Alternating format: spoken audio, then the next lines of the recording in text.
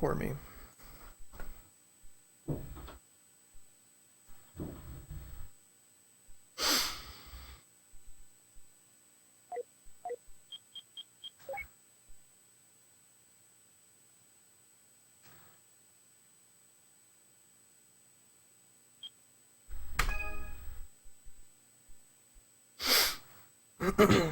Just let me get out of the fucking licenses. I just want to play this game.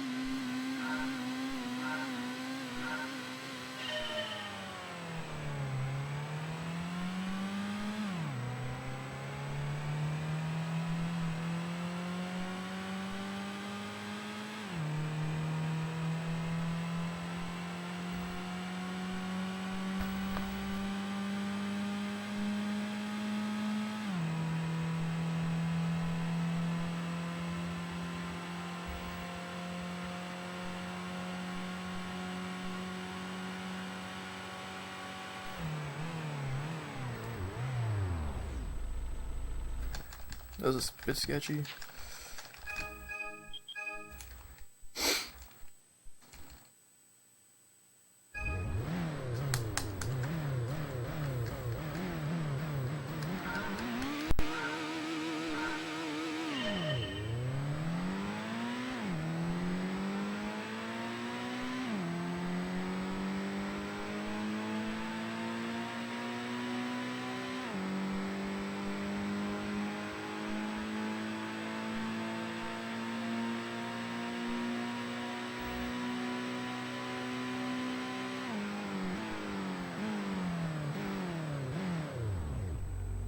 Gold? Nope.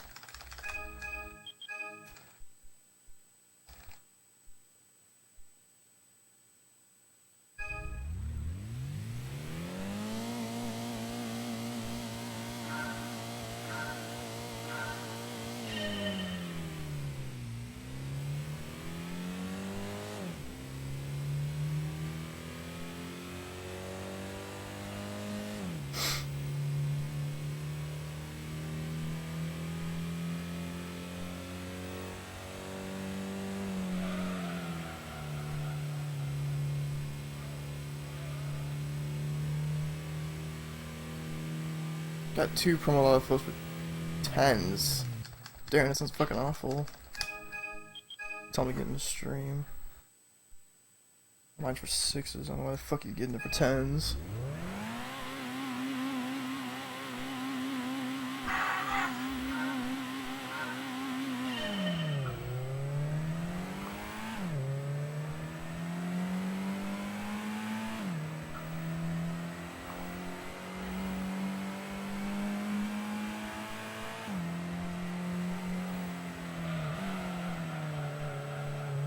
Oh, that was fucking awful. Hates test.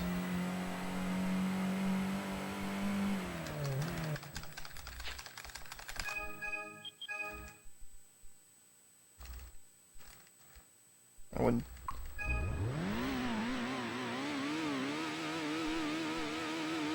Darren's fucking bitching at me like, oh, you bought lotto floats for 6s, why'd you do that? They're gonna go down. I'll buy mine for 10s. How about that?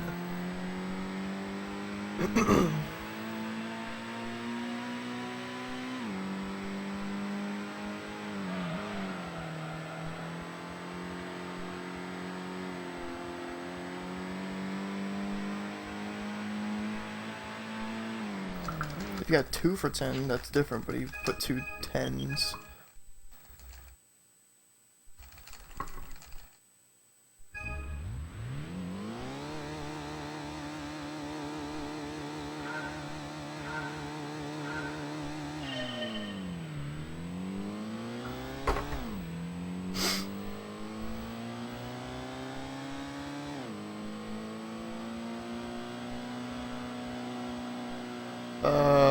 That's actually what I wanted.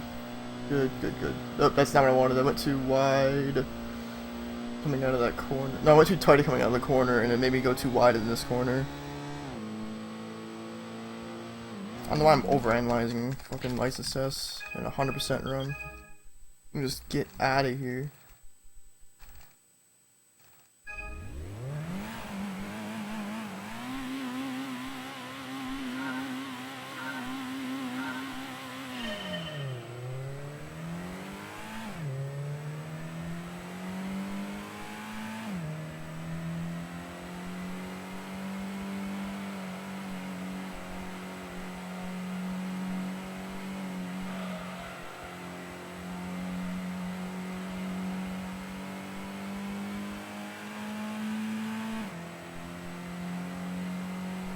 That's gotta be gold, right? Yeah, that was pretty good. Even though I was getting a lot of like ghost inputs, I was tapping my controller. I guess I wasn't hitting hard enough.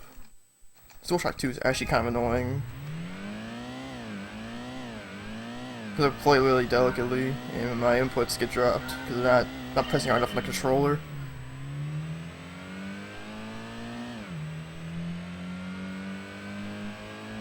The start button is even like starting to crushing the controller now too. So I have like no idea how I'm gonna run Ridge Racer 4. Might be like a PS1 controller or something.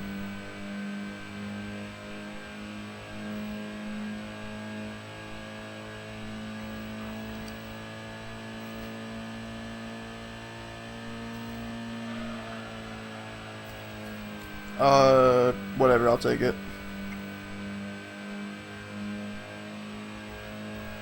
I didn't fail, that's all I care about.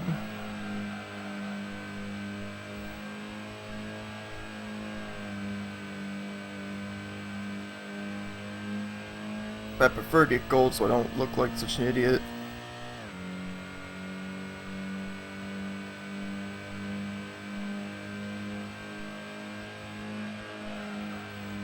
Ah shit, that was really bad.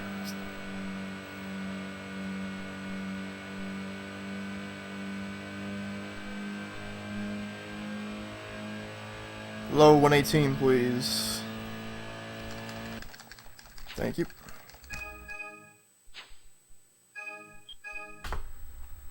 Yeah, it's not good. Like, average good is like 709.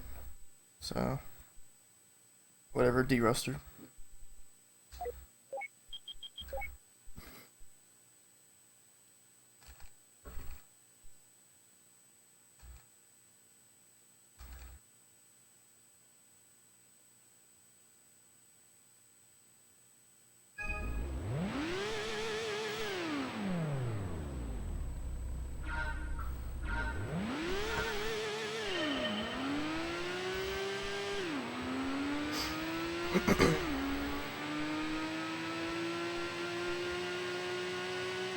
Man, if I knew how to edit videos, I really should post the license test streams I did. I'm pretty sure I have a world record in one of the, in the prelude tests with a hand cam.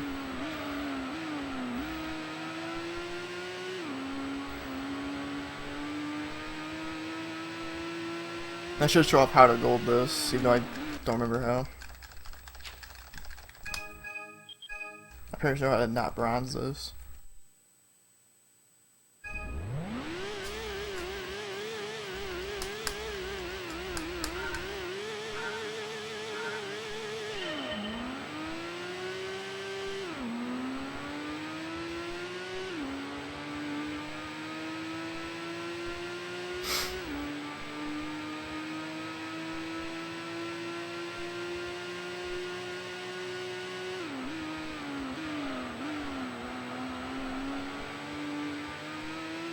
That is definitely not gold.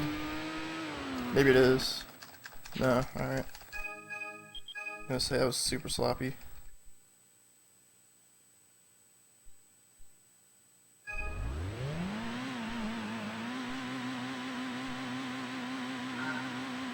Oh, not a problem, Cerulean Blues. It's one of my favorite games.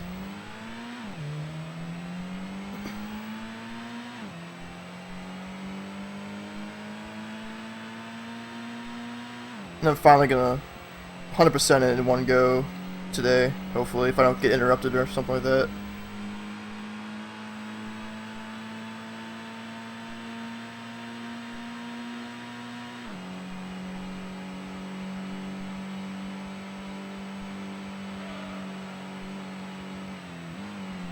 Ooh, that was some shit. I shouldn't hit the brakes there. Like, you can just drift right into that corner. I don't know why I didn't do that. I should be like burned in my brain, like just swing the car out. You think that's hardcore? I did Gran Turismo 2 100% in one go, like a couple months ago. That was 26 hours and like 40 minutes. So this is nothing. This is walk in the park.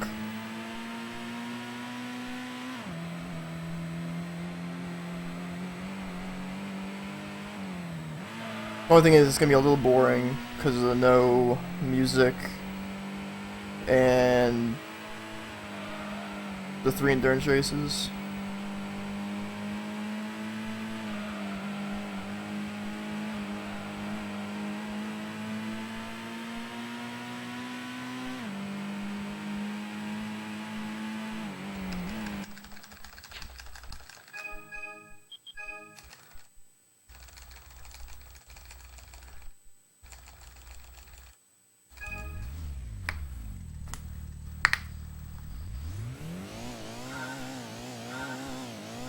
I'm not even gonna try golding this.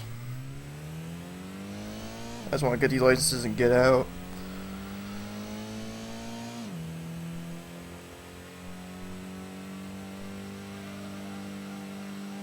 Unless I have this like muscle memory that I'm gonna gold, then see what my hands do. Ah, they were close.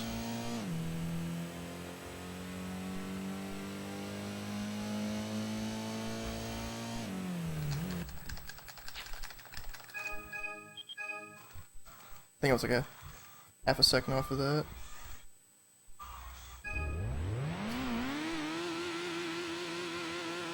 No, it wasn't half a second. I was like 250 thousandths of a second. I really should upload my golds on that test. It was pretty crazy.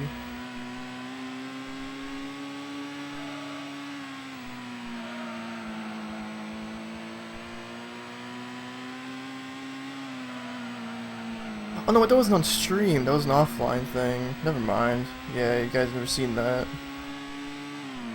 That was the one day I just didn't feel like streaming.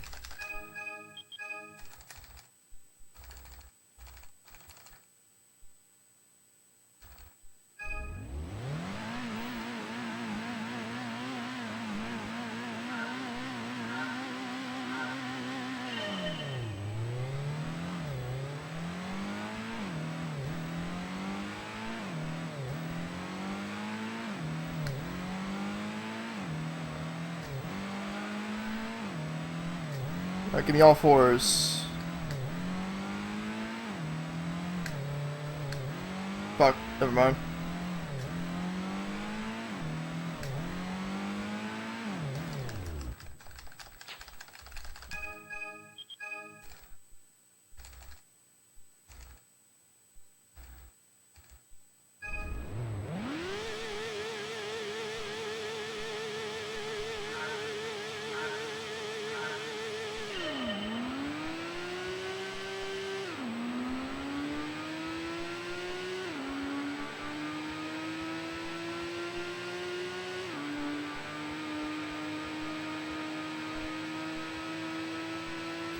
Oh, wait a minute, did he?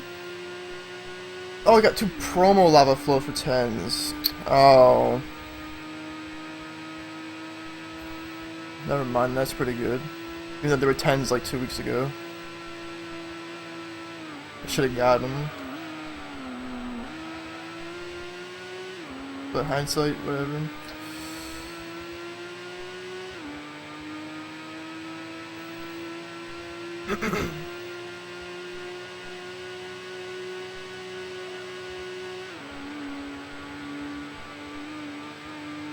Alright, don't fuck me up, corner. Alright. Now we can get out of here and do IA. And gold all those. So we can start. Wow, okay. I'll take it. Probably highlight that actually. I haven't played in like 3 months and it's gold, one of the hardest tests in the game. Cool meme.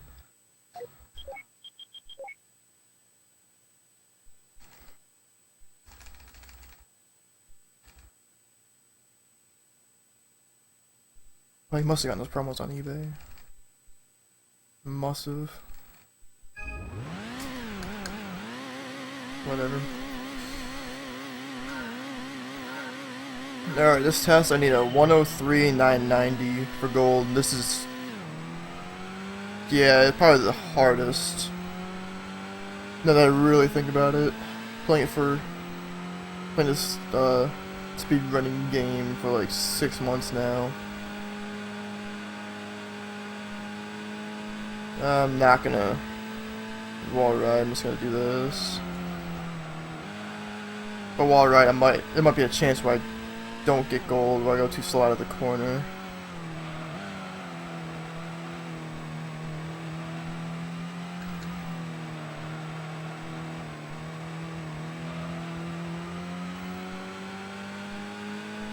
This test I need like very little mistakes. There's like no breathing room in this test. Everything else is pretty alright because high speed running is so simple. There's only like maybe 2 corners that decide the entire test. It's like a 103.6, I think. Nope, it's bad. Whatever. As long as it's a golden wall, we're good.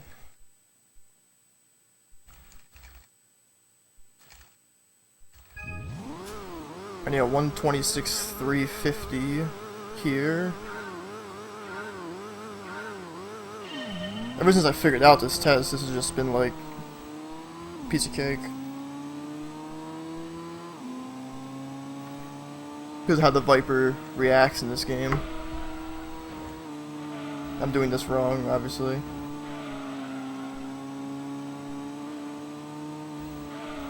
Yeah, I should have tried a wall ride there. Pretty much that's like, that gives you like at least a second or so.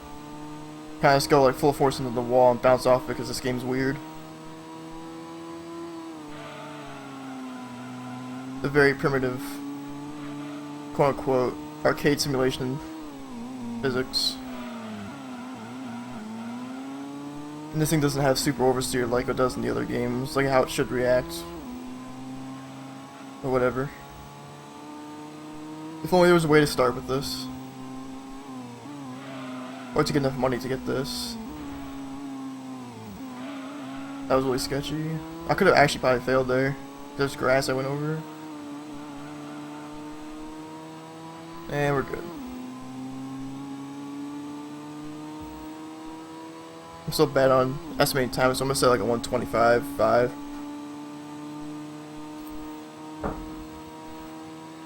Oh, never mind. This is not as good as I thought.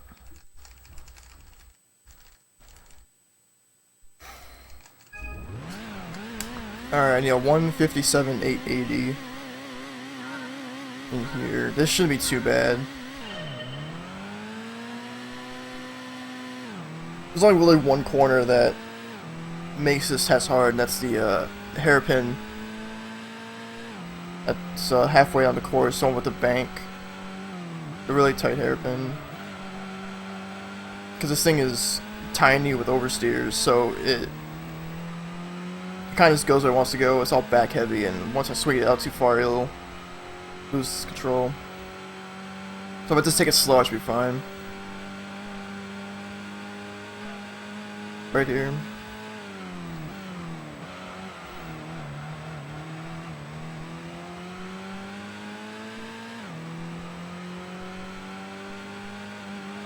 Always super nervous around that corner because like I've spun out plenty of times there and it's not fun.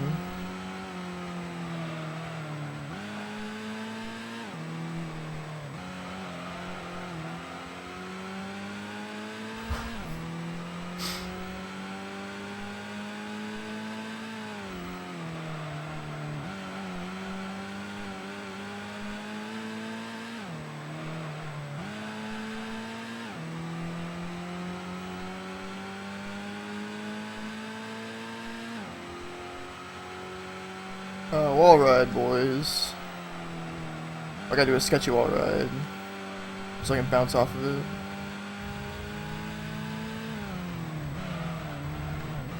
Oh, alright.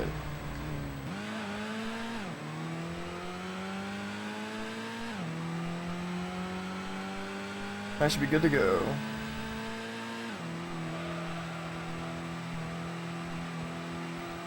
Alright, that was a little sketchy, but alright. 4, 3, 2, 1. Alright.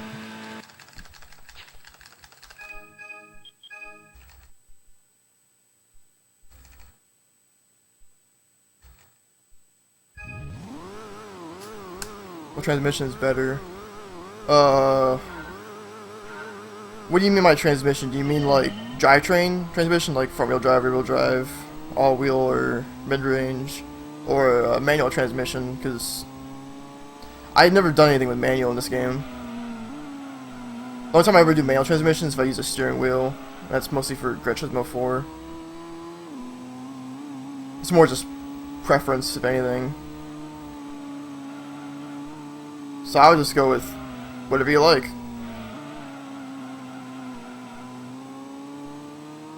I prefer auto because I'm not really focused on... I can't just be focused on both things.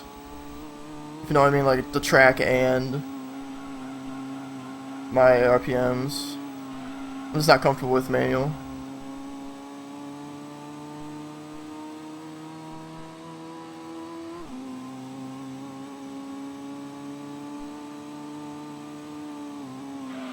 Alright, I need a 118 630 here. I should get it. If not, I gotta reset, and then I'll be like really sad.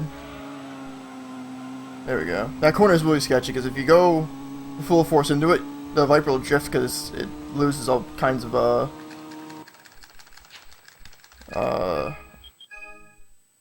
like weight shift. Well, it's not that without music. It's just focusing like on the track and on my RPMs.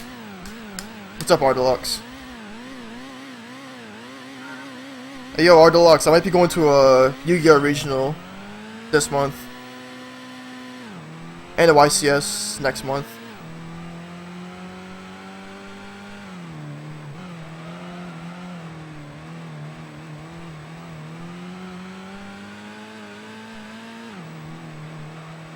Yeah, I'm probably playing... If I can get Card of the Mises, I'm probably playing Cleese. So that's gonna be really cool. But if not, I have to like borrow a deck from somebody.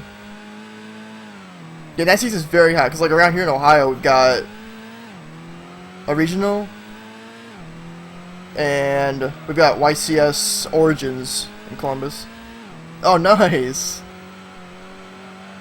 I saw that little girl is like $60 right now,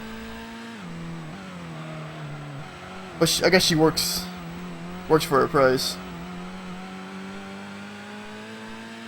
Alright, I need a 122.40 here. Sketchy drift section. Yeah, sometimes downshifts, but I don't know like the specific RPMs of like most cars I use to shift and stuff. But if the clutch is fine, then it should be good. But I do know what you mean, Harcha. 7 card in is nice. I hope you traded for them. Because I would not want to be cracking packs just for card demise, because that set is like not good. You went using Cleese? Ah, I think it's great in Cleese. Because you have field spells, you've got pendulum scales, and you got traps. So like at any point you can just slam every card on the table and pass, you don't discard any cards. Yeah, Yosenju's fine, but like I think Cleese have better floodgates. And plus Yosenju have like a really hard time dealing with like big guys. Like the ships. I guess it's because I don't play Yosenju, so I don't know. Because Cleese, you got Stormforth, you can Stormforth over a Dark Destroyer. I don't know how Yosenju would deal with it. Even though they can just put down everything.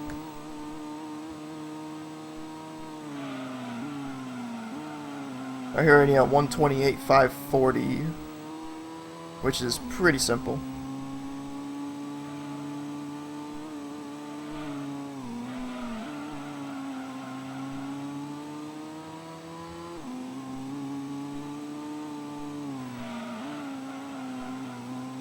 But this is kind of cute to be like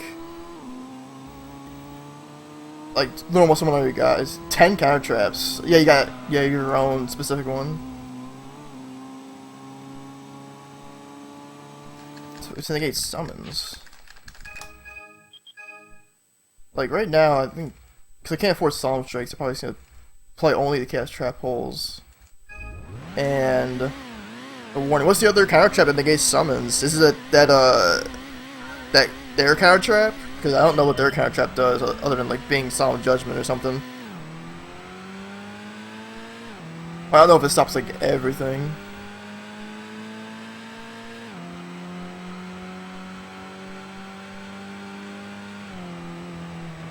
Sketchy wall ride.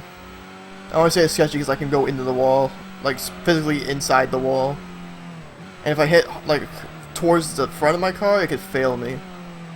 Because there's a point in this game where like if you hit a wall hard enough towards like the front half of your car, like there's a line pretty much in the middle of your car. If you hit like fast enough on the wall at the right angle where like it's direct impact, it will fail you. But towards the rear end, it just doesn't. That's why wall rides are different in this game.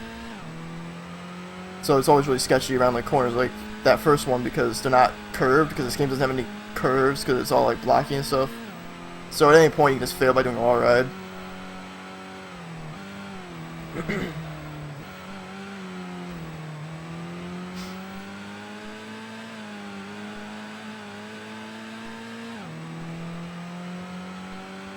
And here I need a 206, 330, which I think I've only not done like once. It's like really easy. You have a lot of room.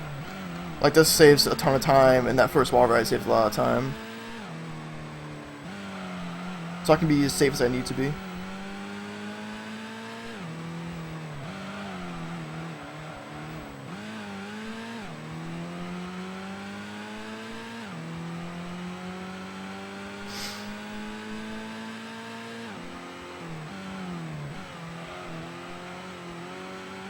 There's actually another deck I was thinking about playing for the regional, but I don't know if I can get it built in time.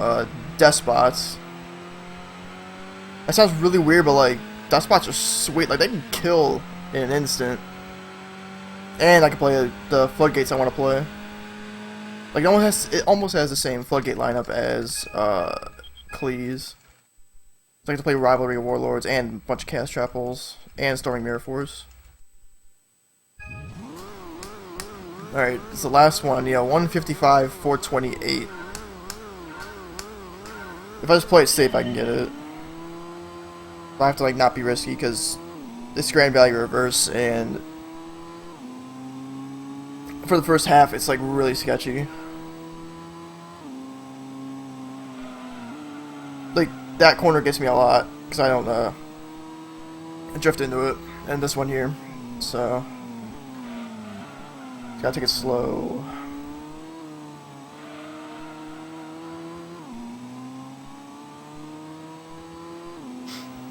And this section being like reversed is like really sketchy because normally I'm going like faster down here, like a wall ride, and over here I wall ride. I don't wall ride. I drift out of it.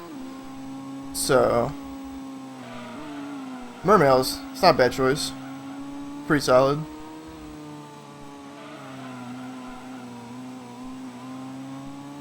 Are you gonna try the Cherry Blossom in Mermails, or do you think it's like a card that doesn't help the combo, so it's not worth playing? Because I still don't know what decks Cherry Blossom is like the best in, other than like Floodgate monster decks like the Barrier Statue deck, or I probably ain't playing Barrier Statues because you're playing card Demise.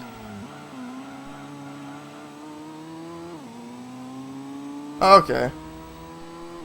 Yeah, I guess it's not worth maining if like half the crowd's gonna be Cosmo and half the crowd's gonna be PK Fire. If you play as Cosmo and you have it, you got nothing.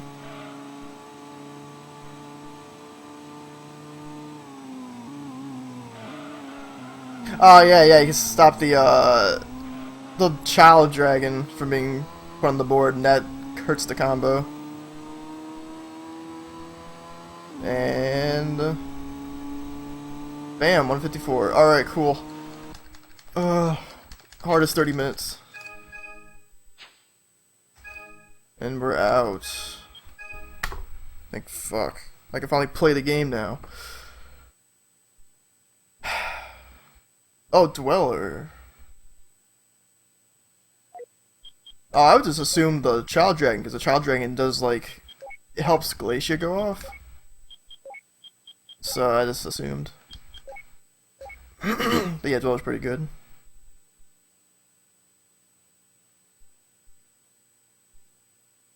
And mostly everybody who plays, like, insert generic rank 4 deck here plays Dweller, so that's pretty good. No, don't want to qualify. Alright, put away my note for that. Another fun part of the game, I get to relax and just play.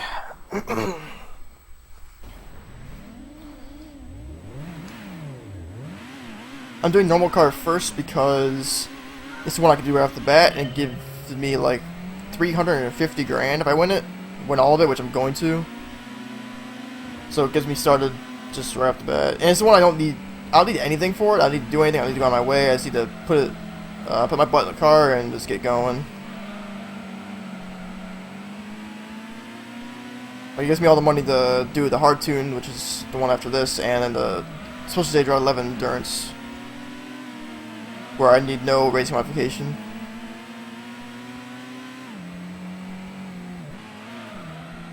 So pretty much this thing's not going to be RM'd for any part in this game.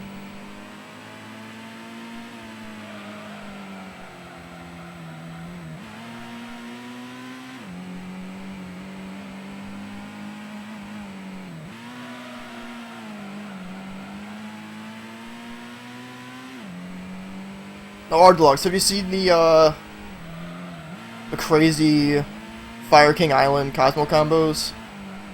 Because I was playing against a couple on Dev Pro, and I'm just like getting super annoyed at how consistent it is.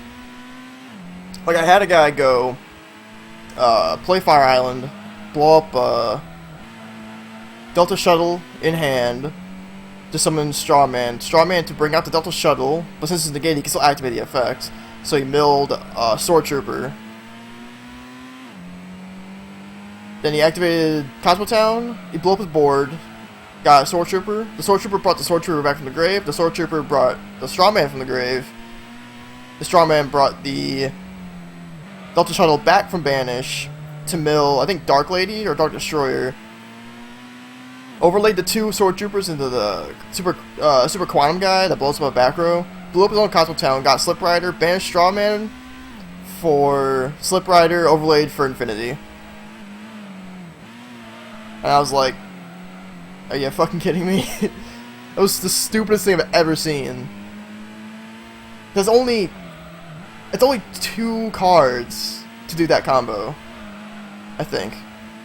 Yeah, it's only 2. No, it's 3 cards. You need Cosmo Town, which isn't hard because you're playing 3 terraforming, then you should be fine. But just the dumbest thing. I did have a guy mess it up on me where he left his full board out with like 3 pilots, and I twin twisted his his Fire Island, blew up his board, and Regeki'd him. But he had a Forerunner after the Dark Destroyer. So then I just summoned Despot 4, and I attacked him, he quit. That's such a stupid combo. It's so annoying. I really hope that, like, I can find, like, a way, or find a deck that can find a way to crack boards like that. Because honestly, I can't think of one. Because everything I want to play has like floodgates in it, because I haven't played in a while.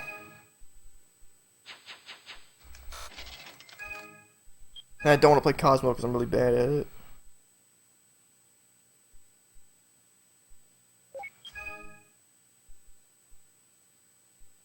This is your mermail extra deck? Because from my experience, it's an awkward extra deck.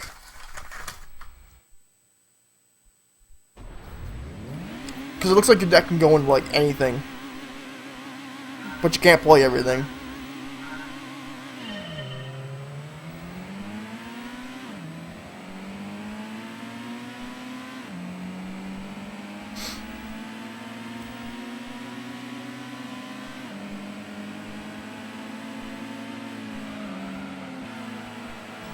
Oh, you do. Oh, yeah.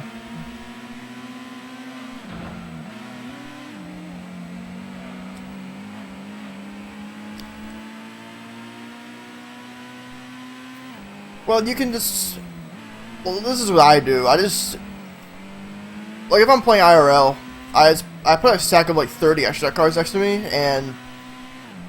Like, forever, whatever game I go into, I add it to my real extra deck, and whatever's left I just take out. So then if I have, like, extra spots, I can put extra stuff in there, but mermails go into everything, like, a lot. So I definitely understand.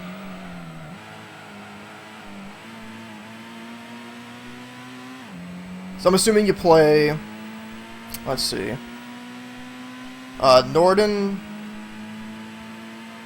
Bahamut Shark and Abyss Trite, Abyss Dweller, the new water guy, Child Dragon, Herald of Arclight, some kind of level 5. This is maybe assuming a lot, but Stardust Charge Warrior, maybe? Gungnir, Black Rose, Omega, Trish and Leo? I'm probably off, but I would just be like, whatever. Oh, and the 7s, Viscaios. I don't know if you play any of those 7s. I'll just see like what you wouldn't go into. Oh yeah, maybe you're right. How do you even summon Omega and Mermail? Whatever. Yeah, totally show me this. I would say it's risky siding it because like your opponent might just see you put in extra card. They're like, what do you put in your extra deck? Because if you side like 3 main deck cards and 1 side deck card, then you'd be like, they're probably siding Cherry Blossom on me. And then they'll think about how they side and then think about how they go into cards. Like make boards that don't need Dante.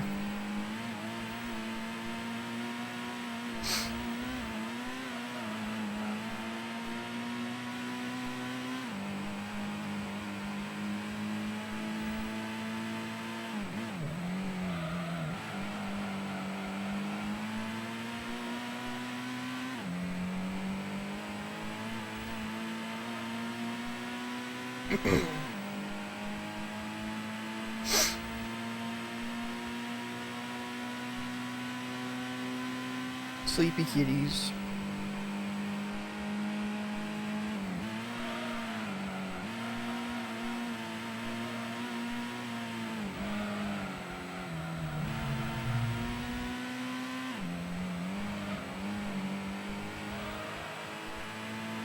I really hope when like my little brother comes home he's not gonna be loud as fuck. He's always super fucking loud.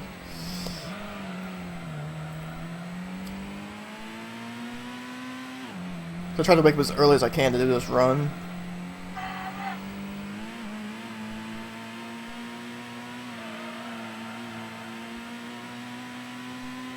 This thing's not gonna be done until like 10 o'clock or something.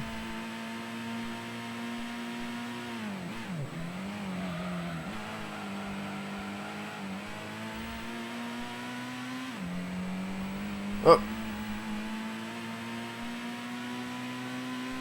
Tried to grab my phone. Oh. I already got that. I fucking hate Messenger. Missing Messenger is just like... Oh, here's a message that was from 40 minutes ago. But thanks. Hey Waterlord, how's it going? It's been a while. Well, actually, it's been a while for everybody since I haven't streamed in like 2 months, but you know what I mean.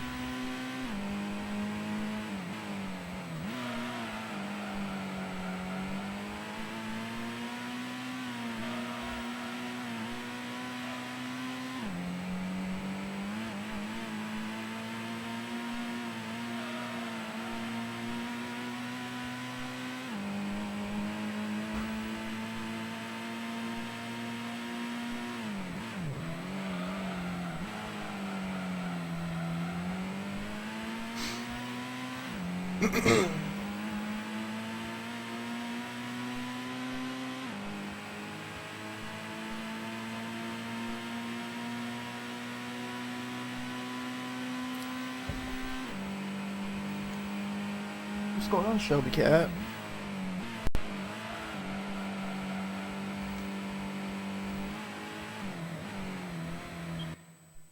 Flies versus mermaids.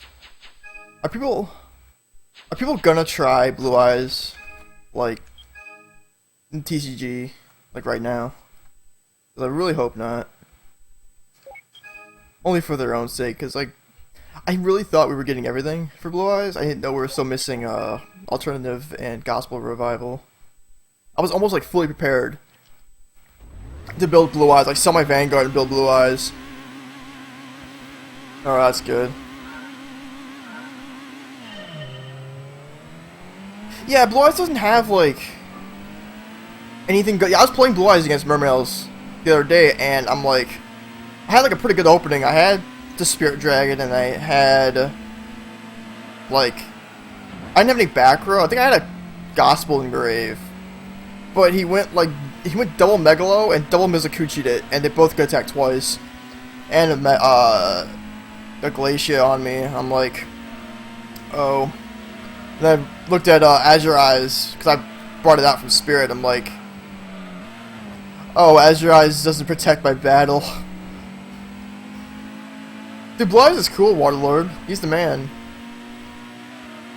It's just a shame we're not getting, like, 2 cards that make the deck playable. I'm just gonna assume next set we'll get them. Hopefully. Because I'll play him. I'll play Blue Eyes deck. Because I didn't play when Dragon Rulers were around, and I haven't built, like, a big boy dragon deck. And it's, like, really, really fun to play. Because, like, it doesn't brick that often.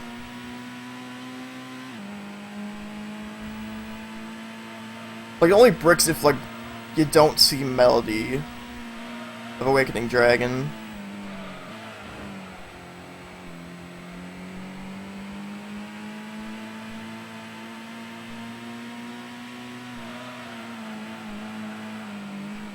Because I was hyping that Blue Eyes deck to my friends who are playing now, but they didn't know what new stuff was, and they're like, all they've heard was, oh, Blue Eyes is the best deck in Japan.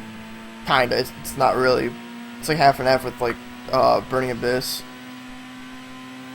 And I'm like, oh yeah, that deck's coming out this set, and it's just like, they're like, what the fuck, are you kidding me? And I look at it, I'm like, alright, I gotta price this deck out, it'll be great.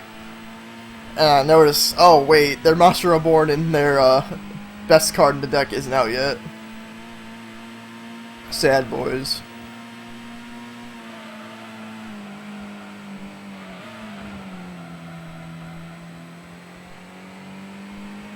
Five God Dragon. I remember the days where people playing that in Chaos Dragons.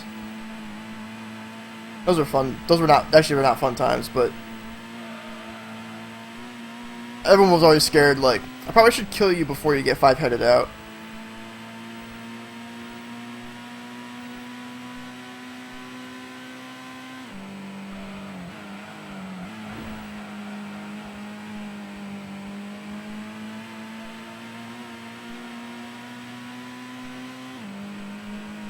Yeah, just throw 5 dudes in the Dragon's Mirror. Good to go.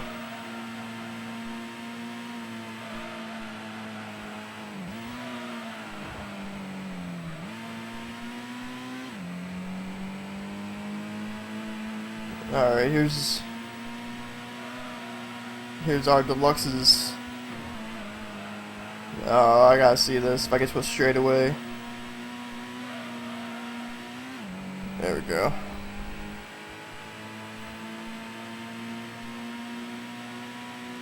Nailed it. That's how you do it.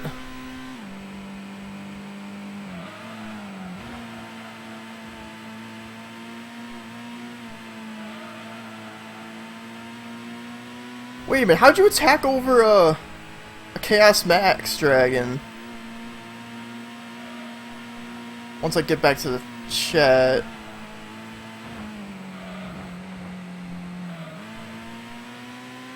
I really need a second monitor. Like, really need a second monitor.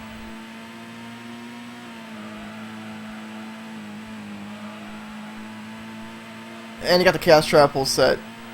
My boy.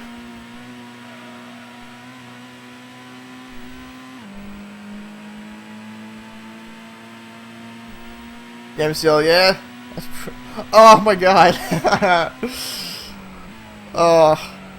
Kaiju getting in.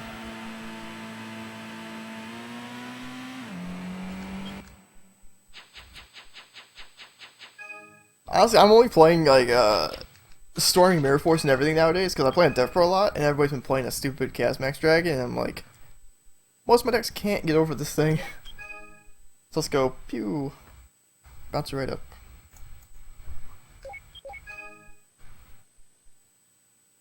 One Glacia, 3 Kaiju Dude, 3 Megalo, 3 Taste, 2 Dragoons, Aqua Spirit, Lin Pike Gun, 2 Marksman, 3 Infantry, 3 Maxi Diva, 3 Prince, 3 Instant Fusion, 1 for 1, 3 more Agreed, Upstart, Bizukuchi, 3 Twin Twister. I like it. I dig it.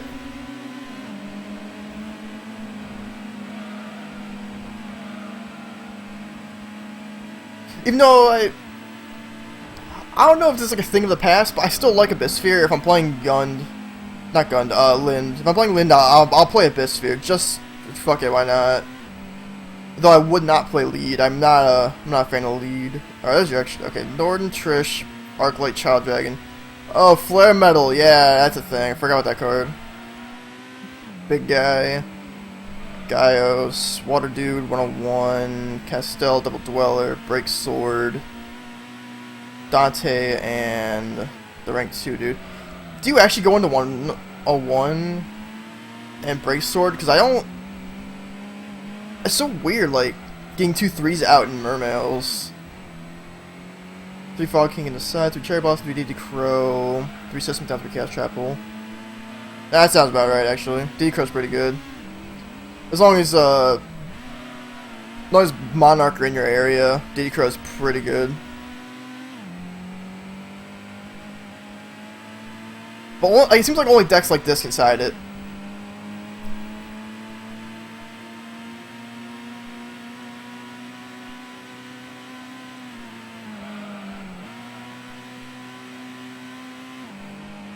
Yeah, you get dead cards out of your hand and stuff like that. It's just weird because, like from my experience, I've never ranked 3'd. Oh, I don't think Thousand Knights is worth it. Because, like, you have to kind of, like, pass your turn. Unless you can, like, Break Sword it or, get it off the board or something. Because it doesn't do any more removal than, like, the next card in your extra deck, which would be, like, anything that has any kind of removal.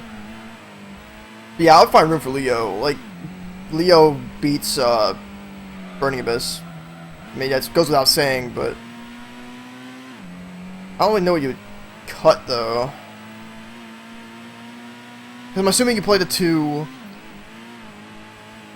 Abyss Dweller because you go into 2 Abyss Dweller. Like, the only thing I would see to cut is, like, maybe 101. Maybe.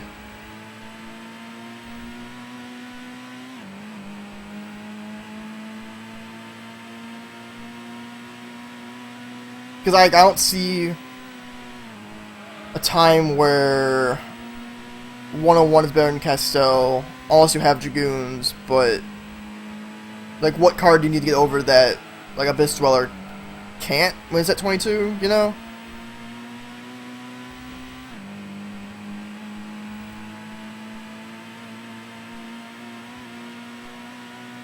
Oh, okay.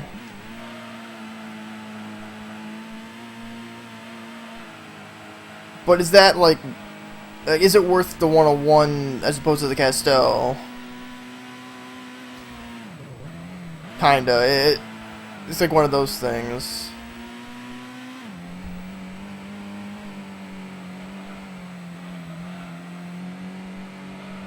Oh, I noticed you weren't playing Bahamut Shark and Abyss Trite, so... I mean, you can risk not manning Dante and decide, 2 D Crow. Maybe. Because it looks like everything in your side has a purpose. That you, like, need to get to, you know?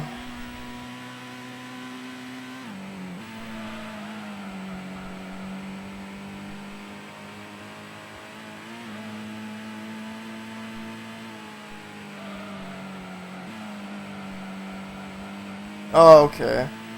Are you sure? Because, like... Well, I guess Monarch isn't that bad a matchup.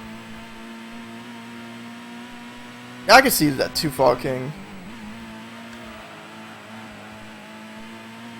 Because how do you... Yeah, how do you lose to Monarchs other than bricking? Cut it. I mean, personally, I wouldn't play it. Oh no, keep Big Eye. I know Big Eye's good. Big Eye's definitely good. Because Big Eye gets over stupid stuff. Like, you can catch your opponent, like, sleeping and just, like, take their Beatrice. If they can't answer the Big Eye. Or you could take, like, a ship.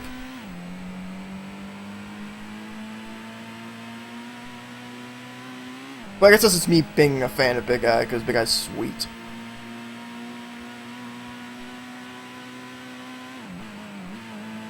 Yeah, I know, it's... Alright, yeah.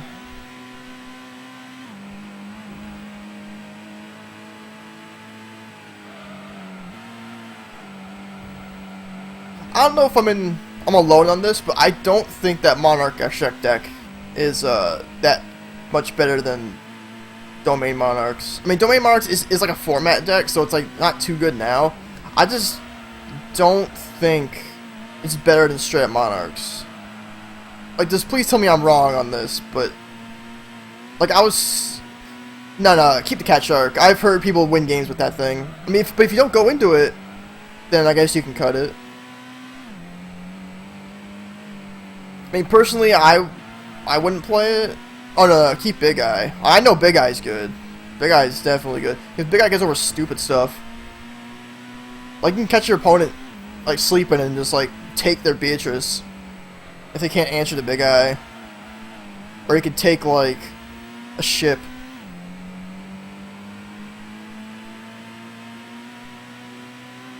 But I guess that's just me being a fan of Big Eye, because Big Eye's sweet.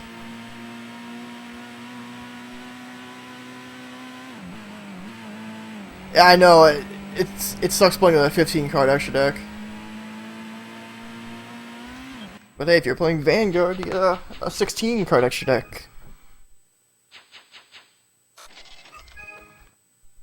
Which actually would help a lot for Yu-Gi-Oh! Because I've known times where I need to be like, oh, I need a 16th card in here.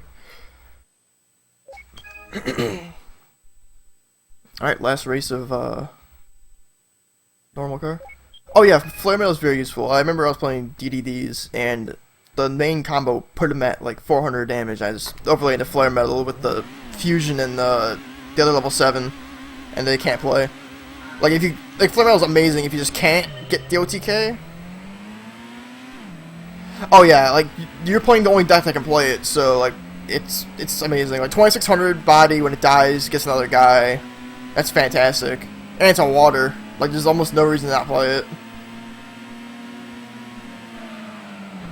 You gotta play Norton, you gotta play Trish, you gotta play Arclight, you gotta play Child Dragon, you gotta play rank 7s. Well, it just like look like one glance at the extra deck, I would just be like, take the Break Sword out and play the Leo. But if you go into it, then you can't get out, you know.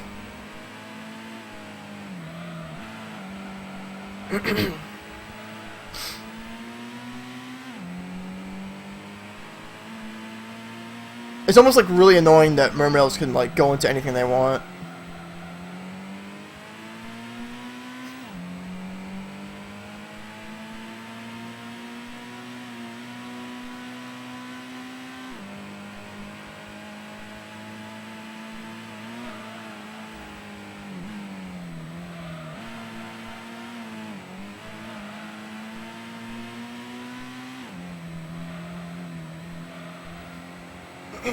Excuse me.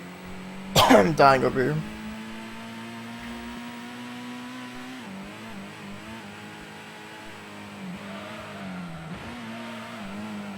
Yeah, I mean it has its purpose, but like so does Twin Twister in that case. But that's also asking for a lot in both cases. Like for some reason you had 2 instant fusions in your hand, like that also sucks. So like it's just kind of just like how often do you go into X card. But like if you don't, like I would just go with like see what card you don't go into. Like do a bunch of like I do like a ton of duels and just see what you don't go into and just kind of go from there.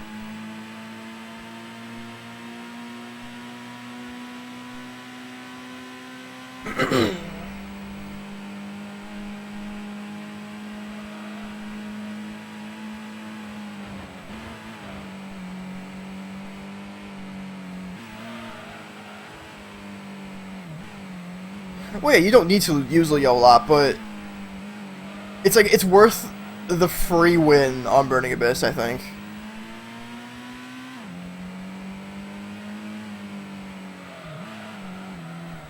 Because I don't know if BA still plays Asagol, but that still can't get over it either. Because I'm assuming that's their out to Dark Destroyer, and you can't really out Leo, because Leo's not a light or a dark, so you can't cast Shadow Pull it, so they have to have Warning or Strike.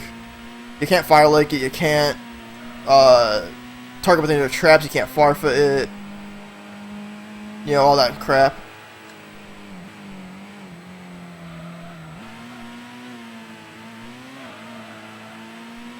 Especially after you clear their board. So, like, how do you deal with a Leo if you have, like, 4 cards, you know?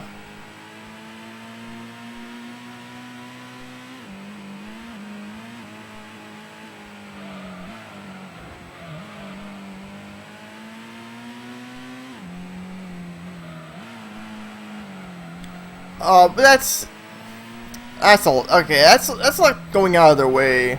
I think I don't know. I rarely watch Burning Abyss matches, but if your opponent has like very little cards, I'm pretty sure like one Leo can take out the deck. Like so it just depends. Like I guess you should probably test the matchup first. Like pretty much like test the matchup with 16 extra deck cards and see what happens, and see if it doesn't work out, you have to play it.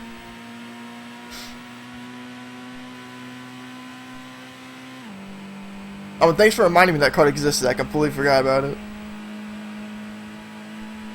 Yeah, gloves can get the attack power. Is gloves the monster or the trap? Because like, I guess the way that out is you overlay on the guy gives Death Grant, and then the trap that gives a guy power, then attack it.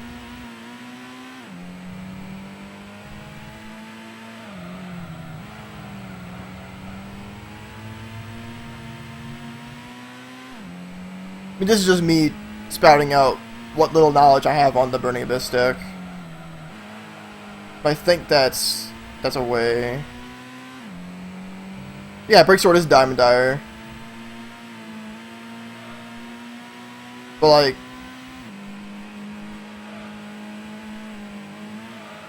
I just don't see it. It's so weird. Like, how do you? Like, what position are you in where you make the Break Sword? Really, you don't make Castel? That's weird. I figured you'd make that to get over Floodgates. Like, Floodgates that somehow don't prevent you from summoning Castel.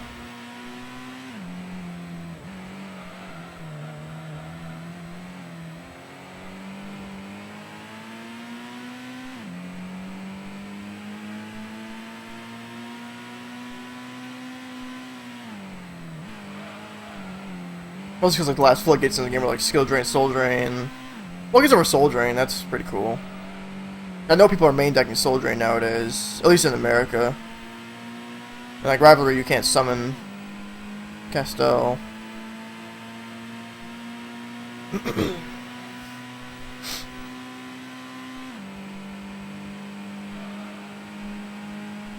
Oh yeah, there's that.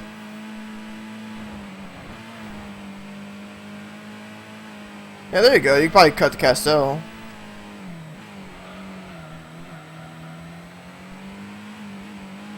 Maybe. I mean, if I was playing a deck, I would still keep the Castel in there just in case. I'm more of like, I want to consistently be able to do what I want to do, and Castel is removal. But if you do get to everything, then I guess it's it doesn't need to be in there.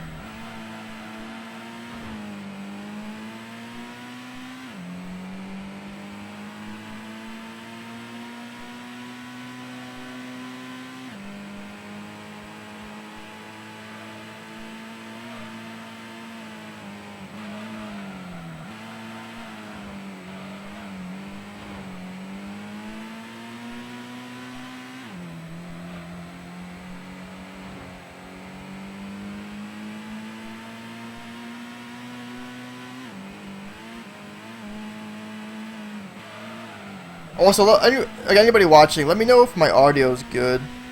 I forgot to ask that like an hour ago. I did a little tweaking before the stream started, and it sounded alright. I guess just being self-conscious.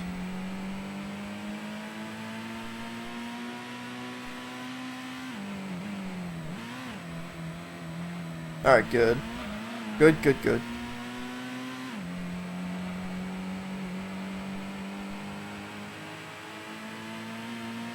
One less thing to worry about.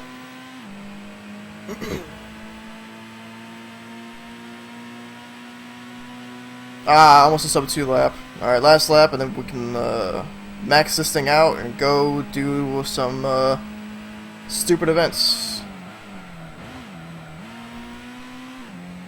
And stupid, I mean hard-tuned and the first endurance race.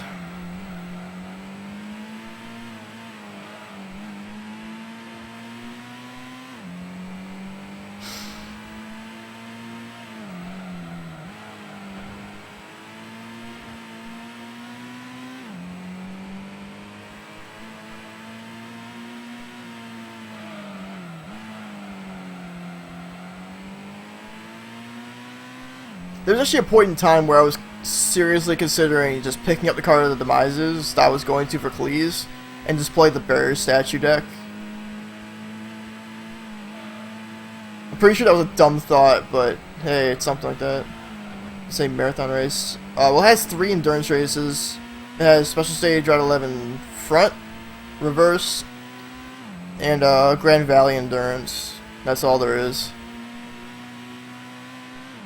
The Grand Valley Endurance is like hour 45, and the Special Stage Endurances are like 50 minutes apiece, so it's not that long.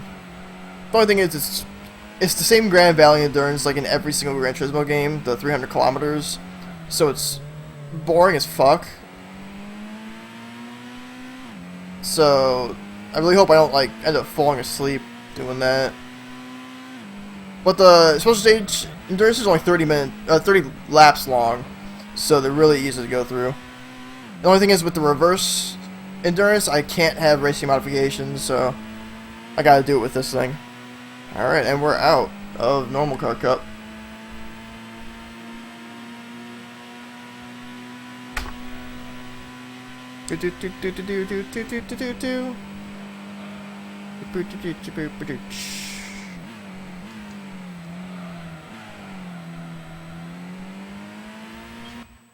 Alright, cool.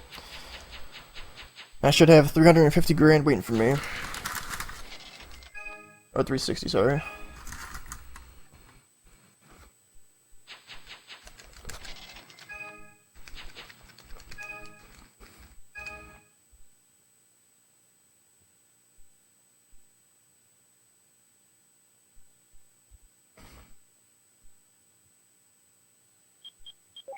Oh no, we're not doing that. Nissan.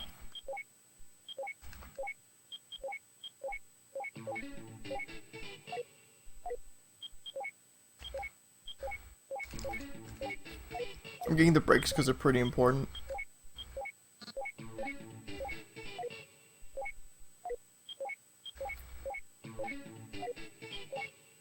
That riff sounds awesome when there's no background music.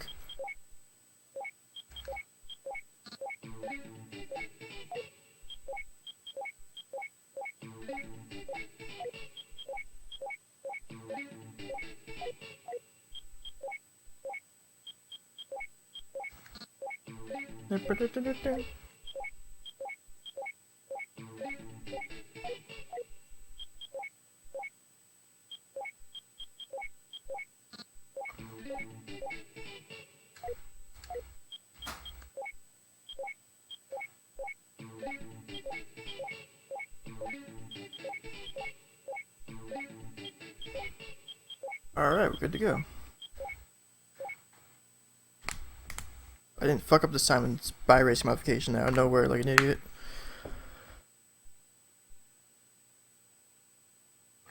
I actually might, if I ever want to do this category like again, I might want to test the Viper over this in this point in the game. Because I can just buy the Viper and max it out like now, but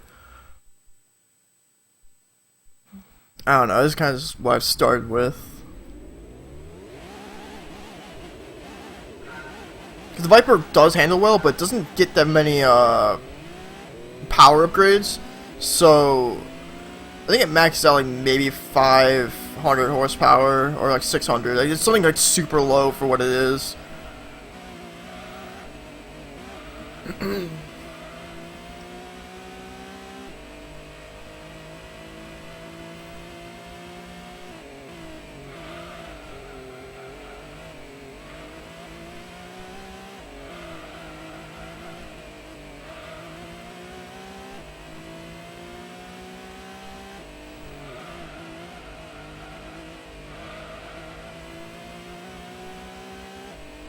Now that I think about, I probably should get a haircut today before doing this run.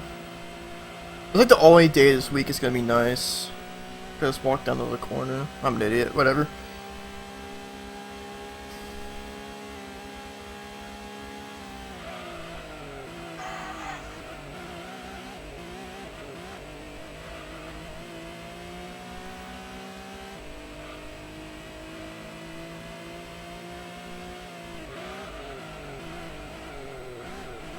My phone's going off again, I think. What the fuck? I can't reach it.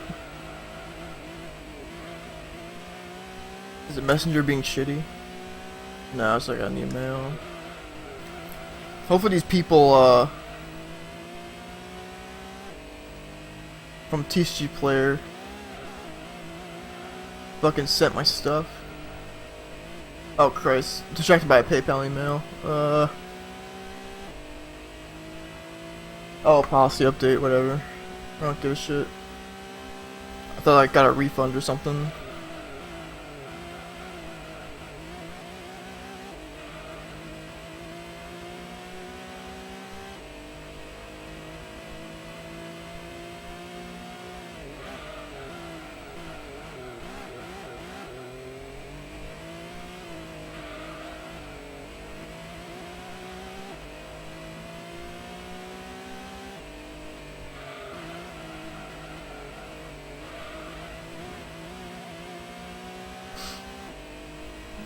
Oh, that's good. Alright, yeah, I guess that's a reason to keep it in. Like, I honestly just don't see you going to it, but that's pretty good. If you need it, then yeah, definitely worth it. Yeah, like, see if anybody on Death Row is playing BA right now. See if you can, like, throw a Leo in there. See what happens. Also,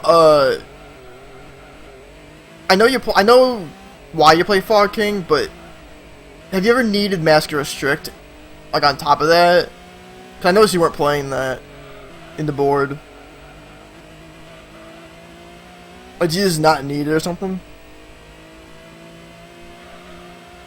Or do you think, like, the Fog King is enough? Like the Fallout King, the DD Crow, and the Cast Trap Holes, enough I should say.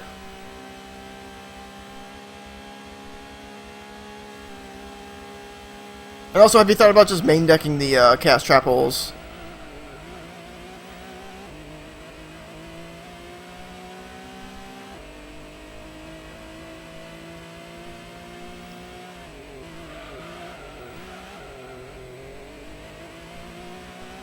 Okay.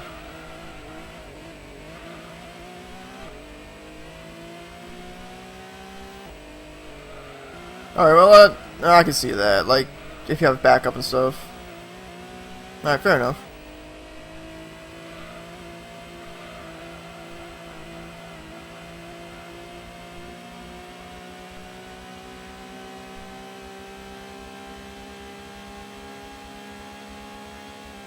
Yeah, I understand. Like, why would you have, like, dead cards, you know?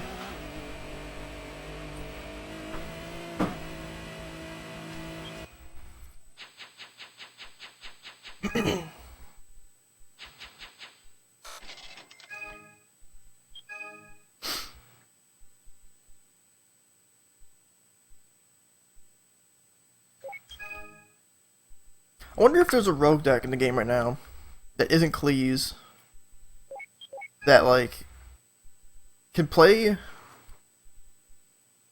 like, Card of Demise with a shit ton of floodgates and not die to Cast Trap Hole. That'd be kind of cool. Or, like, maybe just not play Card of Demise. Like, something that can not get killed by Cast Trap Hole, since everybody's playing it now. It doesn't also lose to Solemn Strike. That can, like, create a big enough opening that your opponent can't come back from, either with stacked up floodgates or, like, there's something your opponent just can't crack. That'd be kind of cool. Cause I know I can't think of anything.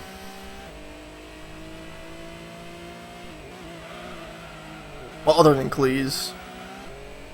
Because, like, Gravekeepers are okay, but Gravekeepers can't, like, they can't avoid Cast Trap Hole that well because it banishes their guy. So if, like, they summon Descendant and it gets banished, it can't, like, write a Spirited back or stuff like that. And the last thing they want is to get their Spy Cast Trap Hole. Fuck that.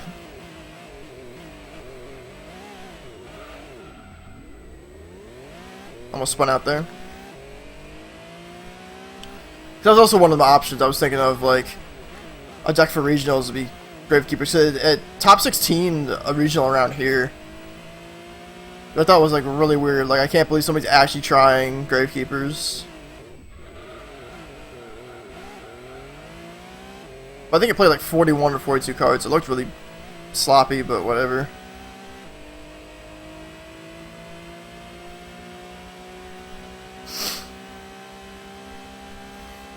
Also, I wish Geargia was a little more playable nowadays, because they just got like the new quick play spell, which I think is super good. You can like bring out 2 Gearganos from your grave and exceed with them like immediately, so you can go into like a break sword, like during your opponent's turn, like during your end phase, and like pop stuff during your turn. But the deck has to go like 3rd to even play because it has the setup first. So it doesn't get to play until next turn. Then if you go 2nd, that's like the worst thing to happen.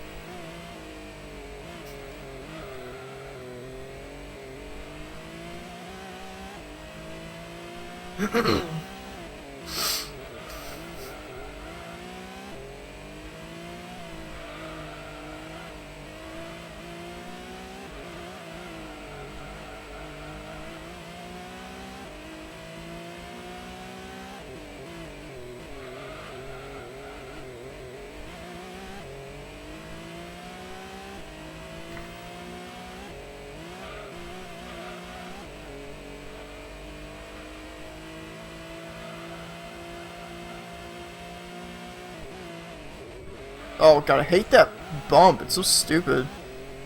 This game can't render like smooth ground, so like those bumps turn into like actual jumps, like turn into kickers.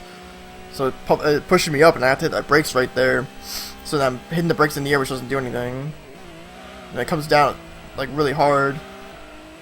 I'm wobbling around and all kind of stuff.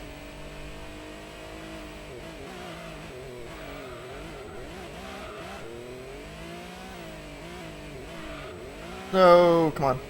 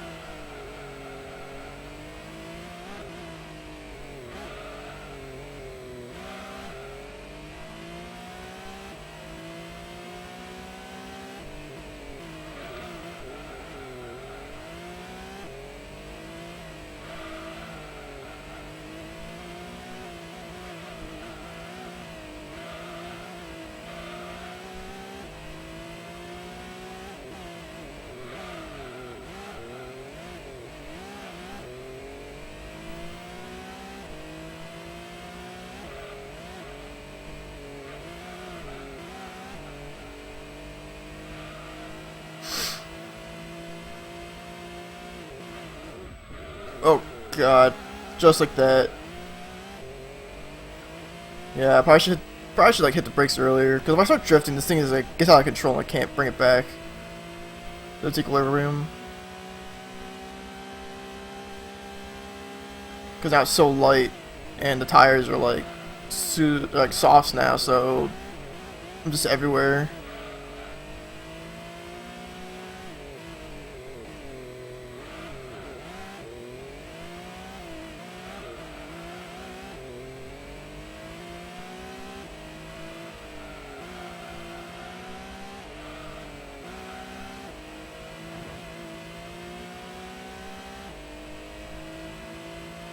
Ooh, I just realized something. I hope I have enough money for the Supra after the lightweight competition. I'm not sure if I routed my money right.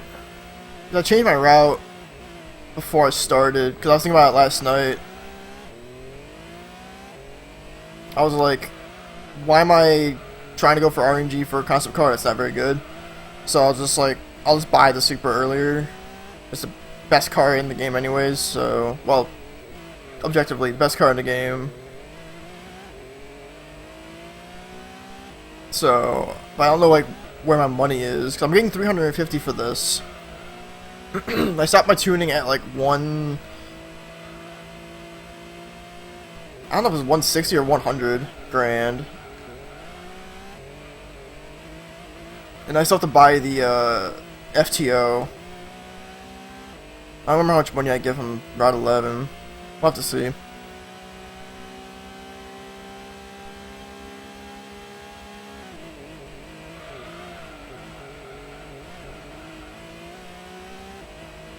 Best and worst. I'm gonna guess. No, I'm not gonna guess. What was it?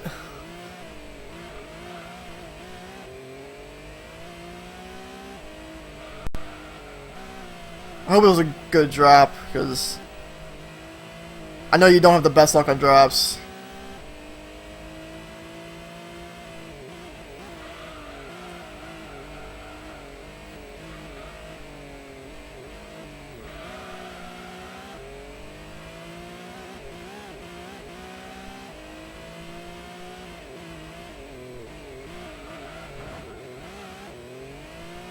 Whoa, 703 with a 3600 Thunder Dragon. Nice. Suicide glitch going in there. That's how you do it.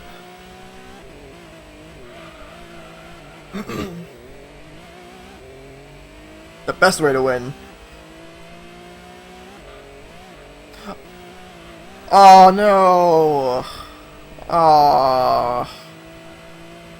That's a shame.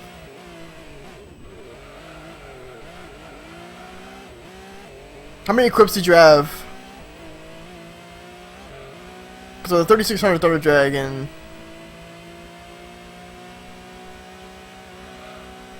Dude, need at least either Megamorph at 3 Something. Only Black Luster Soldier 2. Man.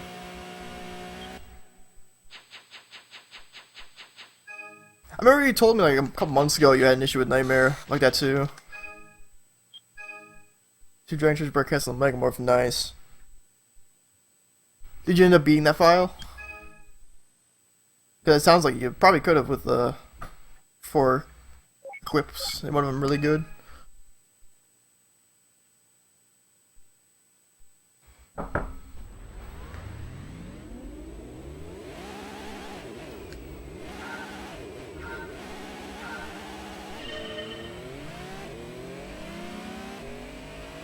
I never understand why there's a maxed out Civic in the hard tuned competition. Oh, that's good.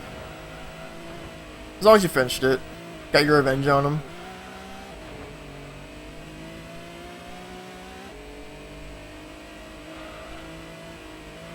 Oh, that was almost first try? Wow. Nice. Nice, nice, nice.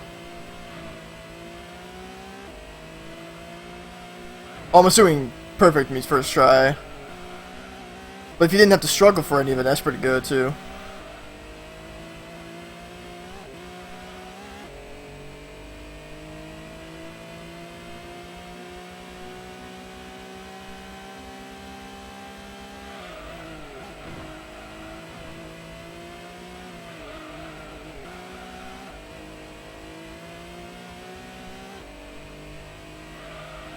That's good to hear. That's good to hear.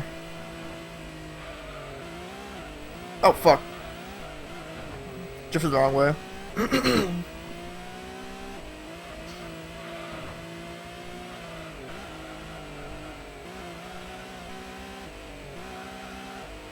Yeah, I don't think... It's been a long time since I've heard somebody be like, oh yeah, I didn't have any issue with Seto 3. Everybody's got them issues. Everybody's got to deal with the first ultimate.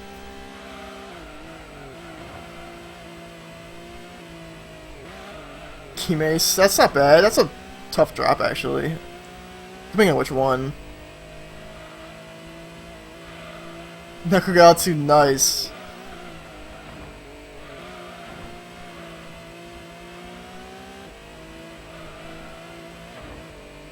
So how many tries on the final 6 did it take you? Oh, that was on... Oh, no. Sea King Dragon. Ah.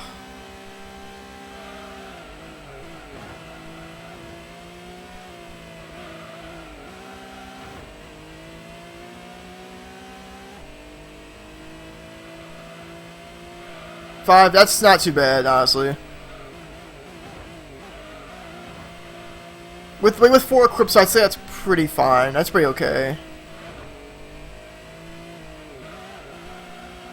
Because, like, I know from experience, I've had the runs where, like, the first final 6 almost goes very smooth, and then I just have this, like, wall and I can't get over for the next handful. That's pretty good. 5's pretty good.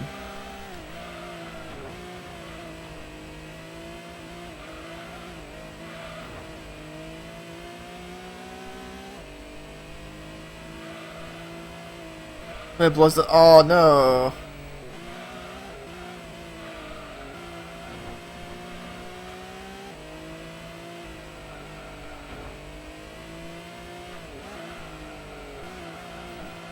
Random ultis. Jesus, everywhere. I lapped the Civic, that's hilarious.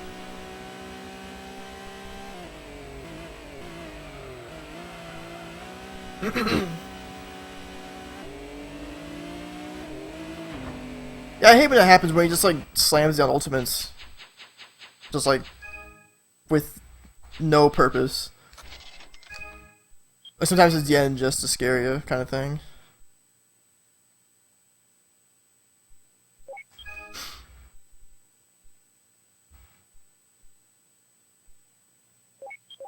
Like, I wish someone would just, like, just crack Seto 3's RNG. Or, like, his AI, like, Because he doesn't react like the other ones. Ah, yeah. Maybe he was just going for, like, kind of the AI is just like, if they can kill you, they'll kill you. Maybe that kind of triggered the Blood Ultimate to go off. Like, maybe that was it. Maybe he was set on a certain mode at the start. And towards, like, the middle of the game, he's just like, oh, I can kill you now. And just, like, slams down Blue Eyes, Ultimate Dragon.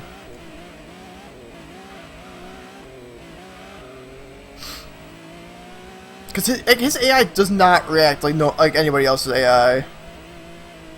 Or it might just be like anybody with Boy's Ultimate kind of reacts that way. Even though Nightmare doesn't do that. And yeah, the fake outs, like what does High Metal Mage honestly make him not swing over anything with his Gate Guardians 4250 and can attack over anything but Boy's Ultimate? Like, I don't know if anybody's gone into the game and, like, actually seen it, but, like, come on. It just doesn't make any sense. No sense at all.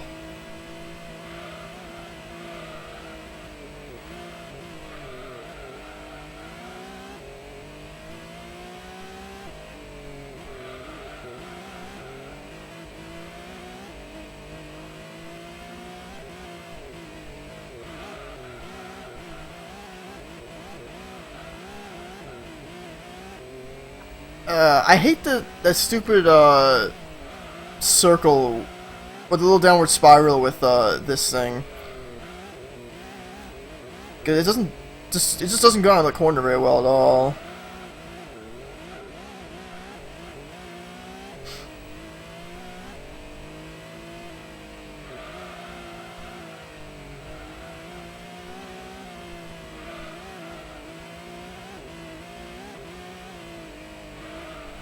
I really should play FM sometime, like, soon. I haven't played in a while.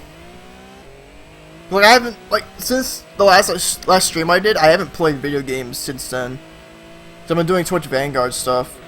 So, like,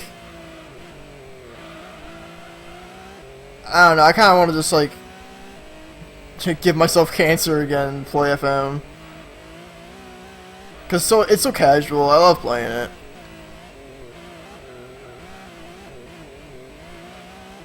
And I guess it would be nice to beat my PB. That'd be kind of cool.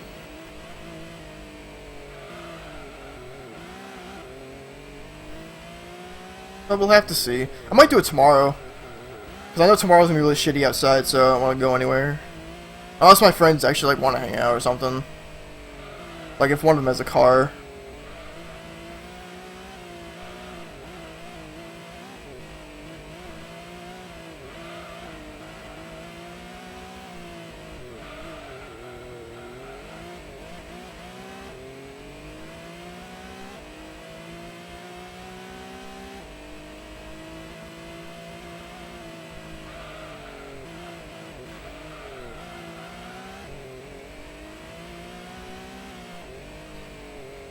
You win widespreads from ATAX? That's so weird.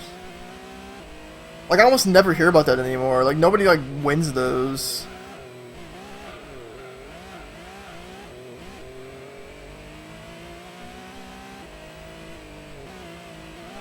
Like, I don't even know when the last time I even won a widespread was.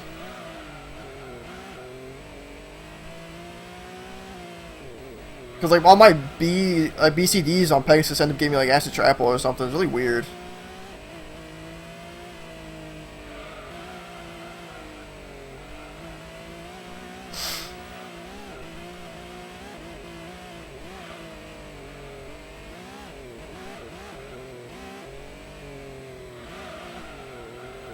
Oh, yeah, that's hype.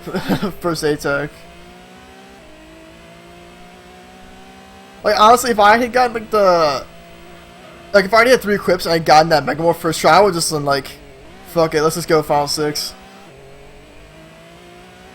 Just because, like, that is, like, the hypest thing.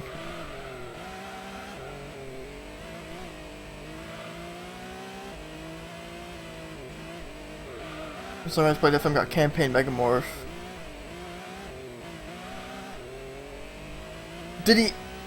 Like A-Tech Pegasus?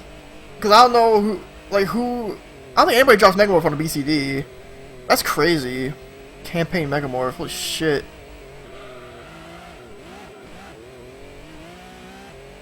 That just doesn't sound fair.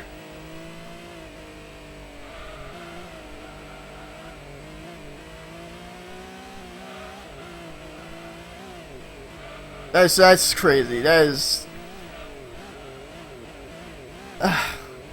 that's so dumb too. Like, uh.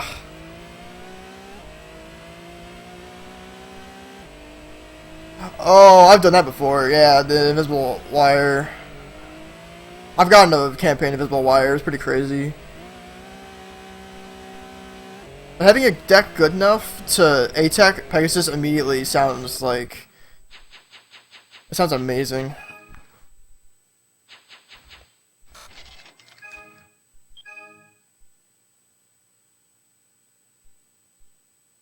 I hope he finished the run, because that if you can't finish the run with a campaign Megamorph, I don't know, man. Oh, never mind, I guess. That sucks. How many equips did he have? Because you can do Final 6 with like 4 equips. But I guess if they were just like, they kept fucking him, then what are you gonna do, you know?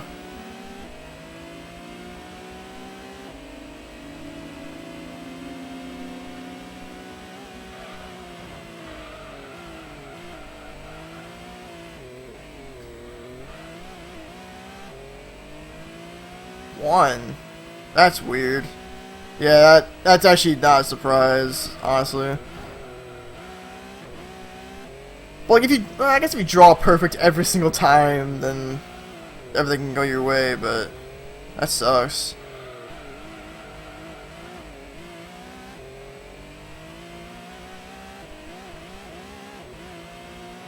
I've had 2 Megamorph die 28 times.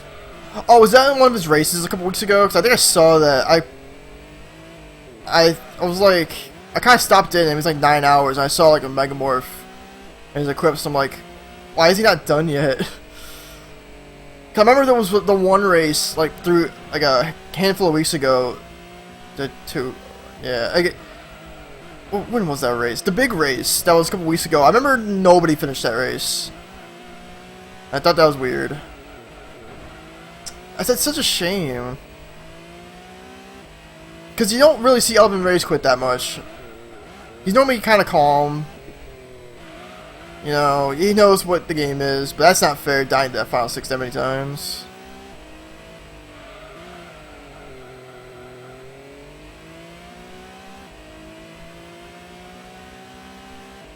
But it's good to see him in, you know, good spirits again. I remember he was going through something. I don't know what it was, but good for him to be back on the horse again. Not saying like just for FM, but like just for, you know, got everything going for him right now.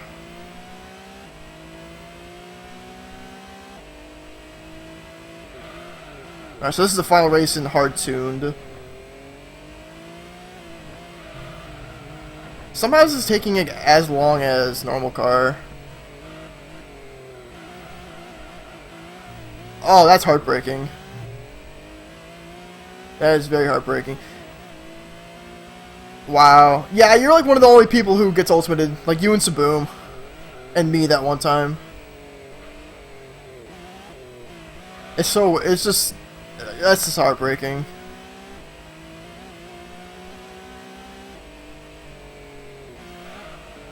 Oh, alright. That doesn't hit the wall there. I didn't want to hit that.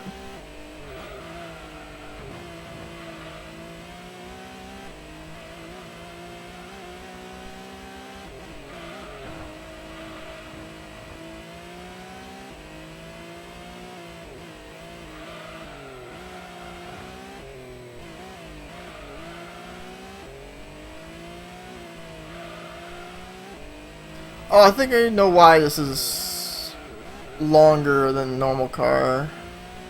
I think. It might be because... No, I had Club in Stage Route 5. That one had On a Meringue Mini. I don't know.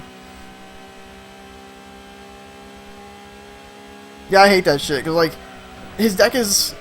It's, like, really bad. You can predict most of this stuff, but that's just lame, and he's just like, I'm just gonna ultimate you right now.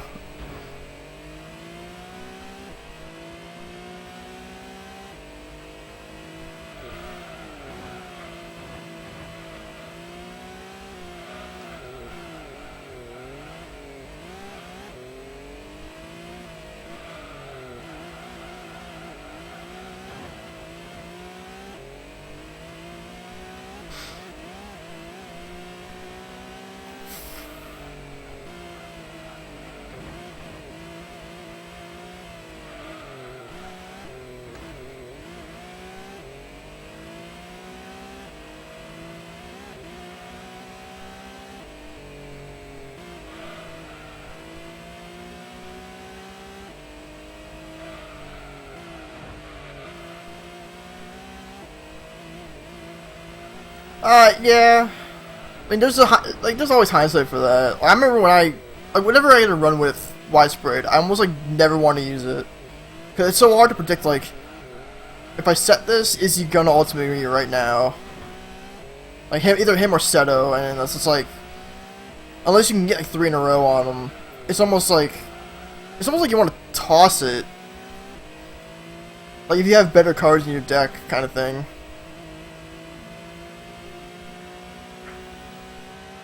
But it's just too hard to predict these guys.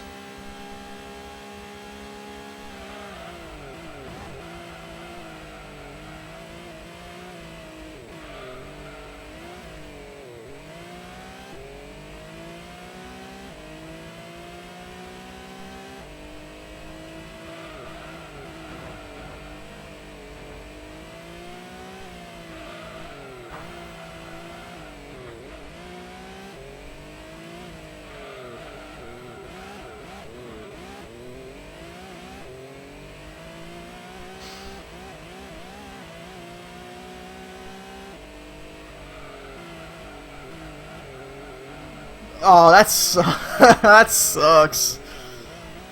Oh god.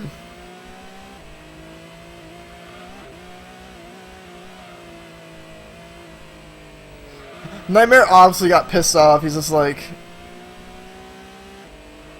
"Oh, you killed my little bug thing that you couldn't already get over. Yeah, I'm just gonna slam down the thing you can't get over. Good job."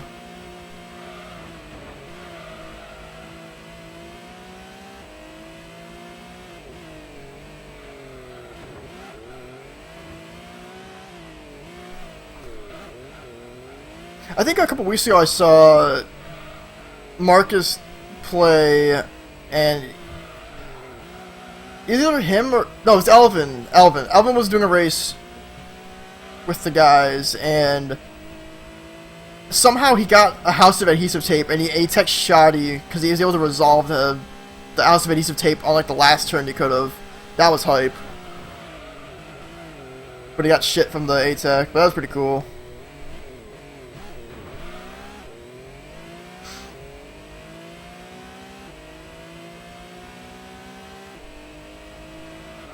Alright, last lap for Hard Tuned. And the first endurance race.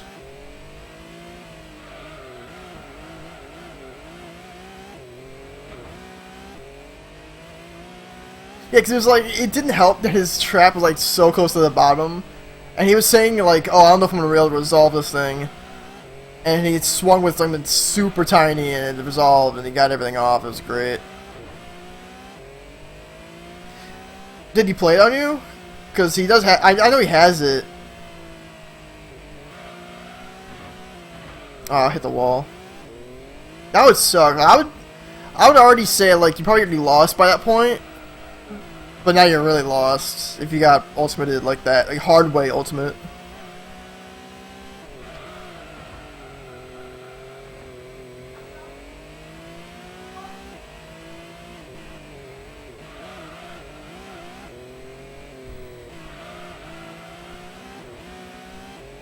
I hit the wall.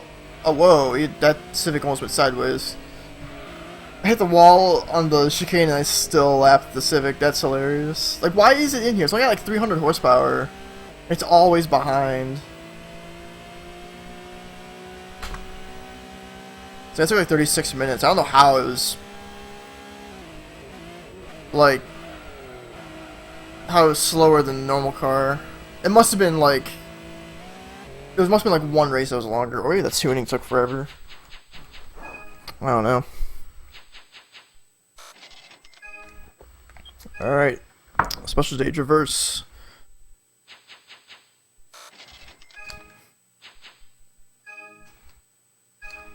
Alright. So 50 minutes. 30 laps. I'm pretty much doing the exact same race I just did.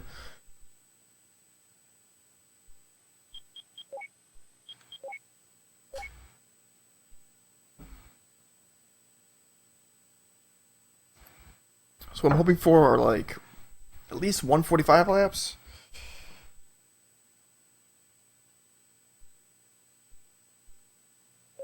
So 145 times 30. 3.5 times 15.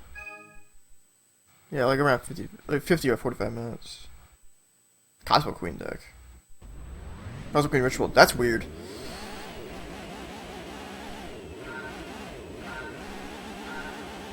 Wait, he can play Queen's Double, or he can drop Queen's Double? Because that's weird if you can just play Queen's Double.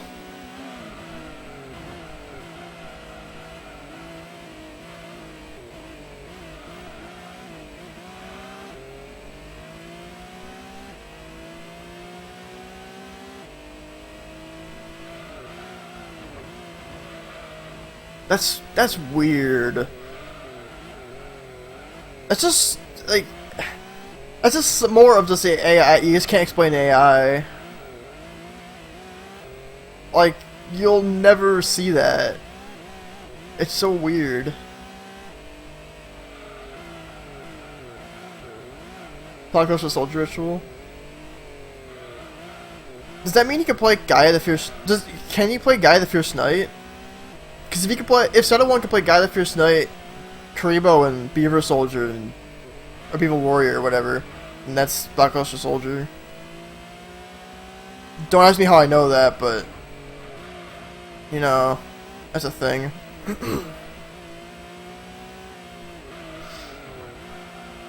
Like I would love to see the AI actually pull these cards off.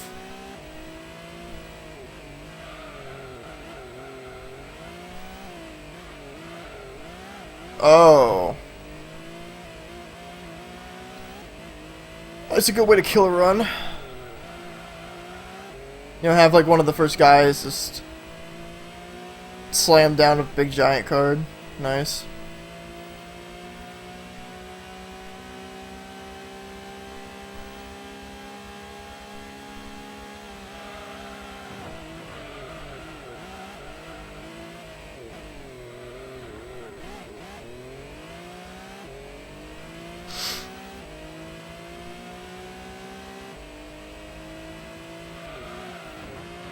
I guess I've never experienced it because I don't go that way when I play. I always like farm Rex.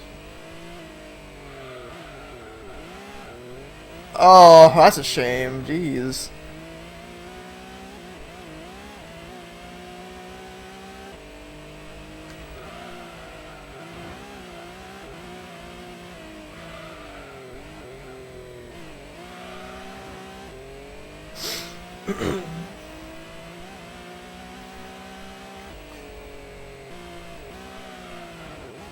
Whoa, okay.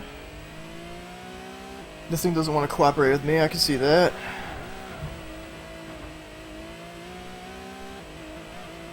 It's kind of like when Rex can drop Uraby on like opening turn. I almost lost to Rex one time because he slammed down Uraby, and I'm like, that's weird. I didn't think he'd play that because like, I thought his biggest dude was like the clown zombie, and it's like, oh, this 1500 dinosaur, I can't get over it. Well, yeah, that's annoying. That's gotta be like the most annoying thing. Because like he's so early on, like you wouldn't expect someone that early on to slam down something that big. That's bigger than Jiraiya. That's like the biggest thing, but up until like Bandit Keith with Zoa, which hasn't happened to me in a long time, luckily.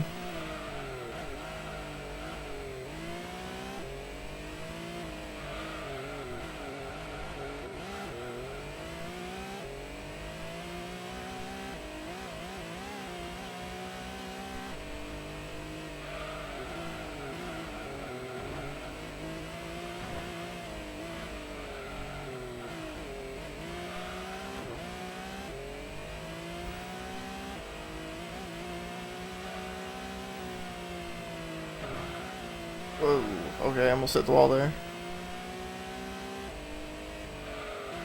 I don't know if you're like super unlucky or this is just some like very, very long time experiences, because it's like everything bad has happened to you at one point.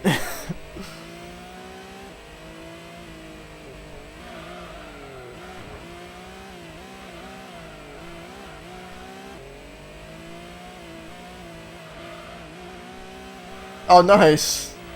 Dumb AI. I'm gonna make my guy lose 100 attack power. Watch this. Magic trick.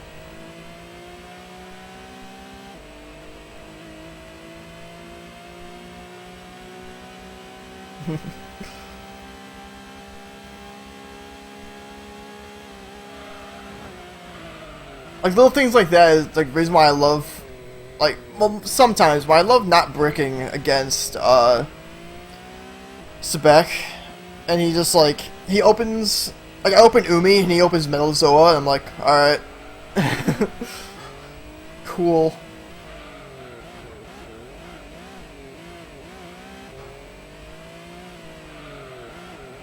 Oh, that's not too bad. But yeah.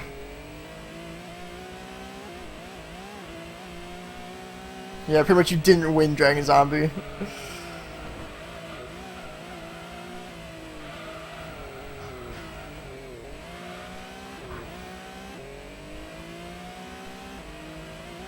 That's another weird thing with the AI, where they don't, like cards like that, they don't take into account the field.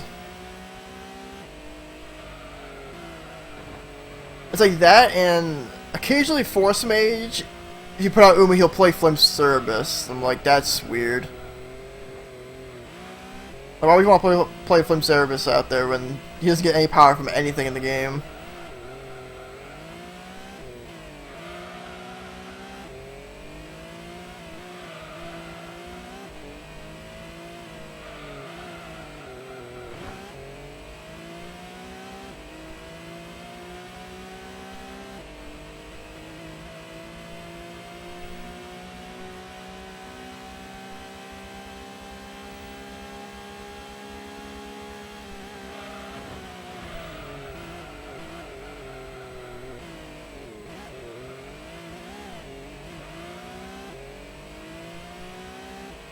Huh.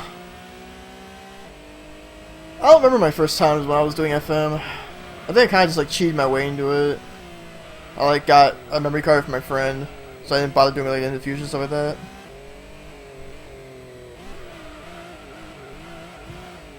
Man, I bet you that like a bunch of people as kids must have been scarred for life, being like going through the world tournament and seeing a labyrinth wall in front of you. Like that early. It's just like, that is not good. That is not fun.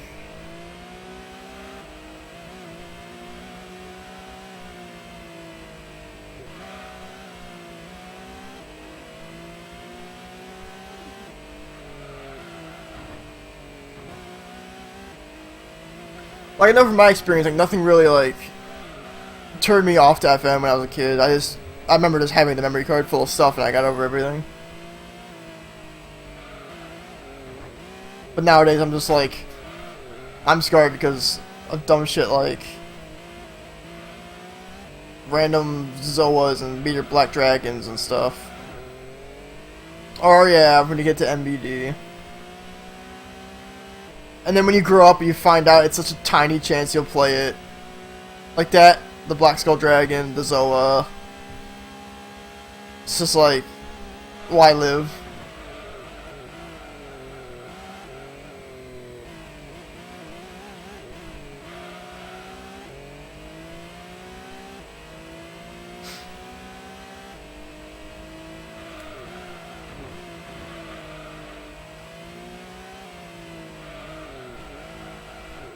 No, don't do that. Come on. I can do it with the turbo lag. Alright, there we go. Let's spin out number 1 of the day. I'm sure there'll be plenty more where that came from.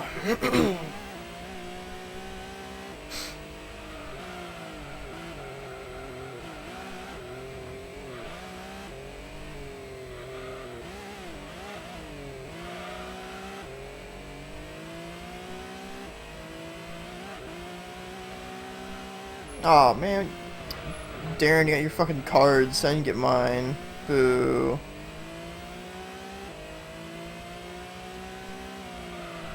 God damn it, Darren's getting the fucking chat. I don't think I ever found out how to get Megamorph as a kid, cause I never knew I never knew like what the ratings were.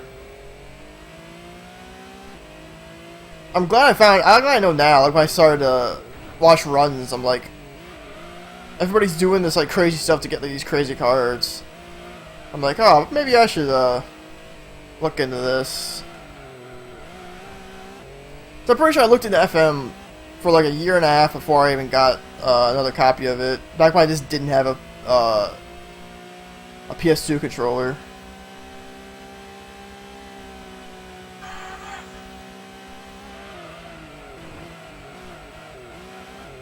Yeah, I didn't know drops either.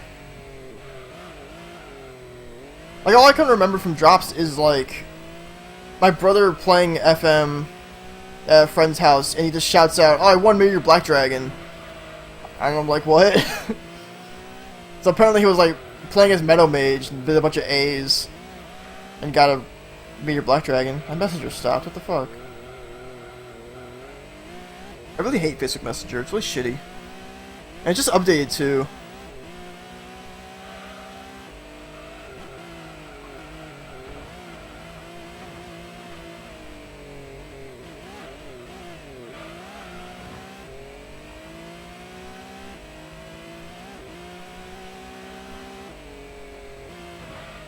Ah, shit. I thought I was able to maneuver around it. Motherfucker.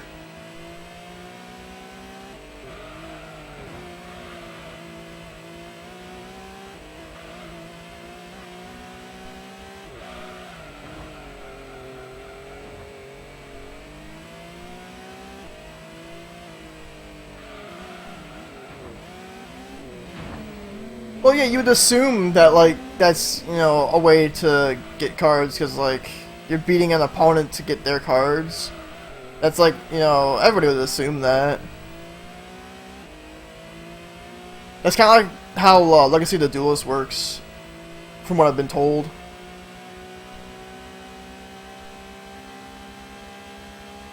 Yeah, that's about right.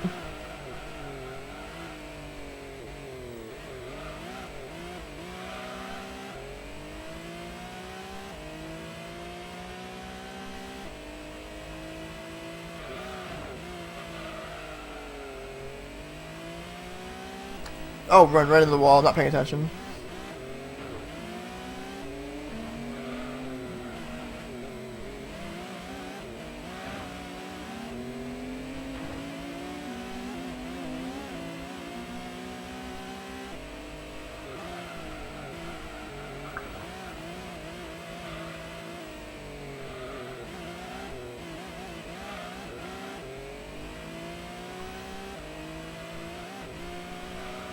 Oh, Zarya got there too, nice.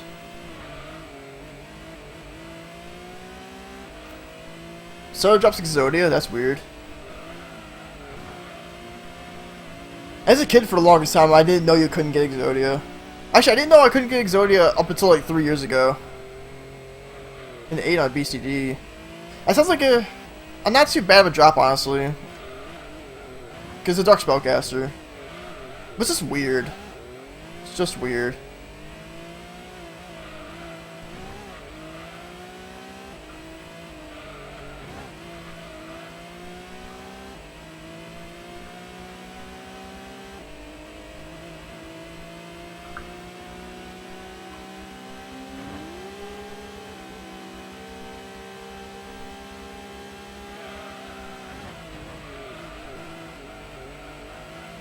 The only thing bad about this run that I gotta keep focus constantly.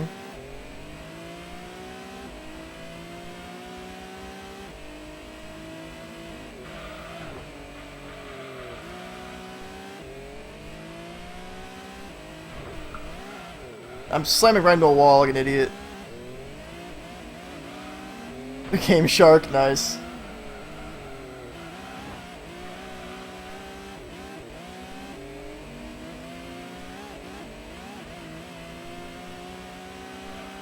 Oh, that's... Wow, that's really crazy. If I had a Game Shark for PS1, I would totally have done that. Just cheat into pieces and see how it works. Damn it, I hit the wall again. Man, that's good advice. I would tell it to anybody who wants to play FM that they haven't already played. Just, it's really hard. Might want to stay away.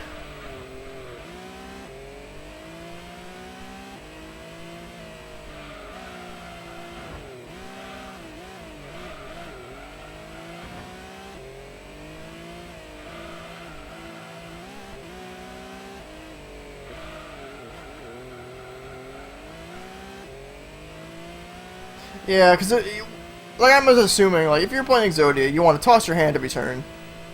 So if you get to a point where you have 4 pieces in your hand, you're probably dead because you can't toss your hand all the time. It's kind of like if you're playing like a real Exodia deck IRL, you want to like have your pieces last, so when you burn through your draw cards towards the end of the game, you don't have to worry about your hands being bricks constantly. You know, it's the same kind of thing.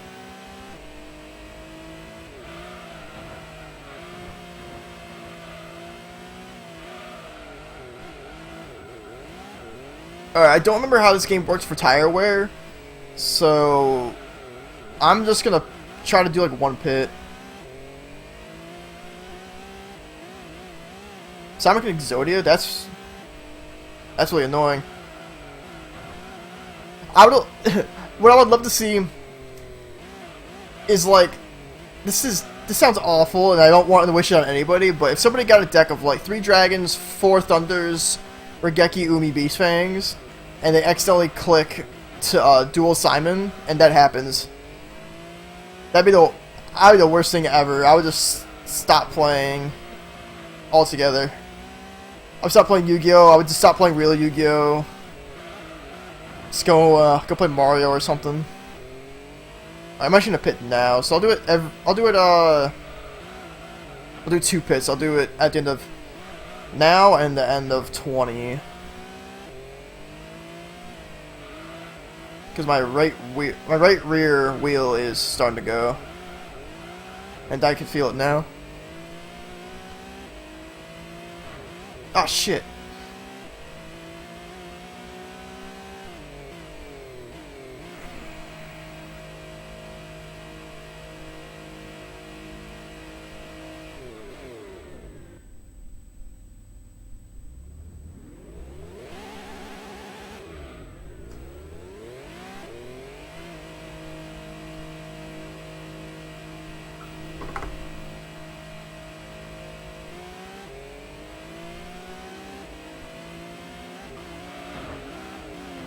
A 1 for each, wow. That almost sounds like an actual ratio for opening it in IRL. I've had my friend do that to me once. He got on a 6th card. Because the chance of... I think it's like some kind of like a 1 in 1 million chance to actually open it if you shuffle your deck correctly and stuff like that. A fair chance to, what do you say? A fair chance to get the cards in your hand. And opening 5 or 6. Huh. You know, that would probably be quicker. Like, if you could task Haishin as opening, Exodia. Lose immediately. I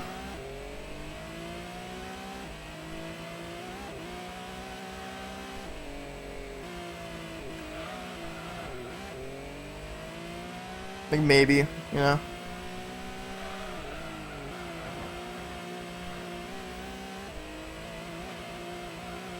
Oh jeez, opening Zodiac Dev Pro. Like, hearing that is just like... It's more of Dev Pro's shuffling algorithm not being the best, because I've heard plenty of times that people always complain about the shuffling algorithm on there. Nowhere near as good as DN's. But DN's is also pretty crap too.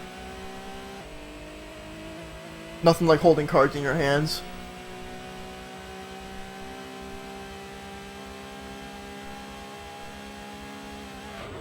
Whoa! Okay, hit the wall. Yeah, that'd be like super annoying. Alright guys. I'm gonna beat Haishin real quick. Alright, cool. I have a 38 twin-headed. Bam, Exodia. Nice. Luckily it doesn't kill your run, but still, that's super annoying.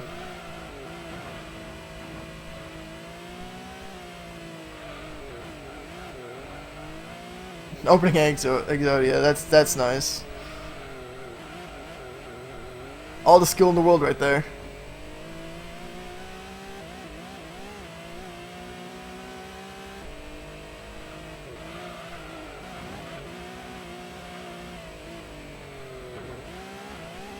I keep bonking everywhere.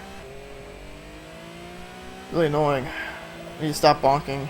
Alright, hope I don't bonk here. Now let's take it slow.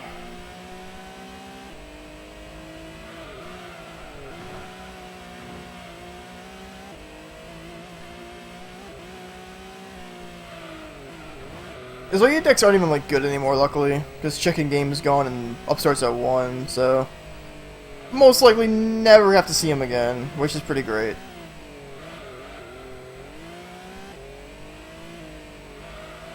Yeah. I mean, I'll let you go first. Like, I actually done this, I think it was like yesterday, or 2 days ago. I was playing Cleforts, and I had 5 back row. And he summoned Royal Magical Library, and I cast Trap Hold it. I'm like, yep. Who's the real winner? Me. It was even worse. He tried to, he actually tried to get the pieces by doing a Magical Mallet and stuff like that. I'm like, nah, you're not getting it.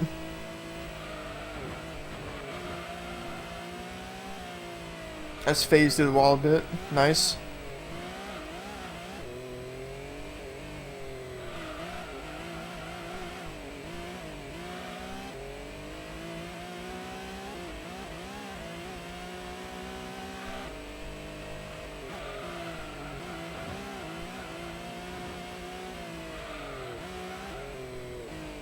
Yeah, I'm doing that corner wrong, I think. I'm drifting too much, and I'm end up being too wide on the right. On the out of the right on the left, so I can't get to the corner.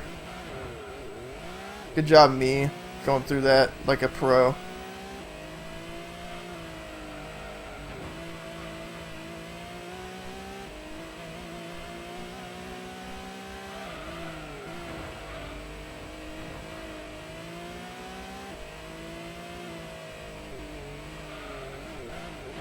Nice.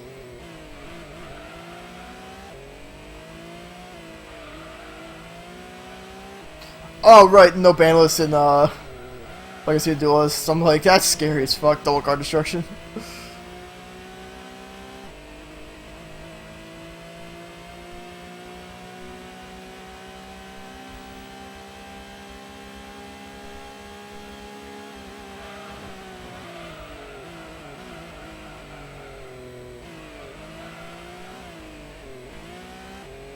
Ah, Cosmo were pretty good though. Like, was he opening like the good big boards, or was he just like playing standard Cosmo? Yeah, only in story, right?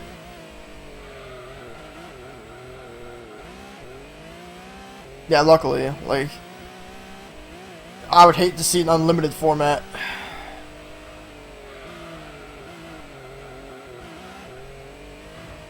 Wow, too late. Well, Lady isn't that hard to play around, I guess, in Mermails, because you can, the way you do your chain links, obviously, you can just do one at a time. Also, I'm super happy that Dark Lady is not a ship or a level 4. Like, she is really, really, really good. I'm surprised they made her. The only thing is, she's a little unfair when you Sword Trooper it, but nonetheless, it's a Cosmo in action. Lithium 2300 on YouTube, he posted a bunch of videos of Cosmo with like the new stuff. It gets out of hand, like out of hand.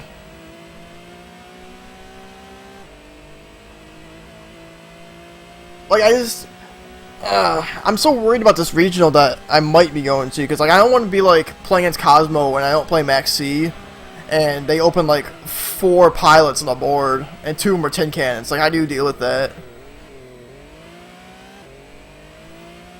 Answer is you can't, kind of can't.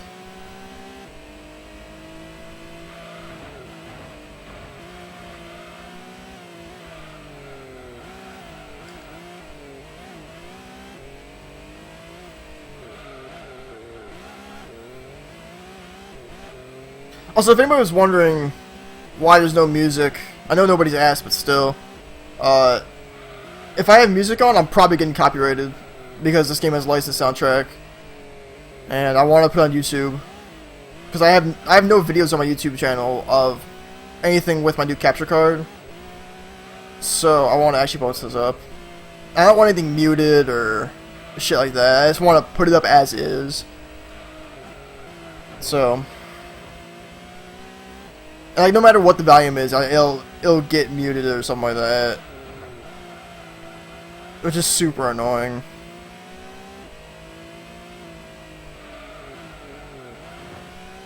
Which is also the reason why, as of right now, since Twitch probably cleared the database, I'm the only one with, someone was actually recording it, I'm the only one with a copy of the 26-hour Gran Turismo 2 100% run. Which I should post somewhere. I probably should post on Dailymotion or something if anybody actually wants to see single segment Gran Turismo 2 100%. Because I tried uploading it to YouTube and it just wouldn't go. I tried exporting it, wouldn't go. It's copyright. I'm pretty sure it was copyright everywhere because it just stopped processing at a point. Because it wasn't even that high of quality either. It was my still shitty capture card. It just would not go. Yeah, Dailymotion's gonna be way to go. Yeah, I use Dailymotion a lot because I watch a lot of wrestling on, I watch a lot of Japanese wrestling and stuff like that, and like replays of like Raw and replays and stuff like that. So, it's just there. For a while, I used Dailymotion as like my YouTube page for Guitar Hero and stuff. Before I had like a real grasp of how things work. Cause I don't know why it's like I'm gonna post on Dailymotion instead of YouTube. That'd be a good idea. It's like, why the fuck? Like, I might actually still have a video up there. I might just delete it if it's shitty. Might be a Guitar Hero video or something like that.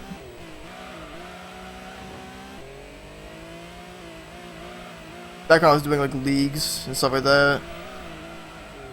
The good old days.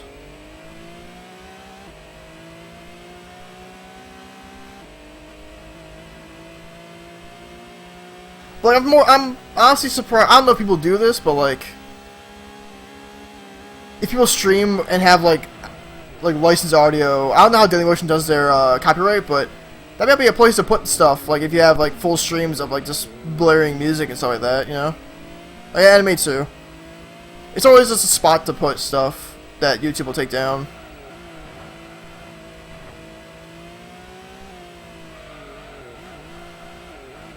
I've been using Dailymotion for like just about 10 years now, so.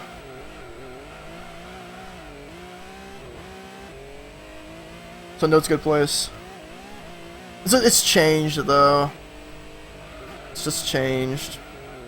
Not the same anymore.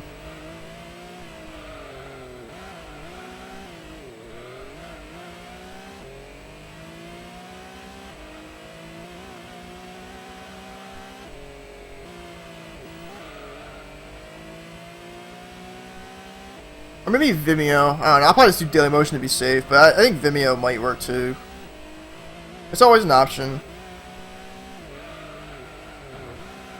Oh, that might be where I put my FM PB. I haven't posted that yet. Because I think it's only on YouTube, but it's muted like most of the way.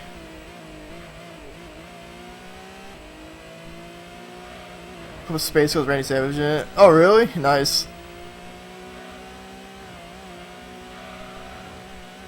Yeah, Rip Savage. Man, this past 2 months, man, just oh man, not fun times.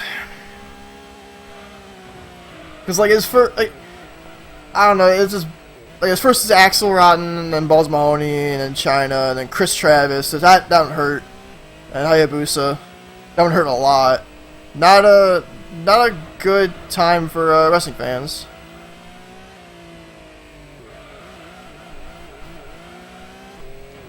But it's whatever. It's life. Gotta take with it what you can get.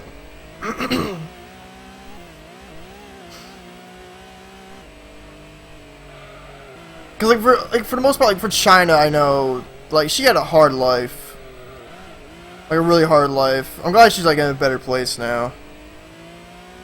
Well, that sounds awful. Wrong choice of words there. But you know what I mean. Like, if anyone knows like China's background, it's yeah, Daniel Bryan. That's a shame. But that was for his own good. Like, this is how it is. Like, it's mostly like his Ring of Honor style was just like, goddamn, like he had a death wish, pretty much wrestling in Ring of Honor. I remember like him and Nigel McGuinness had a match. I think it's for the Pure Championship, and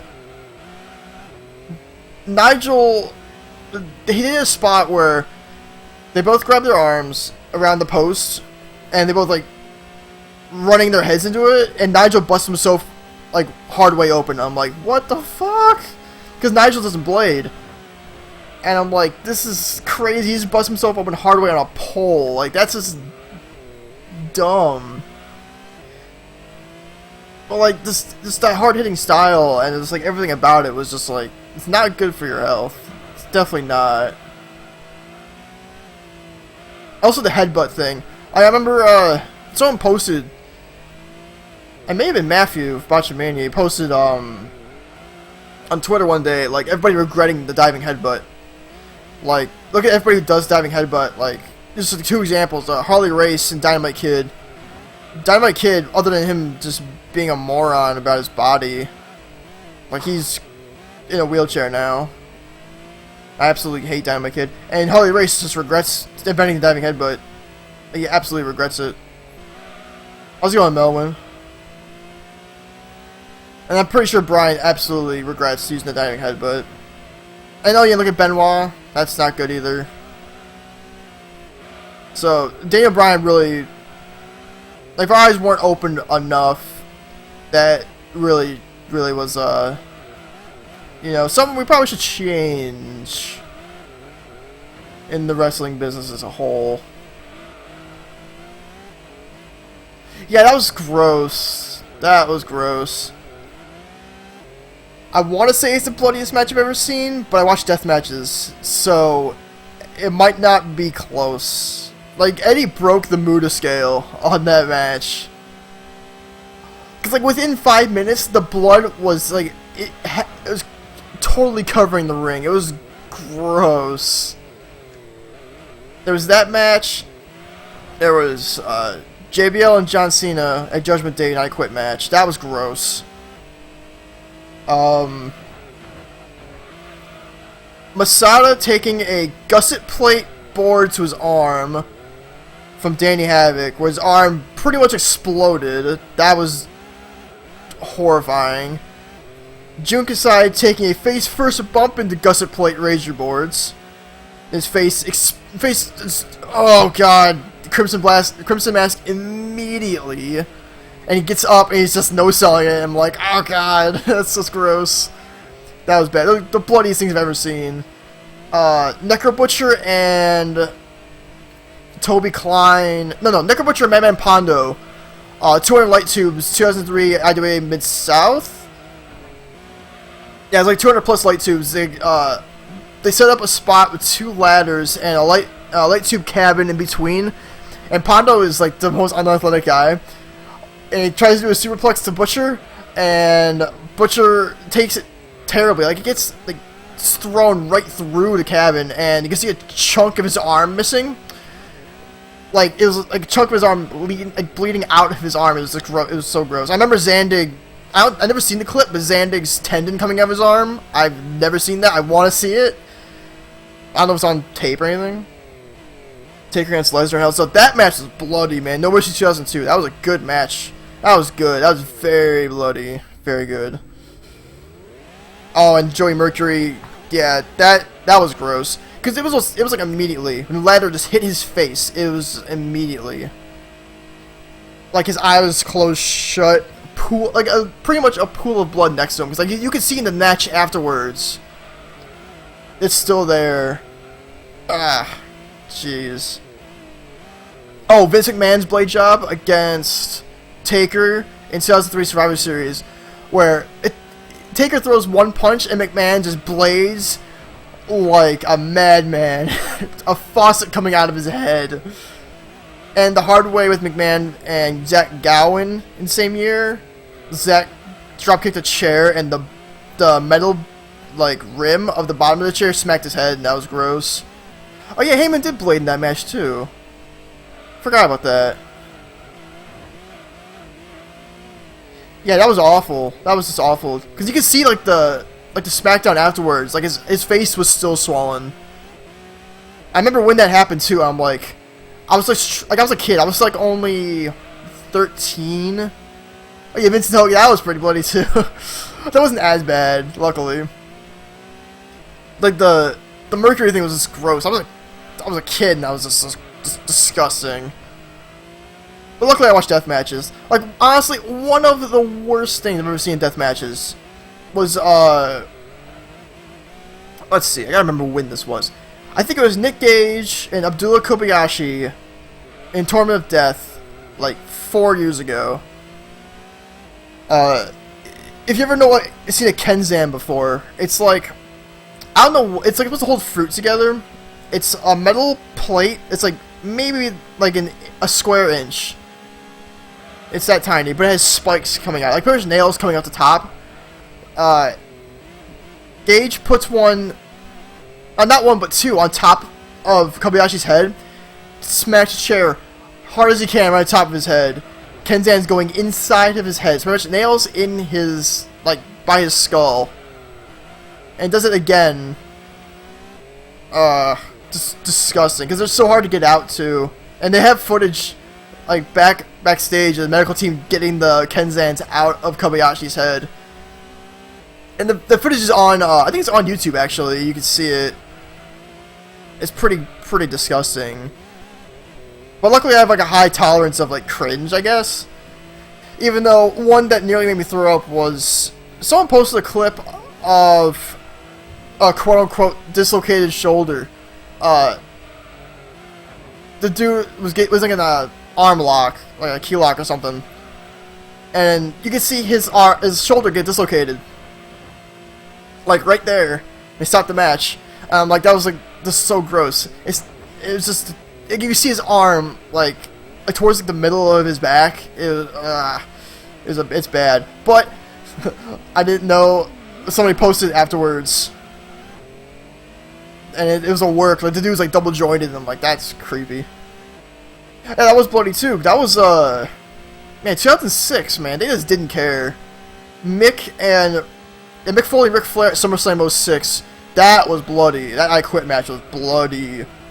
Because it's Flair being an idiot, and Mick Foley being an idiot. It's moving from the mouth. Oh yeah, that was gross. I think Big Show was the only one who didn't blade in that match. It's been ages since I've seen that. But this 2004, 2005. No, let's go even further. 2003 to 2007, WWE and their blading, they were just so stupid. The bloodiest matches in that time. Because if you think back towards like the Attitude Era wasn't that bloody. Like, there wasn't, like, the hardcore matches were just, they were just like weapon matches. They weren't like bloody matches. Like, kind of like if you think of what death matches are now, but like without the blood, which is weird to think about. And the Ruthless Aggression era was just like, you know, Ric Flair's here. You know, how about everybody blades? Oh, another bloody match. Taboo Tuesday 2005, Ric Flair and Triple H in a steel cage match. Jericho and Shawn, that was like the last blade job? Interesting. That's a really cool, fun fact. I'm assuming it's their, non-sanctioned match. Because their ladder match wasn't bloody, from what I remember.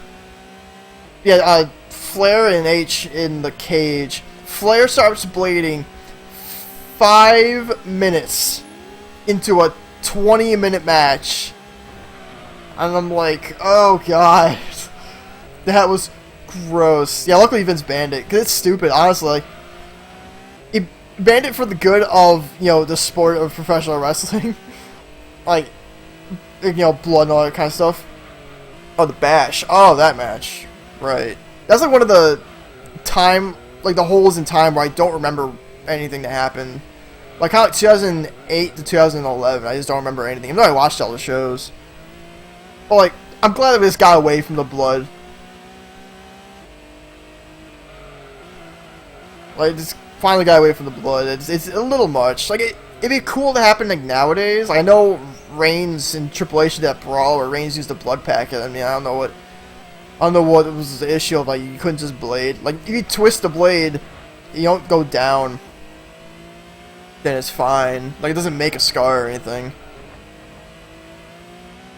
That feud was great. I just don't remember any of it. Like, I legit don't remember any of it, which kind of sucks.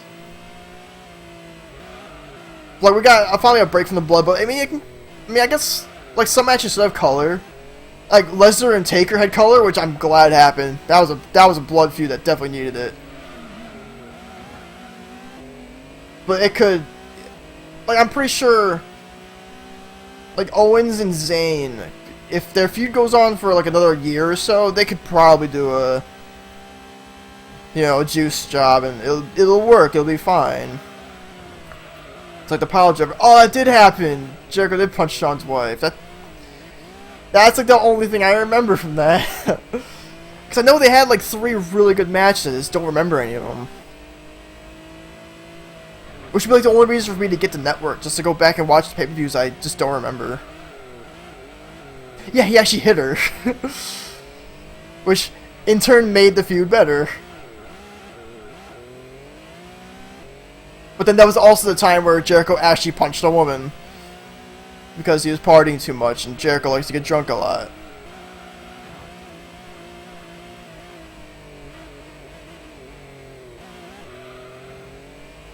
I know TNA did a lot of bloody stuff, but I don't remember any of it, though. Like, I know the Dudley Boys in, like, '05 did a really gross blade job. Against, like, Team Canada, I want to say. Either Team Canada or Plant Jarrett. That was pretty gross. James Storm is like the best blader in the business. Oh man, James Storm and Chris Harris, 2007 is like one of my absolute favorite TNA matches. It is a bloody match. Taker Edge, best Hell in a Cell.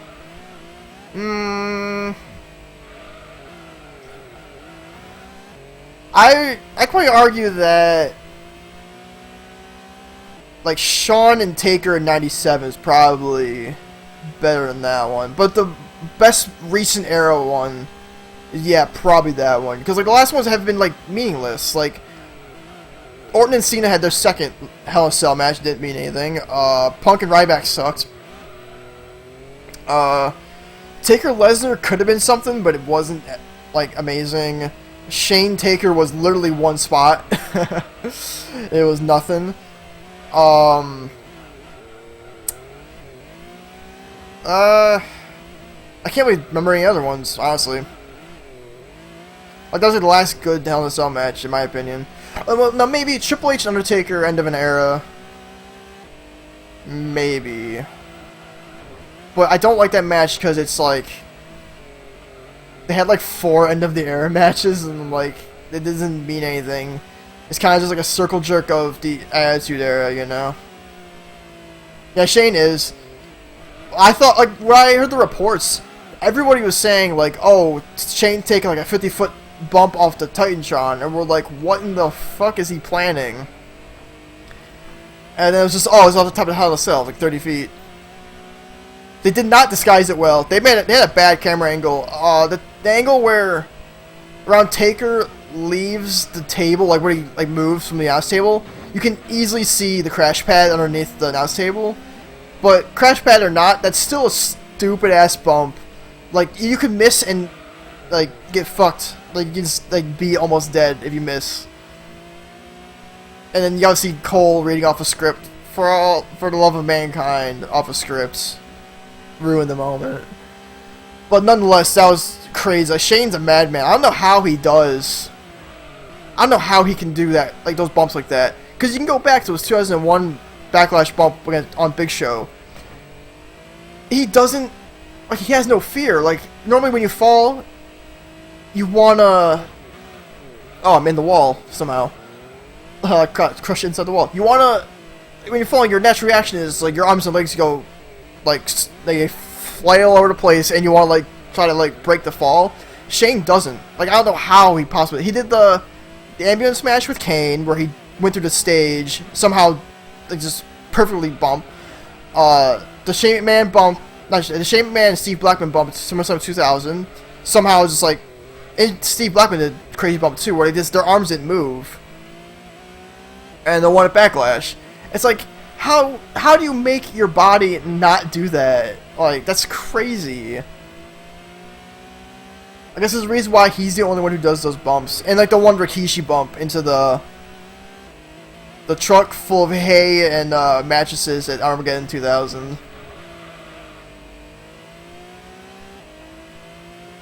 But luckily everything's gimmicked enough that it's not gonna kill him, hopefully. Not like Vic Grimes and New Jack and XPW, where New Jack tried to throw Vic Grimes off a scaffold, past the ring to the floor. And luckily, Vic Grimes he had a couple tables in the rope, and he was fine. Scary stuff like that. So, like, I'm hoping for the next like 5 years we don't get a stupid, insane bump like that. Because honestly, these Money in the Bank ladder matches are just like. The Money in the Bank ladder matches and the clusterfuck ladder matches are too much. Like, they need to, like, really hold back on those. Like, that was 2 a year where it's the Money in the Bank ladder match and the IC title match, and they need to stop doing that. The Mankind bump. Yeah, but Mankind was like... He just wanted to do it because he wanted to give himself a moment. Like, actually get himself somewhere, make that feud something. Even though it was already something back in, like, 96. But it was very stupid. And yeah, best call ever. It was actually, I think it was Lawler's best call ever, too.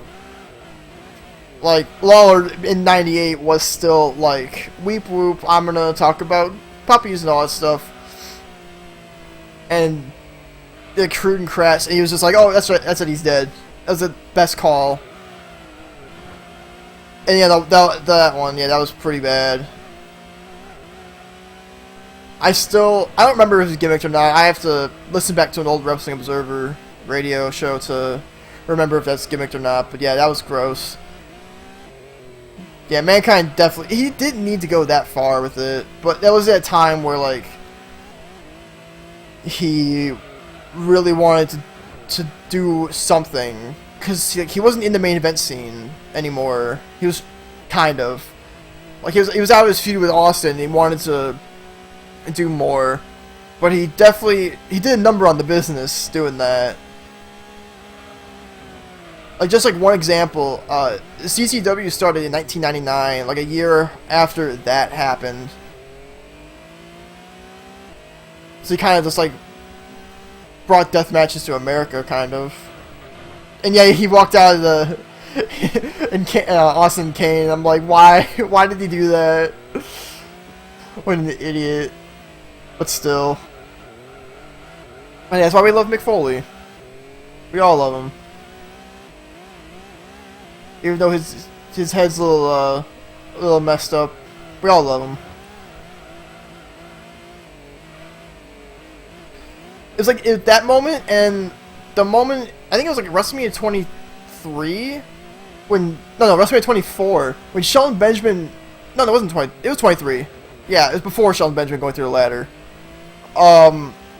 When Jeff Hardy went through Edge in the ladder, like the first time you'll ever see a ladder break on WWE television, that was a big moment too. Like Jeff didn't even need to do that. That was just like, it was just like a random spot in the match, just to take him out of the match. It was totally unnecessary, but it really like elevated like the violence in the Fed.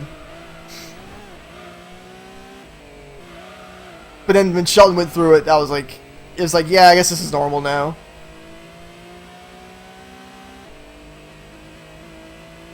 Yeah, and then Jeff Hardy, like nowadays, like 2016, is still doing stupid bumps like that. Like him in TNA, like for the last 2 years. Man, Jeff is just an idiot. I don't even know if Jeff wants to walk anymore. I must have hurt Edge's everything. Like, there's no way Edge could have came out of that, like, unharmed, you know? So remember, like, recently Jeff took a swanton off the top rope to the steel stairs. It was gimmick stairs, but still. Because Bobby Lashley moved, and I'm like, oh god, he bounced off of it. There's Jeff falling off the top of a cage and bouncing off stairs.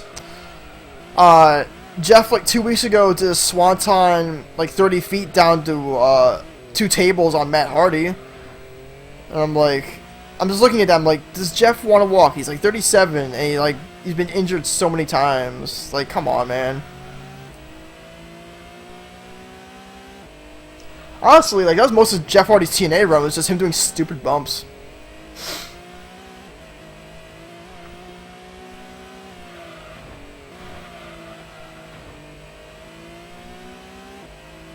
But the one off the cage onto the steel stairs, like, everybody thought Jeff got, like, concussed or something. Like, he got knocked out, because he ragdolled. He absolutely just ragdolled to the floor. I'm like, good job, buddy. Good job, Jeff. Sadly, that's not going to give TNA ratings to stay alive. Well, that's actually not the reason. I'm being a mark. That's the reason why TNA is dying. But like, it's not going to help. It's not going to help anything just taking that bump like that, you know. Because Jeff can stop. Jeff can retire now and be fine with it. Because he's been around since like 96 or something like that. No, it was earlier than that. It was like 90. Jeff's been wrestling since like 92 or 93. Like, Jeff could easily retire now. He'd be fine with it. He can stop now. But I don't think he wants to.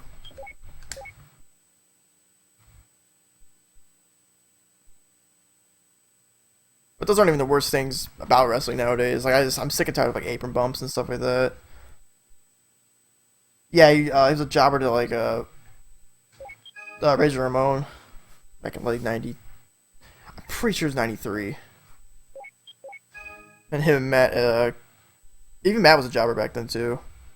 And him and Matt holding open the gates of the 96 King of the Ring and being blown over by Ahmed Johnson. Hilarious. Like, I'm really sick and tired of like apron bumps nowadays. Apron bumps and stupid concrete bumps. Like, I don't know if you watch ICW or have heard of ICW in Scotland, but there's a wrestler, Mikey Whiplash. He's like this demon guy. He's a necromancer of ICW. He is notorious for taking stupid bumps. He bladed last year so hard he cut an artery. Just, their ring's not big. That ring was full of blood. Just disgusting. He took a bump at Baromania this year against, I don't remember who, this the dude with the beard. That's like everybody, but he took a superplex off the top rope to the floor, bounced off the floorboards a good 6 inches. Like, you can see, he was in the air for like a second, bounce off the floor. Just the most disgusting bump I've ever seen in my entire life. Like why? Like, what purpose do you need to do a bump like that? It was so gross. So gross. There was that, and there was... Yeah, it was. Yeah, I've also seen, IWA Deep South Carnage Cup. Spider Boudreaux and some other guy. Boudreaux stabbed his opponent with a box cutter, and the blood was like chocolate. It looked gross. Other than that bump, there was Leo Rush and Joey Janela. They did a superplex spot to the outside, from in to out, like in the middle of the ring to the outside of the ring, and it didn't end the match. They got to a 9 count and got back in the ring. I'm like, oh, come on. That would have been a great finish. That feud is pretty great, but still, like, Leo Rush is like younger than I am. I think Leo Rush is like 20 or 21. I'm 22 right now. I'd never even think about doing a spot like that. And plus, like, Joey Janela is a maniac. He's kind of an idiot when he does bumps. But like, for someone like Leo Rush, who's a great up-and-coming talent, to do a spot like that, I'm like, come the fuck on, guys. You don't need to do this. And that match went on for another like 15 minutes and ended in a roll-up. And I was just like, I couldn't even look wrestling the same. I'm like, are you fucking kidding me? Like, you guys took a superplex to the floor, did more dives, hit you guys with each of your finishes, and you ended with a roll-up. Great. Wrestling in 2016, ladies and gentlemen. Where roll-ups are more dangerous than superplexes to the floor. But I still do like both guys, honestly. Like, Leo Rush is pretty good. He had a world title match with Jay Lethal that I haven't seen yet. I really should see. That was fantastic. And Joey Janela is just great. I hope he gets somewhere. I hope... Like, I don't know if he's under 205, but I want him in the Cruiserweight series. Like, him and David Starr and John Gresham from CCW should all be in the Cruiserweight series. They're fantastic wrestlers. Especially David Starr. David Starr came out of nowhere. I saw him, like, at Best of the Best. Like, oh no, I saw him at the pay-per-view before Best of the Best. And I'm like, this guy's great. Because he berated the crowd because someone was throwing pennies in the ring because he's Jewish. And he went off on the guy. It was great. He was in a clusterfuck match and he impressed the shit out of me. How do I feel about Roman? Roman as a person, I think he's great. He's gotta be a cool dude. He's booked absolutely wrong. He's booked terribly wrong. I don't know why he has scripted promos. Like, he should be given bullet points. Like, just think of him as a good person. As the character, he's done it totally wrong. But also the crowd is just... Like, 2016 crowds is just... They are what they are. They're not like the old days. And Vince wants to book him as this big baby face. But now he's like... He's not even a tweener, which is even worse. Like, he's not booked as a tweener. He's booked as a face. And AJ Styles is the heel somehow. I don't get it. But his scripted lines are terrible. If you just give him the mic, he's charismatic enough to do his own promos. He should be like a guy who doesn't speak that much. He should be, I'm here to beat your ass. Get out here, let's fight. Like, he doesn't need to be cutting like 15-minute promos or like, I'm not a bad guy. I'm not a good guy. I'm the guy. Like, that's like, because he said it so unconvincingly. Like, if he could have said it better and not been scripted and been fine. But now he says it every promo, and I'm like, you don't need to force it on us. We know the crowd doesn't like you. Also, if he hadn't gotten the hernia, if he hadn't fucked up his hernia, no, sorry, if he hadn't gotten the hernia, you're not born with a hernia, yeah, that's lame. If he hadn't gotten the hernia back in 2014, he would have been fine. They would have given him time to build him up. He wouldn't have been like The Rock and had like I'm gonna have interviews via satellite that are terribly scripted and thrown at me, because you could tell in some of his interviews that they kind of mute his interview and tell him the line because they have to mute that. Majority man might give merch. Yeah, honestly, I don't know why. Like I know why the crowd hates him so much because giving a push, but that was it. It was that 4 months he had a hernia and he couldn't wrestle. They pushed the ever-loving shit out of him because around that time Tyson Kidd nearly died and they didn't put any spotlight on him at all. And we're like, I don't know. I was thinking like they want to spotlight Roman Reigns that much, but Tyson Kidd gets his neck broken in a freak accident against Samoa Joe, and they don't say anything about him, and that's even more heartbreaking. It's like, who cares? The guy got a hernia. Like, you don't have to spot him that much.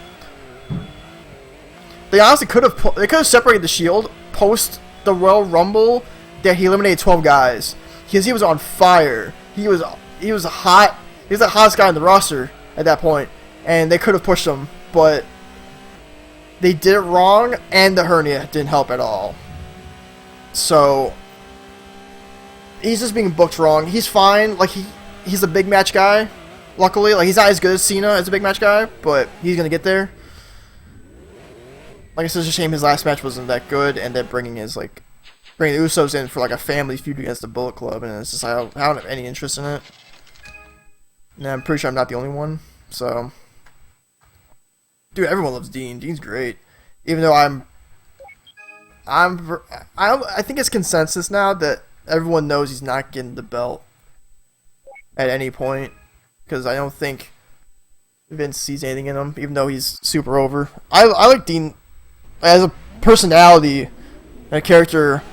No, his personality. I don't like his character. His character is that he's an idiot. I like his personality more than like Seth and Roman. But like Seth is probably my favorite out of the Shield. He's a great big match guy. He's just a freak. He's amazing. But like, the thing with Dean is he's being booked like an idiot. Like, he loses all of his matches. And like, him losing to Brock was probably like the worst thing to happen to him lately. Like, that street fight was just the worst thing. It was so bad because they didn't do anything. They didn't build up any of the weapon spots. They built up the one Mick Foley spot, you know, with the barbed wire bat once, and Lesnar fight him. It was over. Like, I know people were expecting like light tubes and glass and stuff like that. I knew it was gonna happen. It would be kind of cool to bring like, oh, a CZW guy to a street fight at the big stage of the mall, you know, throw everything on the table. But it was nothing. Like, it was Dean being an idiot, and he lost. Like, he's biting off more than he can chew, and that's his gimmick, and that sucks. Because he can't... Like, he's over just because he's a cool character. Like, if you're not taking the crowd into aspect, looking at Dean, he can't get over because he loses all the time. And he's an idiot for doing it. Like, he's picking fights that he knows he can't win. Like, he beat Jericho, luckily, but nonetheless, it doesn't help his character at all, which kind of sucks. But yet, Roman is winning a ton, and he's not getting over. Well, it is what it is. But Seth is just great. Like, Seth is honestly, he's a pretty good talker. He's pretty good, like, for a moves guy. Like, he does all kind of cool moves. I'll be happy when he comes back. I like him a lot. It's gonna be great. Because he's gonna feud right with Reigns, and somehow he's gonna be the face in it, because people are cheering the fuck out of him. So yeah, like, because he's coming back soon, like within a couple months. So like, it almost guarantees that AJ is not getting the belt.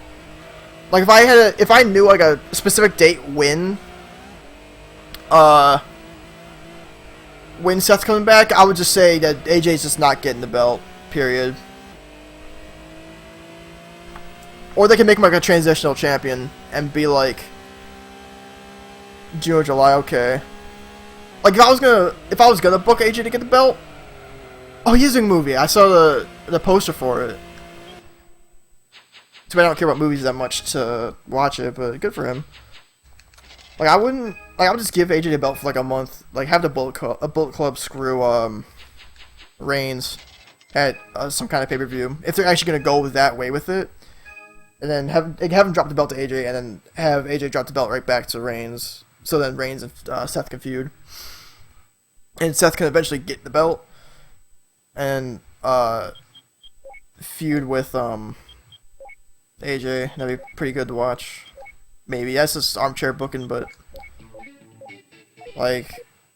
If they're gonna want to give the belt back to Seth, that's like the way to do it. That it would make a little more sense. Because I wouldn't want to see... AJ challenge for the belt, and then lose like 3 times in a row. That would be awful. Yeah, he never did. He got injured. So yeah, that's like the perfect way to bring him back. You're like, hey Reigns, I never lost the belt. I want my shot now. So it'd be pretty great.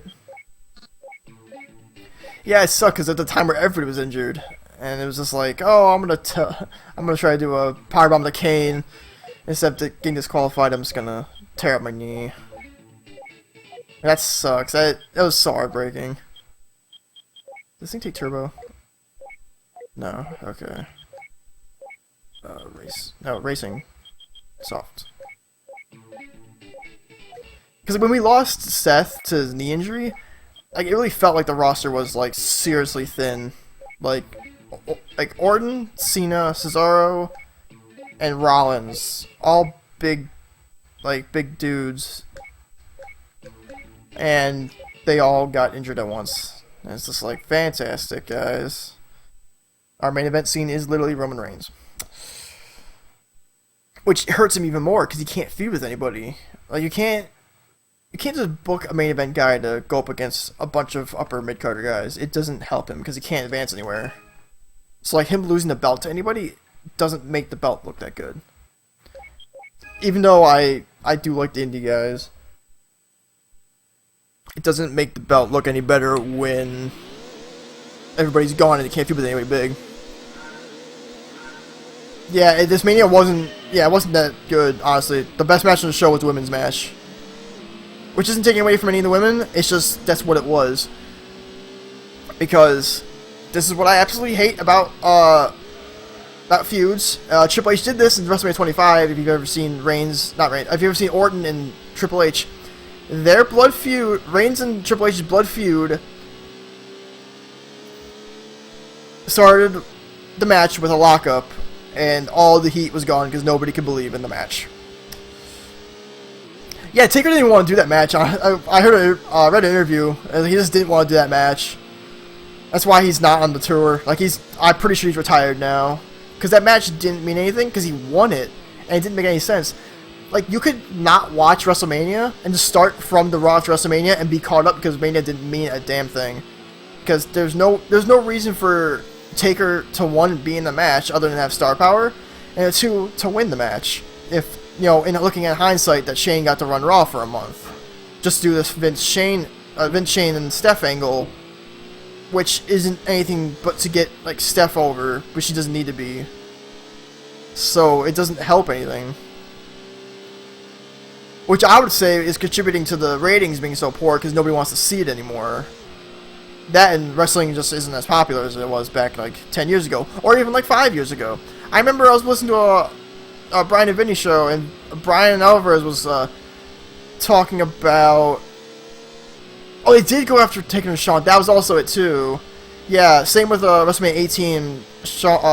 Triple H and Jericho went last after Rock and Hogan, which is the worst thing ever. Like 5 years ago, the guest host thing...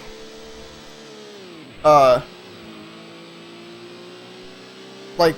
Alvarez was talking about like this is the reason why you guys are getting a 4.0 or something like that on the ratings. That's why it's so bad. Like just look ahead 5 years, you're getting the 2.3s and 2.5s. Reigns is Sheamus is champ and Reigns is champ got 2.2 ratings. Those were awful. I think it's subjective for the best Mania match of all time. I'm still on the Brett and Austin as best Mania match of all time, followed by. It's followed by Taker and Shawn at 25, and followed that by Angle and Michaels at 21, which is probably my favorite Kurt Angle match ever. And that match is amazing because I saw it when it happened when I was a little kid, and it was just like the best thing. But definitely one of the best. But I still don't know why. Like Triple H, I don't know why Triple H feels the need. It doesn't need to be the main event if you know something else is going to be better. Because, they built Shane and Taker they built it as a main event. Like, they told people that, it was going to be the main event pretty much.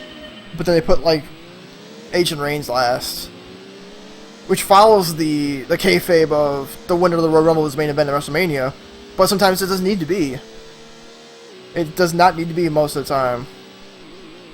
And Triple H putting himself in the main event, like, you could say that, like, if you take the crowd out of that feud, that it could have been the main event, but still, it sucked. Hey, Dragoon, what's going on? I'm doing pretty good. I've been doing a lot, like, trading. I've been, like, doing trading card games a lot, so that's why I wasn't streaming a lot, but thanks for the host, buddy. I got kind of bored, and I wanted to do this. Shouldn't the Authority do something about Shane Taker? I thought there was going to be run-ins in that match till, like, the night was over. I don't know why there wasn't. That match was, like, literally nothing made sense in that match, and everything just... all the finishes of WrestleMania didn't make sense. So, like, that match was literally a star power match, and it should not have happened. But yeah, Jigga, I'm trying to get back into speedrunning for the most part. Like, I've got around 2 months before any kind of card game event is going on that I need to actually, like, prepare for, so I'm going to try to fill my time before I also have to get a job. But still, nonetheless. Hey, Real Fighter, how's it going? Yeah, the women's match, definitely. Any Crush with 2 runs you highlight with the Scott I would use? Yeah, go look at my 241.50 something. No, my 242. Yeah, one of my 242s on YouTube has a Skyline in it, I think. If not, then I don't have any.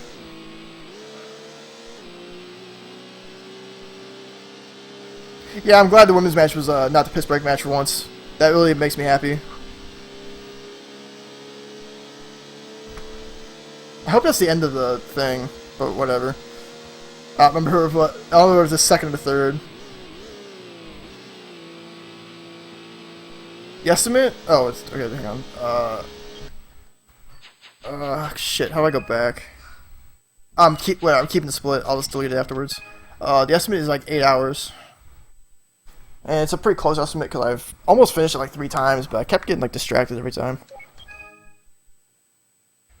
The women's match was great, except I don't know why they made Rick interfere. Like, it's WrestleMania. Either drop the belt or have her win absolutely clean. Oh, next Mania should be good. As long as everybody's back, which they should be, it'll be great. I have no idea what the card could possibly be.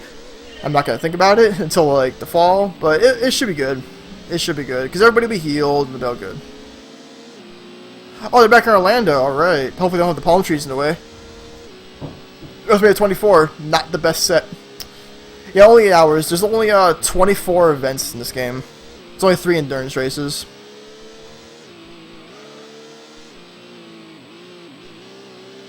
There's only there's 2 50-minute endurance races and one 145 endurance race. So everything else is just races. So it's a pretty straightforward, quick run. Quick, quote unquote. Oh, nice. Is that gonna be your first Mania? Because I've never gone to a wrestling show before, so somehow I don't know how I've watched wrestling since 2004 and I've never gone to a show. 20 minutes, nice. That's good. It's kind of like how when Raw gets to the Quicken Loans Arena, which I'm kind of near. I always have a chance to go, but I never go. That's good.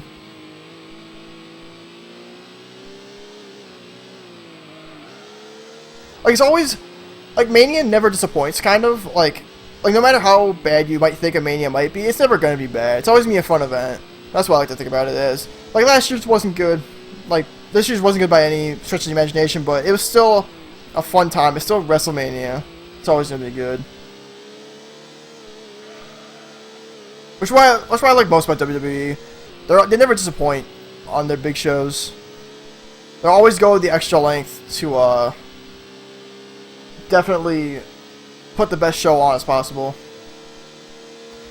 Where you look at that, and you look at like Bound for Glory, and just Bound for Glory has never felt like the big show. It's Lockdown's always felt like the big show, honestly. Taker, one match, yeah. But yeah, it definitely. If he wants to retire, then by all means, he doesn't need to do anything more. He's all good.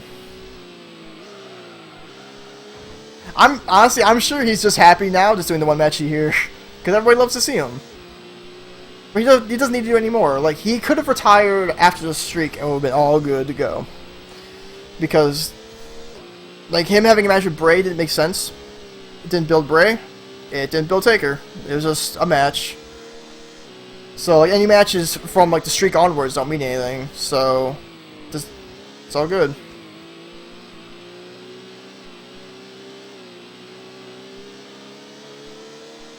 Like, I'm happy the streak ended, because it was bound to happen sometime in my lifetime, so let it be over, but it's just a shame afterwards it didn't help anything. Like, I'm sure Taker must have asked to work with Bray. So, like, that's fine, but he didn't need to work Mania with him, because it was such short notice. I remember that was like 3 weeks of build, and it didn't... Like, Bray's promos are fine, and all the angles working up to it, but Taker wasn't on the show until Mania. So it didn't... It was Bray feuding with a ghost. And it didn't need to happen. And looking in hindsight, this isn't helping... Nothing helped Bray. Bray's still in the shitty upper mid-card, you know, area of death, pretty much. You can't move up. All you can move is move down. Like, you can add as much people to the Wyatt family as you can, but it's not gonna help him. Because he loses a lot. Like, Bray loses a lot. He doesn't win shows clean. I don't know why they don't just, like, you know, push him any way. Like, nothing helps. I think Bray's fine. He could definitely be a main eventer, but I mean, it'd be weird to see a belt on him, but they give him something at least. Like, anything at all.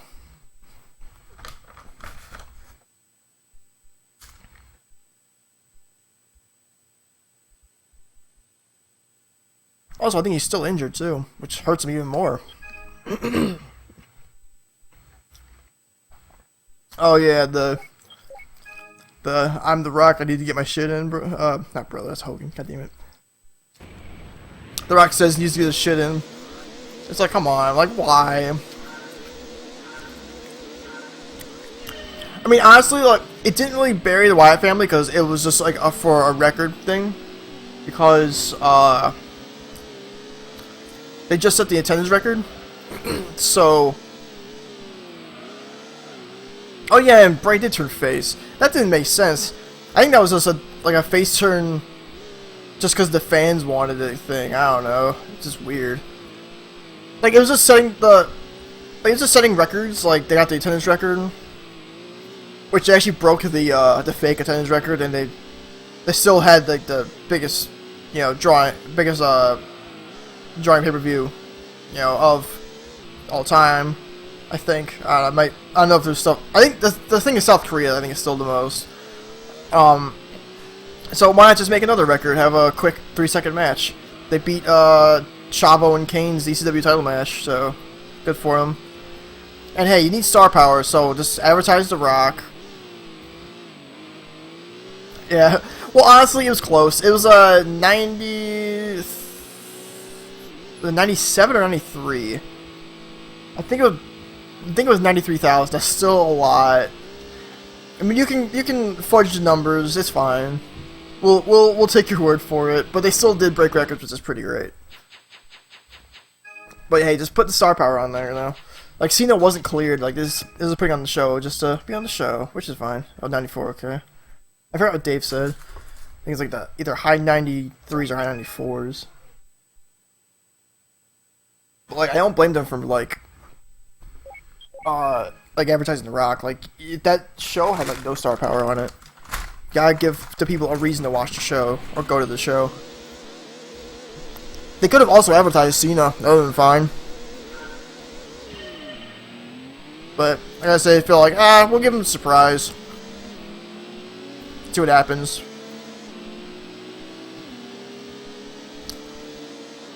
Because Rock also asked to work with Bray. That's why he put him over so much. They put him over and he didn't bury him at all, which is pretty great.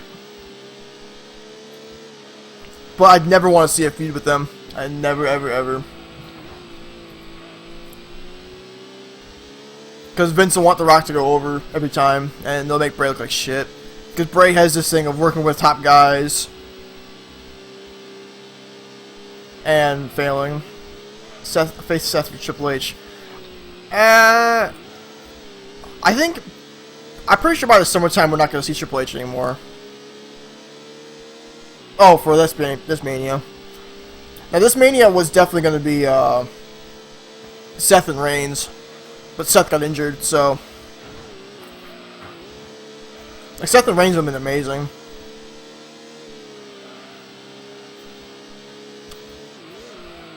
But like, I don't know if the ship is passed yet, but I know one pay-per-view they need to do a Shield triple threat for the world belt.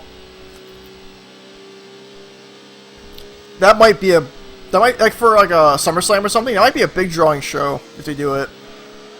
Like for that one time only, because like them all feuding wouldn't make any sense. So I think it'd be fine. But they were absolutely wanting Reigns in that main event. And what sucks is like all that on the fly booking for the Royal Rumble onwards, it really hurt.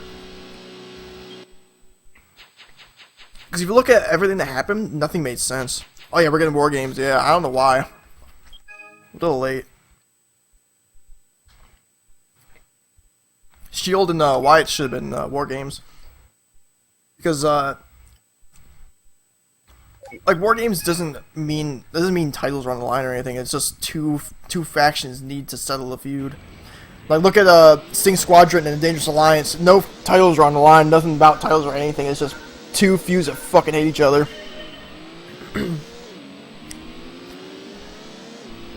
Like it's, I don't know how they're gonna do it though.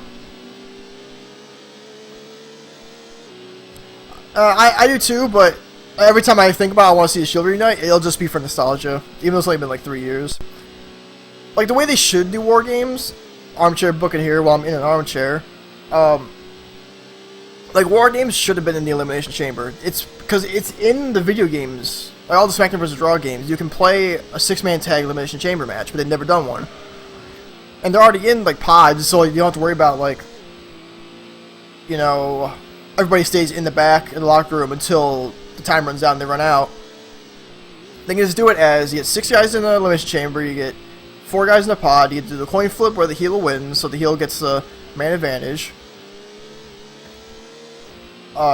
You start 2 guys off for 5 minutes, and every minute and a half you get another guy out, heel face, and you have the match from there. And the guys who get eliminated after everybody comes in, like that would be fine. That's how you should probably do War Games. I have no idea how they're going to do it now, because I'm also used to War Games being in 2 rings. That's another thing, like the 2-ring War Games. Like even though TNA, they've done War Games for like 12 years, they haven't done one in two rings before. They've done Lethal Lockdown, which is the same thing. Just a little crowded. But like, Elimination Chamber has the room inside to do War Games. It's definitely possible, but if they're gonna do 2 rings, I don't know what they're thinking. Like they must be like a whole nother level to me. But it's such a shame in the video games when you do the 6-man tag, you can't make it so the heel gets the man advantage and you go alternate. You can't do that. Yeah, it wouldn't make sense because like what would they do with it? Like normally the multiple rings was World War III or Fall Brawl, which it was specifically for War Games. So like it wouldn't make any sense. Like just they have it all lined up. Just give them the Elimination Chamber. We're good to go.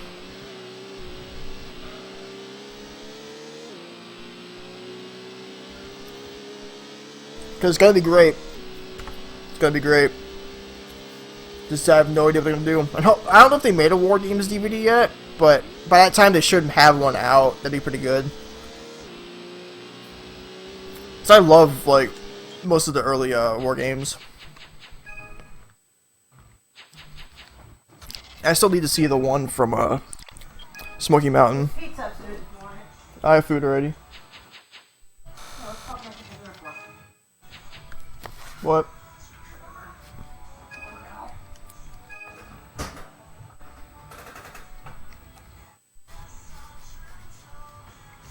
Yeah, 'cause that's a good compilation of matches, is all the war games.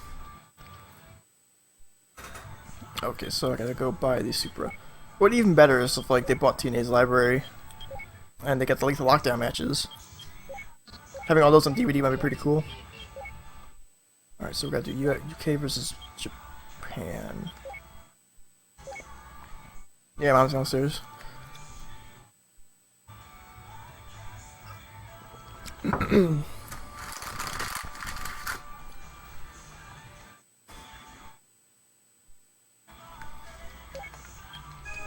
Alright, so these next two are gonna be kinda awkward. I need to win either a Cerebra or a Viper.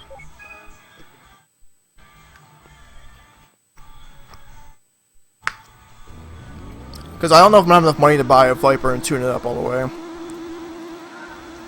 have to look.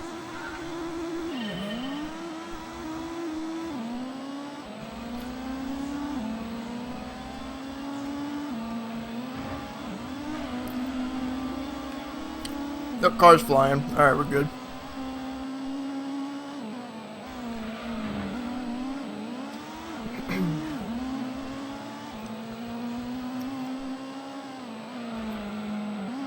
I am really excited for the summertime for the WWE because like I think everybody's gonna be back by summertime. Seth will be back. Hopefully Orton will be back. Cena will be back. And we won't be missing that many. It'll just be like Harper and Wyatt. But they weren't doing anything anyway, so it doesn't harm anything too much. Because a match that could absolutely happen, Cena and AJ, that would be like one of the biggest matches. Because like the biggest guy from TNA and the biggest guy from WWE having one match. It'll feel like Cena and Batista back in 2009. That'd be great. If they want to do it just for like a TV match or something.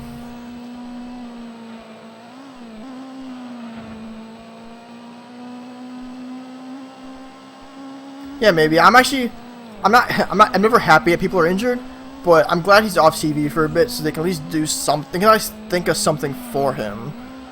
Because he's got nothing going on. Yeah, but like, who would they feud with though? That's the thing. You can't really. There's nobody really to feud like, for him right now, because the Usos are already feuding with the Bullet Club, so that's all the factions. Because the League of Nations are gone.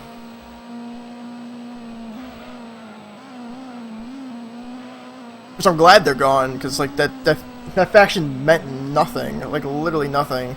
It's just there to be there. Same with the Social Outcasts. It's just there to be there.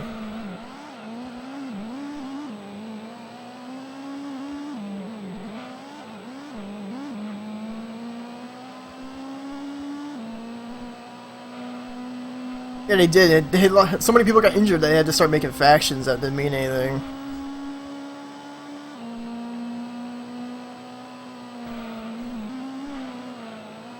Like now, like Victor of the Ascension is in the Social Outcasts. I'm like, they are really scraping the bottom of the barrel now.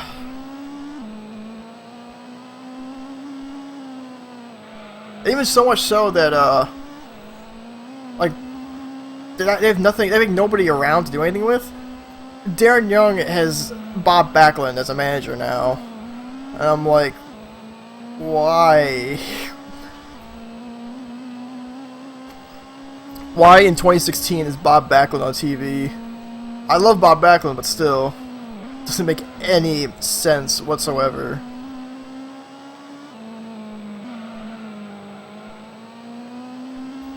They just have nothing right now. They just have nothing for anybody right now.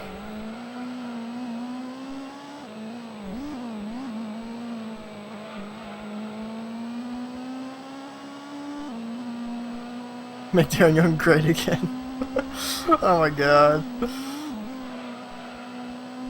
Hopefully it'll give him some personality. Like, Darren Young's a fine hand, but still. Got nothing going on for him. Because they suspended Titus, so like, what's he gonna do? Hey, John Young straight again. Ah, come on. Man. In the attitude there, they probably would have done that.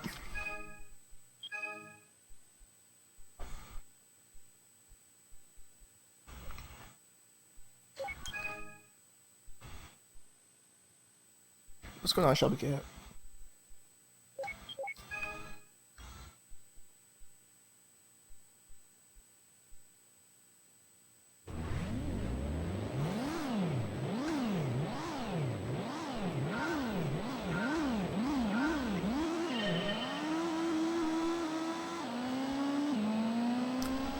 Actually, it probably happened in the Ruthless Aggression era. Because if you remember Billy and Chuck blurring the lines there. Yeah. But hey, for the last 2 years, you can look at a lot of things and be like, yeah, that's a bad idea.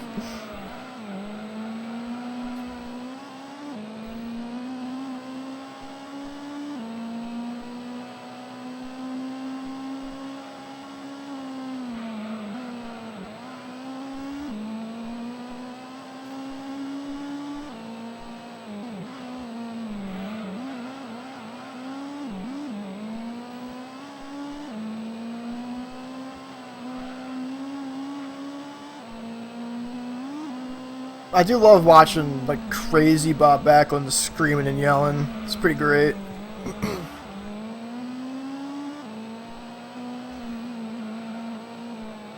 So it's good to see him on TV, but like he's so old, like I don't understand why they brought him back.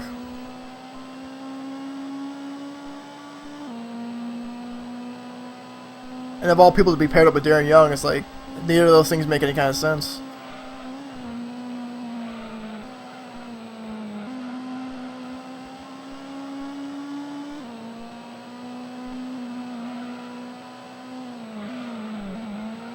That didn't work out very well. This thing like handles like a boat every once in a while, so I couldn't like get the rear end out enough.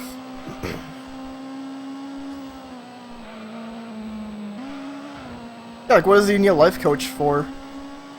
Like his life seems alright. Like he didn't have anything in the past that made his life mishandled and stuff. It's not like Dean Ambrose. Like Dean Ambrose could have been fine. Yeah, Ryback's an idiot. Like, Ryback is pretty much complaining. Like, he didn't want to say like a few many words that like he doesn't feel like he's getting paid enough for what he does, but he doesn't do anything. Like he's not a main event guy, and like everybody should not everybody should get paid equally, but like people should get paid more by being bigger draws. Which I don't understand why Reigns gets paid $2.4 million a year, but like people don't go to shows to see jobbers. So like what he's saying is like he wants like jobbers to be paid as much as like upper mid card guys. That doesn't make any sense because people aren't here to see him. You know, he's being an idiot. Or he's just like, I need more money, and I'm not getting that money, so is what it is. Yeah, seeing the big draw, seeing the Taker, the Shield, the Wyatts to some extent, maybe. We don't know because they haven't pulled the trigger on them. Yeah, Trips is a big draw still. Ryback isn't. Like Ryback never was. His feud with Cena sucked. Like it went the way it did because it didn't go anywhere. Ryback wasn't drawing in the pay-per-view buys. It didn't do anything. So he's just complaining because he wants more money.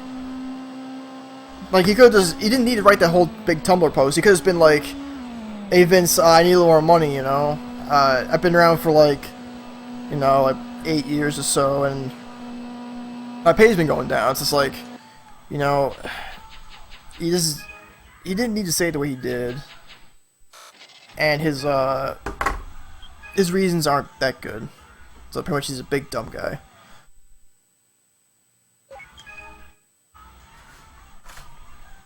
And honestly, like I don't think Ryback's any good, honestly. I never liked him as a wrestler.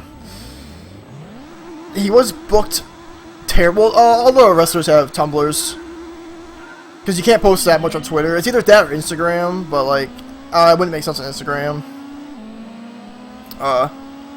Like, I never liked Ryback as like anything. And he was booked terribly too. Like, he easily could just been Goldberg. Like, he does not talk because I hate when he opens his mouth. He's so bad on the mic. Like, as long as he like enjoyed his job, then that's fine. But like him being a jobber makes sense in every way. So yeah, yeah, he's just wrong on that too. He's very wrong on what he thinks about Punk.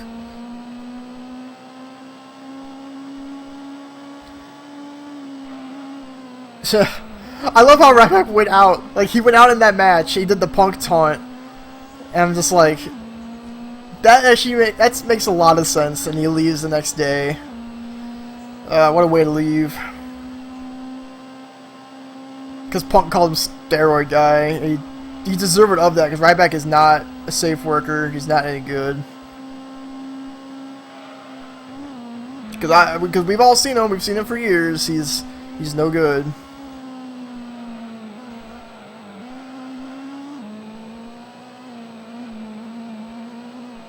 Like, he almost contradicts himself in that Tumblr post because he's saying like the merch sales and stuff like that. He brings that up, and it's like that's where most of their guys get hit. I'm dumb as fuck. I'm sorry. Like, he contradicts himself because the merch sales. Like, if guys are popular enough, they're gonna get the merch sales, which is fine. But it also doesn't mean you raise their wages too. Not wages. We raise their pay. I always get bored of him. In fact, I don't watch his matches because I've seen them a million times, and there's nothing that impresses me about him. Like, geez, Cesaro's stronger than him. They can handle more guys. Like, man, Ryback can't even get big guys up. And Cesaro's toss him around. Like, Ryback thinks he's hot shit, honestly, and he's not. And he's just complaining about it. So whatever. I'm sure he'll move on if he wants to keep wrestling. If he's actually released, because he's not released yet. They did spring cleaning, and he's not there yet, so we'll have to see. So if he's not, and he wants to keep him wrestling, then hey, I guess New Japan wants some more gaijins down there. Maybe. I don't know. Maybe he'll work at like a PWG show or something. Because that'd be really interesting, because seeing XWB guys at PWG just seems weird. Yeah, also Big Show was just like... Big Show always likes to help out guys for doing big spots like that, so... It's always good.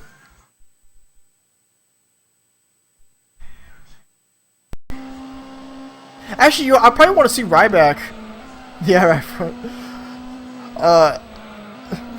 What's right front doing in the Impact Zone, Mike, you selfish prick? Like, I would maybe want to see Ryback in ICW. Because ICW is like the Haas division, not the Haas promotion nowadays, because Progress is the flippy guys, PWG is the flippy guys, TNA is more just like guys from CZW kind of. Like, ICW, he could buy a place there. Like, him and Big Damo would be fine, you know.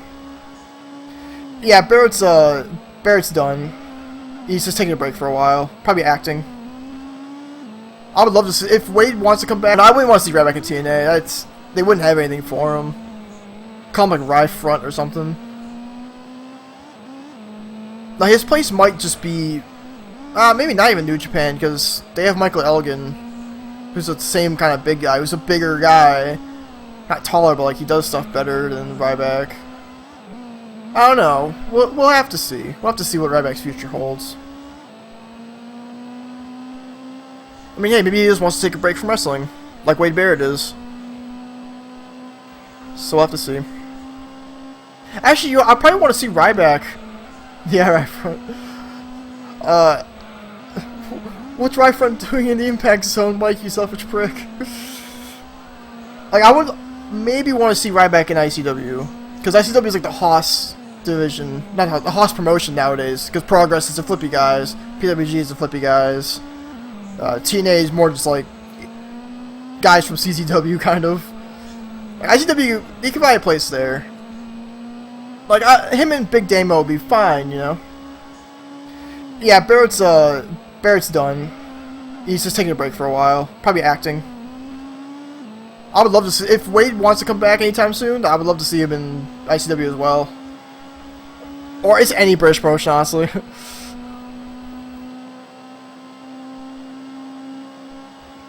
They tried. Like, he was at the top of the Nexus feuding with Cena, but Cena just buried him at every front. I don't see Barrett as like a main event guy. Like an upper mid-card guy at best, which is fine. Like, he was also a really good hand. He's pretty good. He can talk, which not a lot of guys could. Like, he talked at a time where not a lot of guys really could, so... Like, he was fine. And mostly my biggest memory of him is just like... Yeah, buried literally and figuratively. The time where... It was like a 6-man or 8-man battle royal where Barrett, like, destroyed his shoulder in... Remember that happening. That's like one of the only memories I have of him, like, in ring. Other than him just winning the IC belt off of Miz, which is amazing.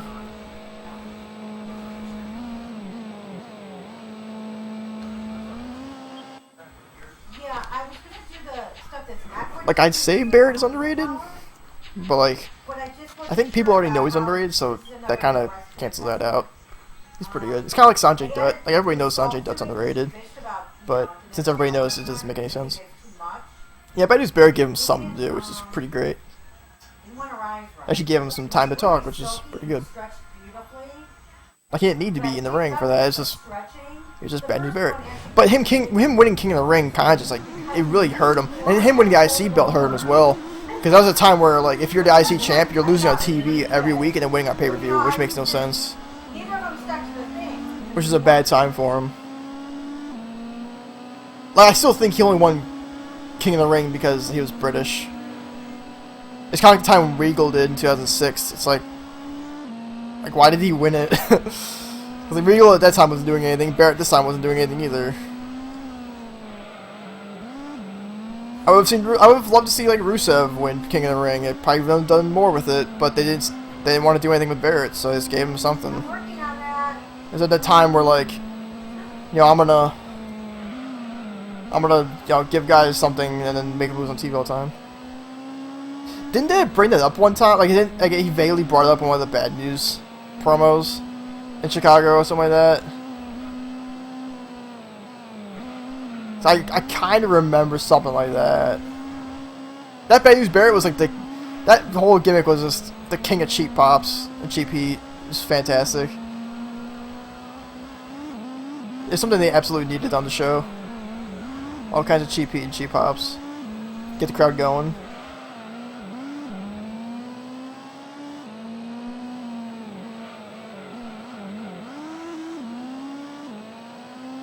Yeah, I really don't like when they do that, because like it's like I don't know why they had such a big problem with Punk for all those years. Like, you didn't need to go that far. Like, he didn't hold them up for money or anything. Like, thanks for good luck, Tsunami. I didn't need to badmouth Punk literally all the time. Yeah, it's just like, it's completely unnecessary. Like, he wasn't even talking bad about WWE at the time either. He just left. It's like there's a super problem with him. I don't understand why. Because like Jeff Jarrett, after Jeff Jarrett held up Vince in '99 for a payday to drop the belt to China at No Mercy, like, they didn't talk about him afterwards. Like, he was only mentioned once, and that's when Vince bought WCW. So, like, I don't know why they have to keep bringing up Punk all the time, just because the fans like him. It's like, thanks.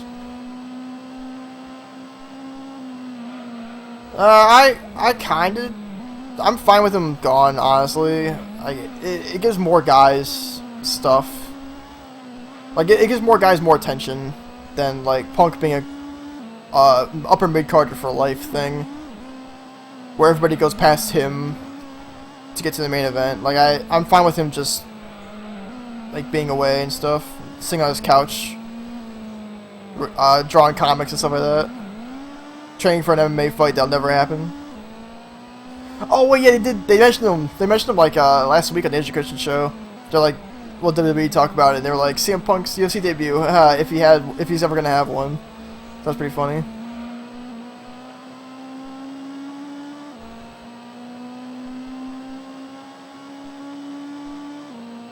But they just don't need to badmouth him all the time. Like, it's totally unnecessary. Yeah, he messed up his back. So probably in 2 years I'll have a fight, which I won't care about, but it'll draw a lot.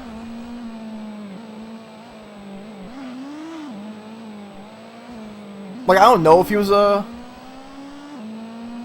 don't know if he was a shoo-in for UFC 200, but that would have been really cool. Like, well, if that and McGregor didn't bail, you know, that would have been a big drawing show. December. Which December was it? This December or last December? Because I don't think it was last December. That would have been too soon. Oh, don't hit the wall. But I'm pretty sure, like, whatever show Punk is going to be on, that's going to draw big because it's, you know, it's CM Punk in the Octagon. Like, no one's ever expected that was going to happen, kind of thing. So, whenever it happens, whenever he wants to do it, it'll be good. I'm sure he'll lose, but it'll be good for business, you know?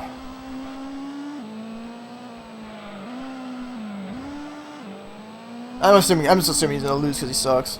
So, also he's broken. Like, he's in his mid-30s. Man, Punk would have to gain a ton of weight, and Brock would destroy him because he's so much bigger than him. Like, he would just manhandle him constantly. Like, Brock wouldn't need to do any submission. He would just get on top and just hammer fists. It's over.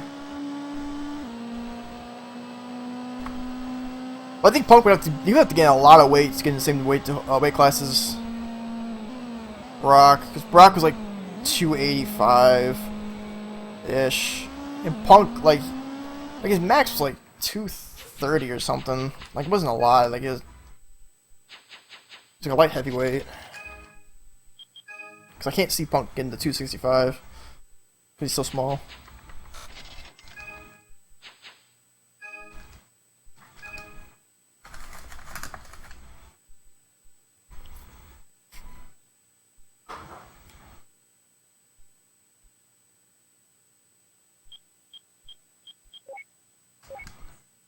Alright, good to have 5 races again. The same car. Pretty much the same thing.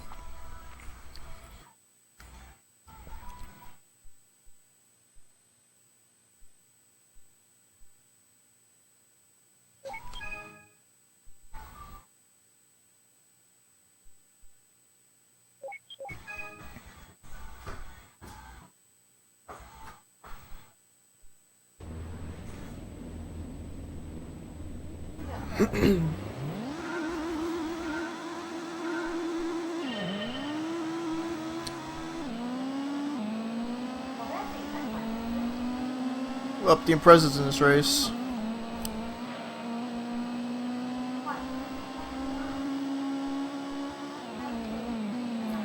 I hate when it's in here. It's so much faster than I am. Kind of. Well, not really, but if I was in the 400R, it'd be a tough event. So I'm really glad I changed my route, so I won't have to deal with it.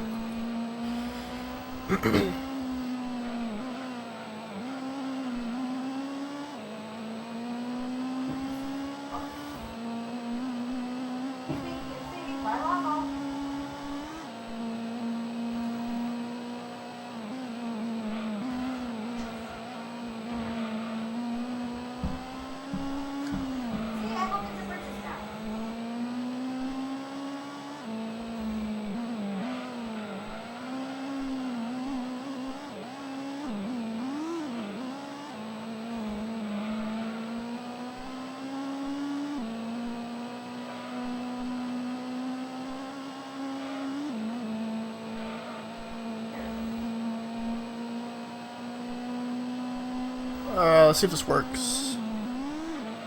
Probably a little slow. Don't need to be doing that.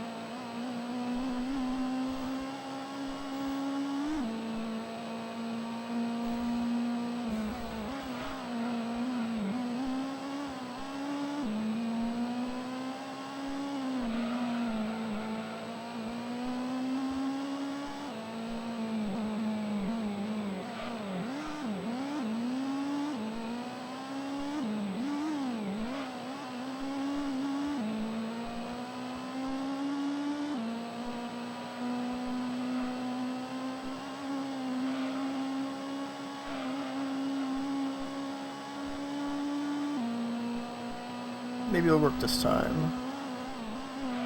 That's alright.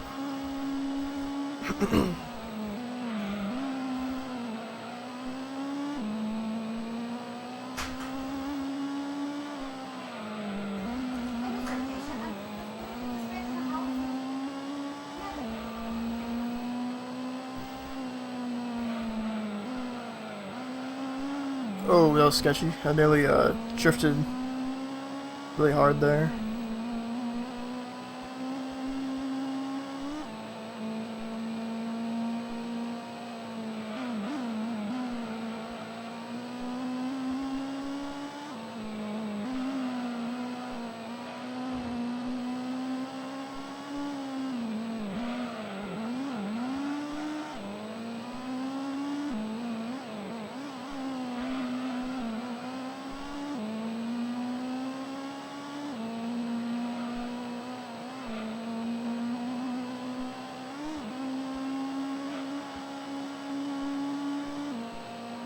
I guess it was better.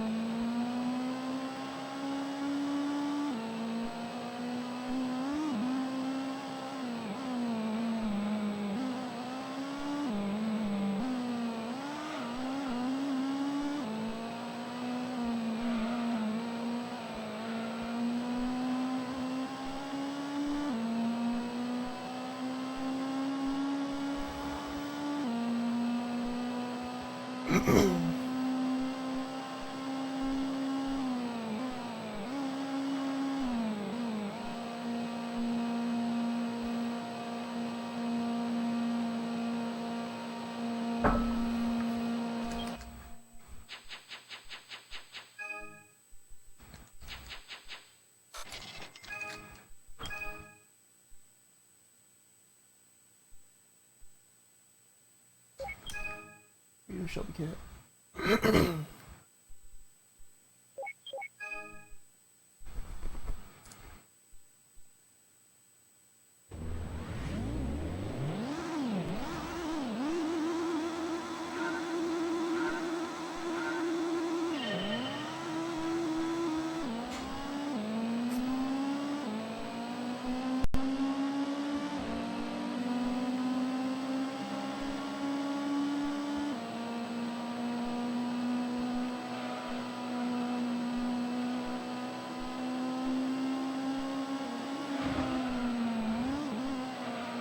Alright, welcome back, Warlord.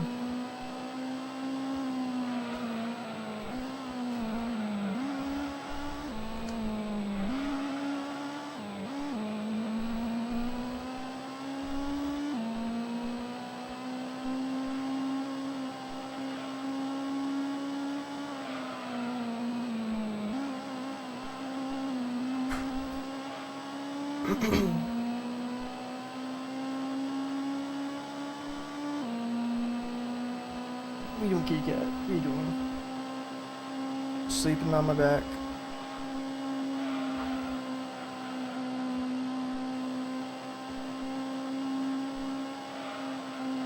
Oh, that was a bad idea.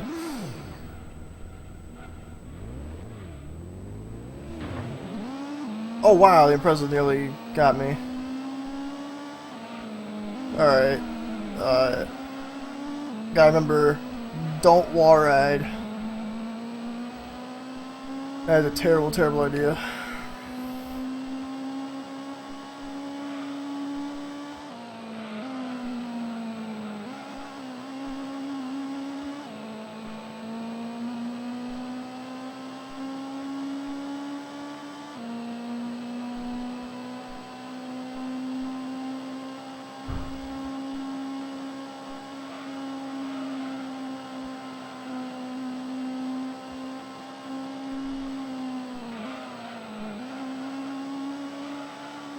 Yeah, that's how you do that corner.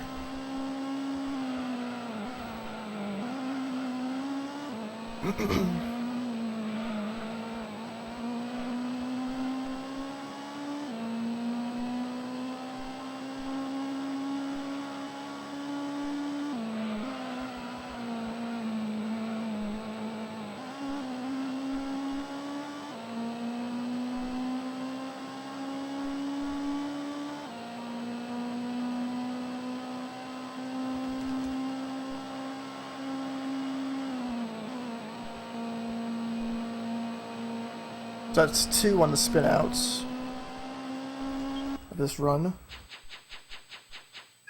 Really hope it stops.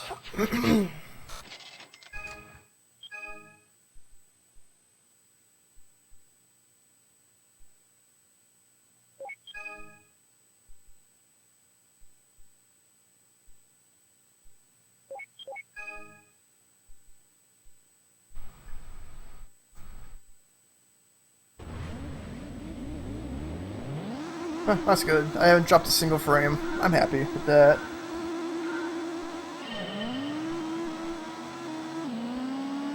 I probably could stream at 60 frames per second. I don't think I need to. I think this game looks just fine in 30. I think it plays at 30. But it's totally possible with my setup now. Maybe. I probably gotta, like, do a test run of 60 frames, but I don't know, it looked really, like, for any game I play, it probably looked really, unsettling.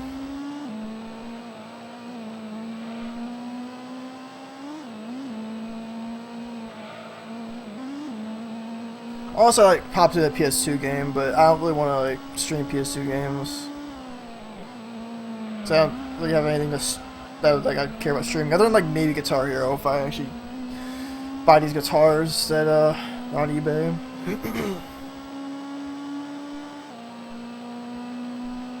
Yeah, that's good. That's good to know. Oh yeah, Dragoon, I'm pretty sure I don't have any Skyline runs recorded. So I'll probably message you after this run if I remember what to buy for the Skyline. I don't remember on top of my head. Oh, until GT3, okay. That's why it looks so good. Like, I don't know how well my computer might handle the 60 frames. Like, streaming it. I don't think it'll do very well. I mean, one day I might try it. I don't know if I, yeah, so I can see it when I get off. Like, I might do a Gran Turismo 4 stream with the steering wheel one day. I don't know when. But that in 60 frames might look pretty good. When next Gran Turismo 2 run is. Oh, man. I saw he was streaming the other day. I saw he finally streaming on Twitch. But I didn't bother stopping in because I was watching other streams. He's doing, like, license test stuff. Yeah, he hasn't asked me. Honestly, for me, I have no idea when I'm going back to Gran Turismo 2. I don't want to say he broke my spirit by destroying my record, but I almost have like no interest in going back. It's gonna take a lot for me to come back because it's so damn difficult. Like, what I want him to do is to get a perfect run so that none of us have to play Gran Turismo 2 ever again. There's that. Because his run is just like, it's so... I hate you being, like, defeated, but it's close. Sub 3. I believe in you. I'm definitely sure you can get a sub 3. Definitely sure of it. I just have to remember what the tuning thing is for the Skyline. And I would recommend doing... Like, if you... Oh, I was gonna say that might be your best bet if you want to, like... I almost quit out of that. If you want to guarantee you get a sub 3, I would do that. I would get the Dace and Sylvia. But if you want to do it with the just going straight to Detroit, then by all means. Yeah, I have the... yeah, Adrian sent me the list of all the cars you start with, and I cannot believe how different America, Europe, and Japan are to each other. Like, Japan is even worse. I think Japan may not have that Skyline. Or if they do, it's more expensive. So NTSCJ runs hers out the window. Because looking at the cars that you can start with, I don't know what else there would be other than the Skyline. I don't know what would be as good.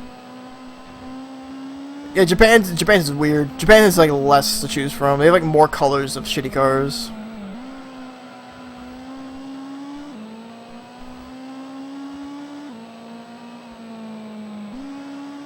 Like if doing the 80s Sports Car 5 event didn't take 5 minutes, that would be a cool way to go around and do 80%. Like, you would just grab the Skyline silhouette, sell it off, and you have the money, but that's like way too far out of the way. Because right now, the routes that I know is if you just don't bother with golds and licenses, you grab your best bet, which would be either Skyline or Civic, depending on the region. Gold IA, and have the money to tune an Impreza and an Elise. And the other one is just do what Toom does and gold everything because he's better than all of us, sadly. And just use all the cars from there. How's it going, Meerkat?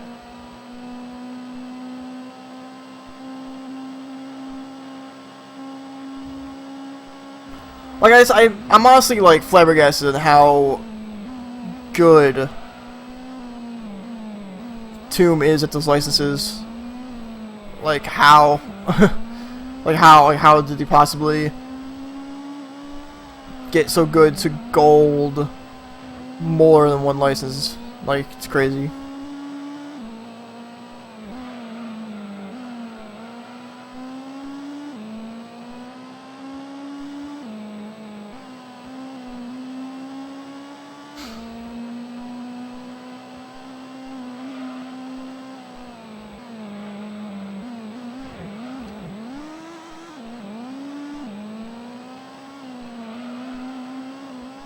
Also, I was thinking of making a Discord for Gran Turismo runners. It'd be kind of cute. Yeah, this is Gran Turismo 1 for PlayStation 1. Played on a PlayStation 2.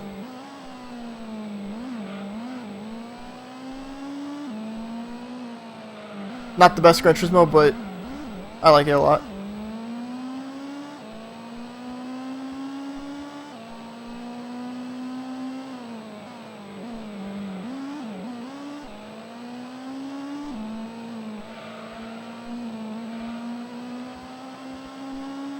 Will I go for the Discord?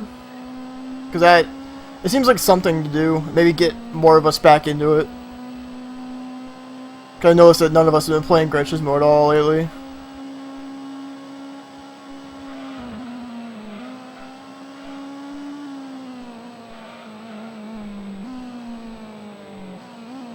Game looks awesome now, Racing Fan. Hey man, it looks awesome because this game came out in 1998 on PlayStation 1, and hopefully knows how to make their games.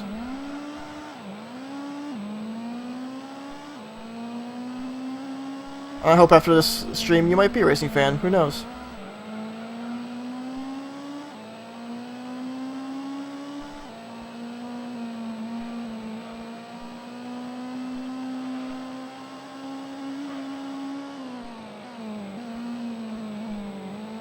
I can make it free if you wanted. Oh dude, that'd be sweet.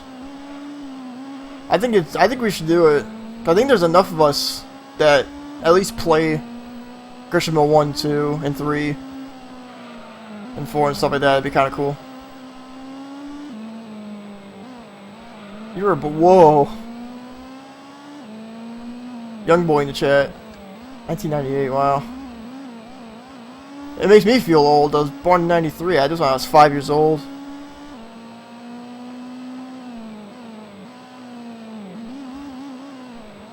Oh, Dragoon, did you see Adrian's fucking Gran Turismo 3 100% run? He posted it in YouTube in like 40 different segments or something like that.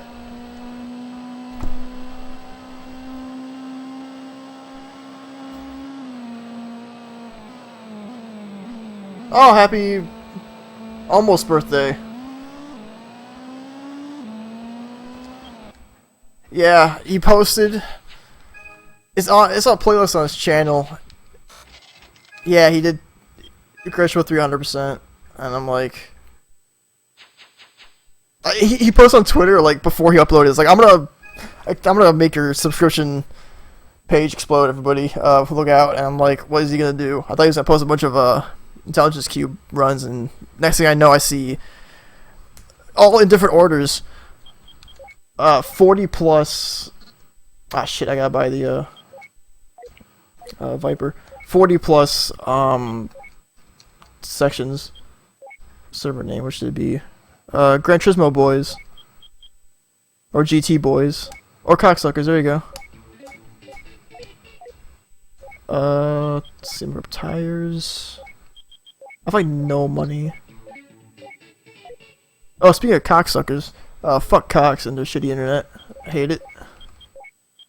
I got DNS errored for like, oh my god, like 4 hours or something, like a week ago. The only reason why I knew that is my brother told me.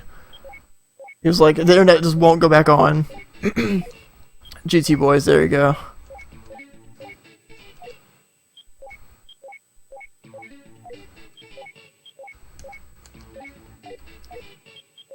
Cause I'm on a couple of Discord servers, so I'm starting to use that nowadays.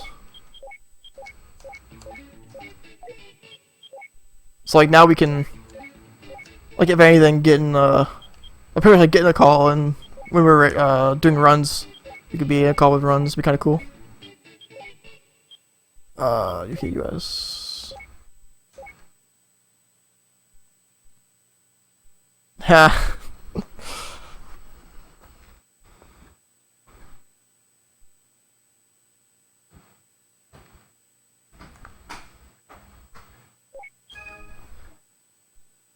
Alright, so it kind of sucked that I didn't win anything good off of those last two events, but it's whatever. Also, I'm very surprised I actually got the Del Sol. That almost never happens. The Del Sol is really tough to get. It's RNG, but it's not like, I'm pretty sure it's not weighted correctly. Like 50-50 split. So I gotta use this crappy thing, so I'm already inherently losing time on this. How much I gotta do? I've gotta do, when I get to a straightaway I can scroll down. Oh god, this thing's awful. I have to do 2 more endurance races. I have to do Sunday Cup, Clubman Cup, GT Cup, and Worlds, and like 1 other event. No, 2 other events. So pretty much like 4 hours to go. It's not too bad. It's not as bad as my 26-hour Gran Turismo 2 100% run. Alright, so scroll down. There we go. That's all I got left. The All Night 1 takes 50 minutes. Grand Valley takes an hour and 45 minutes. This event takes like 20. Real Drive takes like, how long? Like 8 minutes. And Sunday Clubman takes like 5 each. GT takes like 20, and Worlds takes like 20 as well. So yeah, I'll be here for a while. Oh, also, I somehow got to 200 followers when I wasn't streaming for like 2 months, so I probably should thank all you guys who followed, because somehow I got like 20 followers by just not streaming, so that's cool. Really appreciate all you guys, because I wouldn't be doing this without you guys, you know?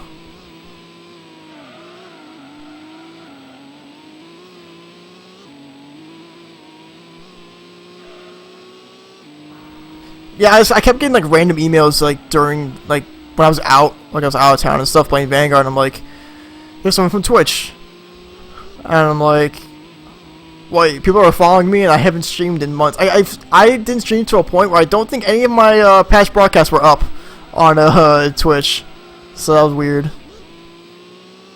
So yeah, it feels pretty great to actually, you know, be in the triple digits with the 2 next to it.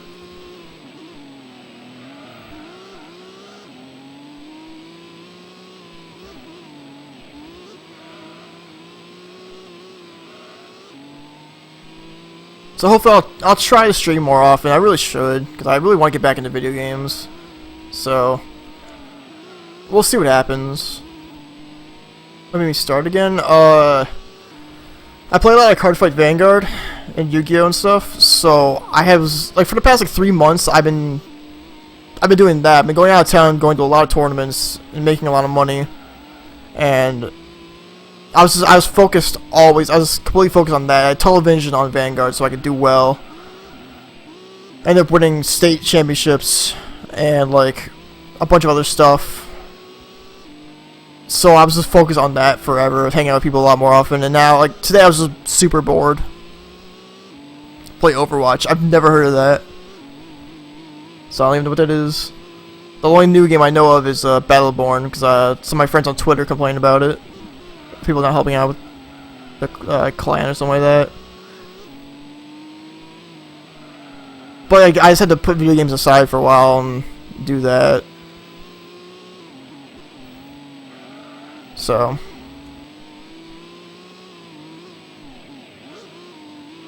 but really today was just I'm just bored. I'm gonna do this 100% run because I wanted to do it yesterday, but yesterday it was just too loud, so I couldn't do it. Oh, thanks, dude.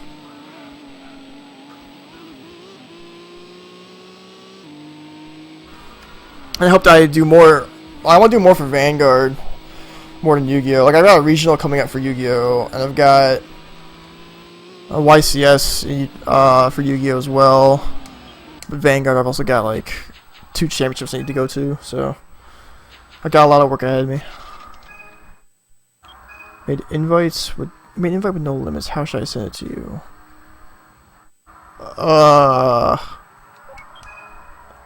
Huh. I don't know. Probably should message me it, and we can go from there. Because I don't know how to run a Discord server, so like if you want to do it, then by all means. You probably know more about it than I do. I just got invited to a couple of them, so that's all I know what to do.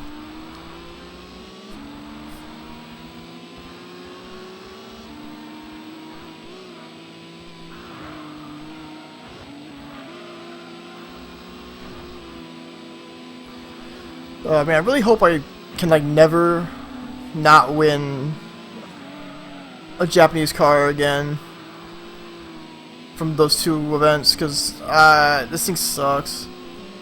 Just pick you want. Either or is fine, as long as I get it.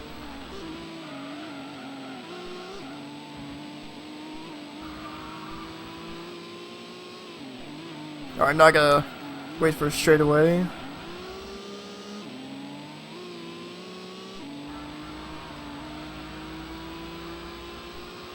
My mouse is over there.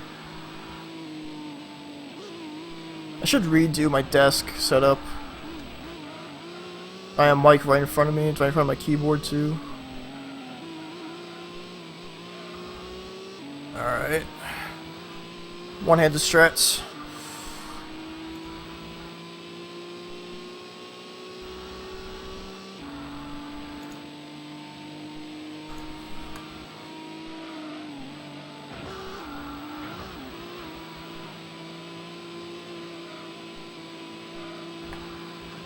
Alright, one-handed. See those? There we go. One-handed strat's going terribly.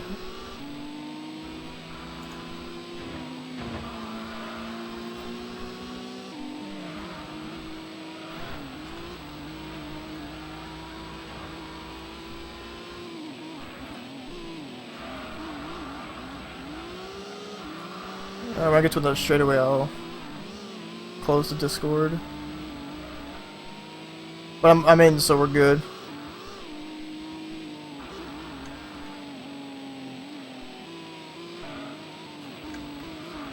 I hate this Viper so much. I hate that I'm already like I'm losing, like inherently losing like at least a couple of minutes because of RNG. All right, now we're good.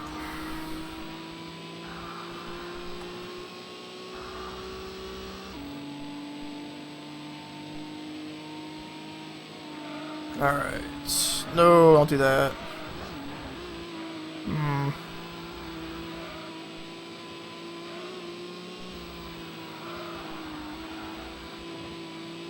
Alright.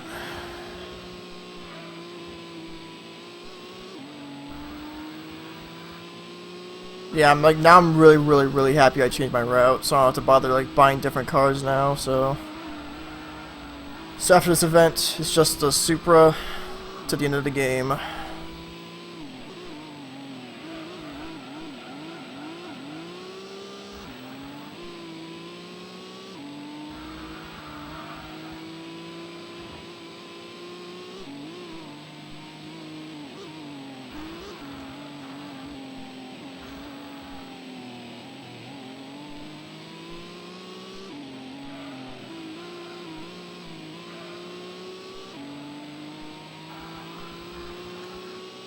My goodness, get me out of Route 5. I hate this track.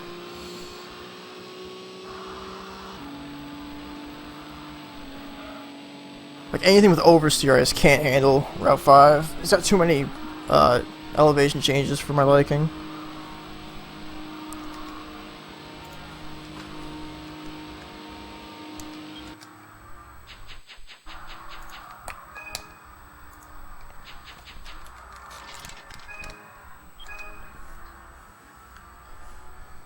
Oh yeah, I forgot I actually own Underground 2.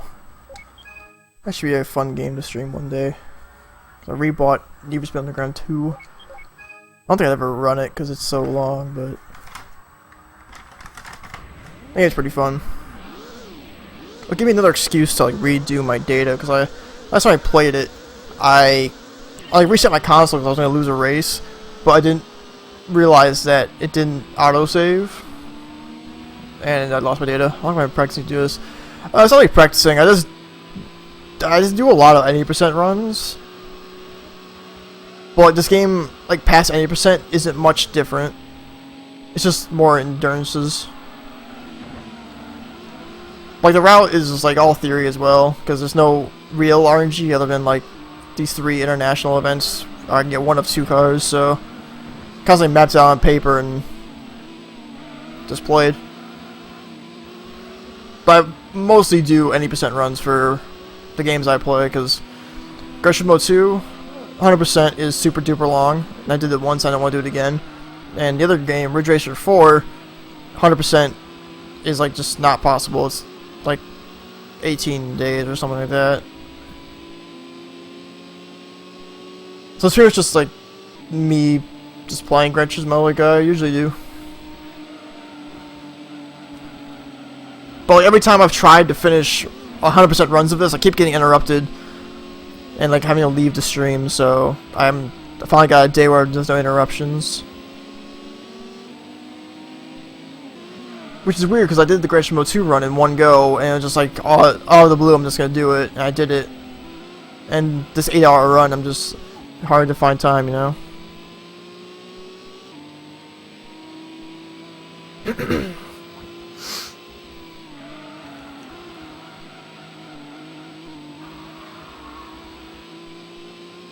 I mean, I think this could be a serious category, but like, I don't know. Most people don't like doing 8-hour runs on the regular, so kind of just like, I might be one of the only ones who might do this, which is fine. I'm fine with it. It's more of a casual category anyways, so.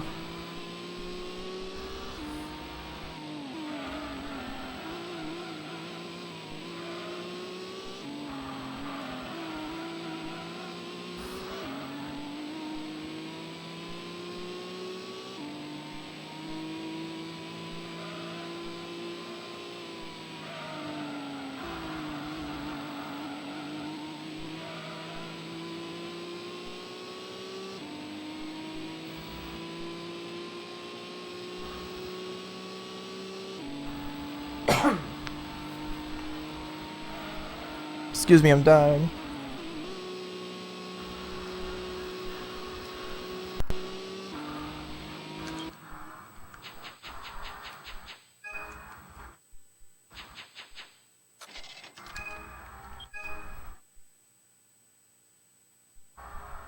Hi, kitty kitty.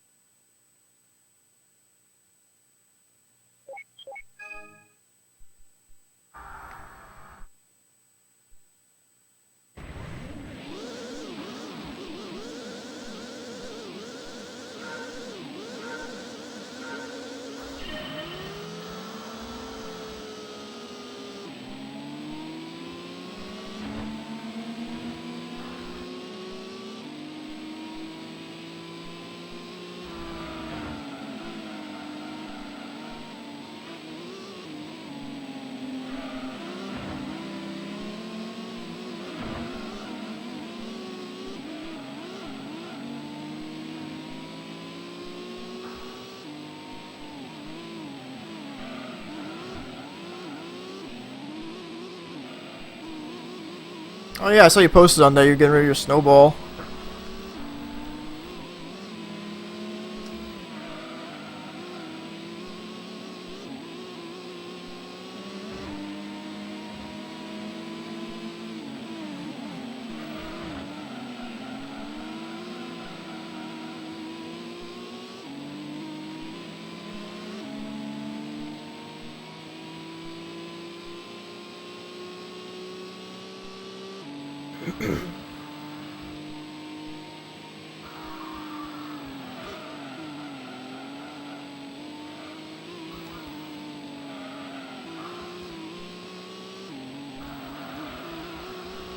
How's it going, Robo Crash?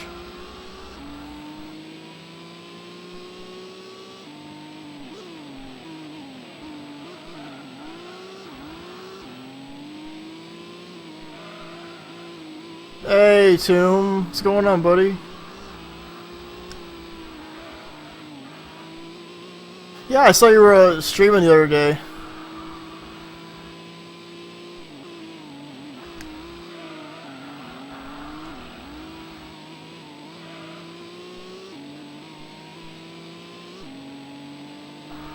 And good time you came in, like right in the halfway point of this thing. Yeah, you were on the. I was scrolling through the speedrun page. Oh yeah, totally. I should have avoided it. Now I was just passing by on the speedrun stream page, so I saw your name. I'm like, oh, cool, he got a Twitch account. You're doing like licenses or something like that.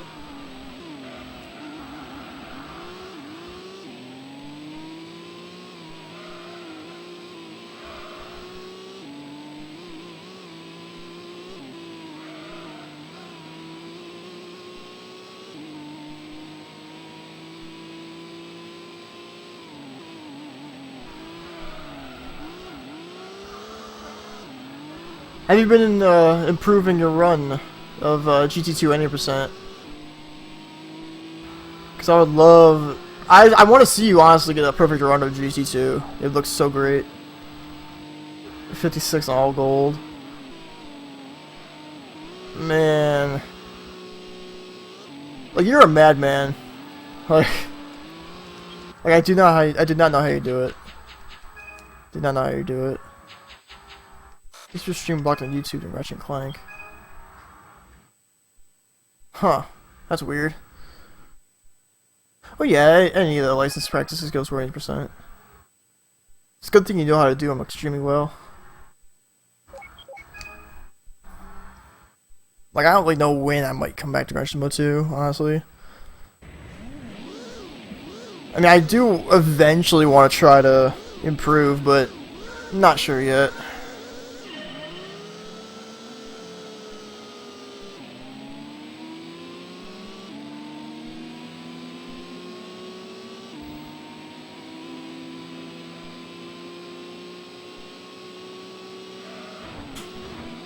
You could though. You can get like the perfect run. You can get it at 235. Yeah, but it's always a good. It's always good to like improve and stuff like that. I mean, hey, why not get a record that's literally unbeatable? But I see where you're coming from.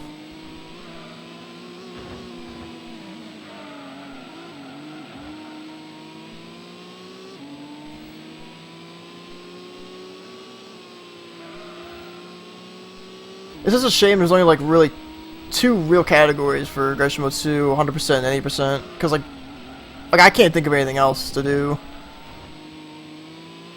Other than like maybe, it seems weird, but like New Game Plus, but I don't know how you would describe or define New Game Plus for a Gran Turismo game, you know?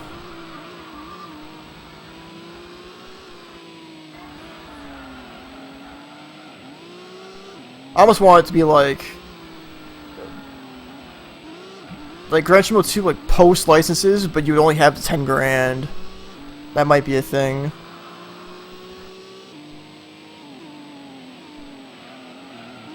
Oh, you did? I must not have seen it. Oh, all of them golded. Huh.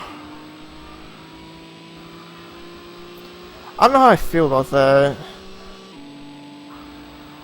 Because it just seems weird, just starting with like 5 cars in your garage. No, sorry, 6, because you'd have Super.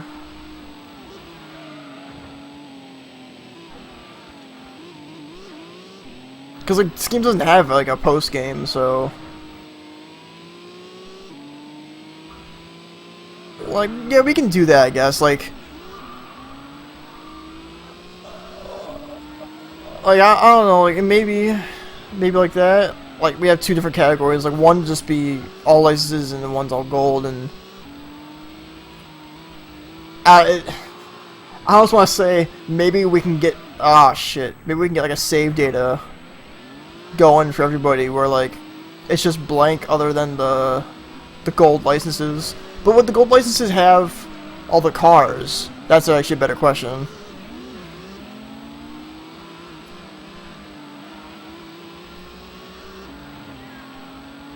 Because it's really hard to figure it out. Yeah, I bumped into it like 5 times in the first endurance. Oh, that server is on its side.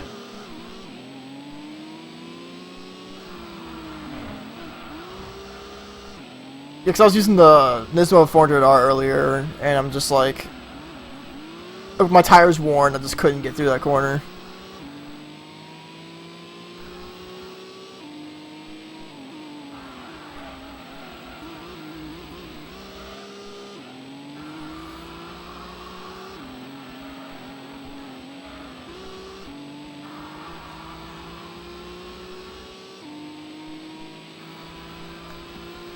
Alright, one more lap and we're finally out of the international events, finally.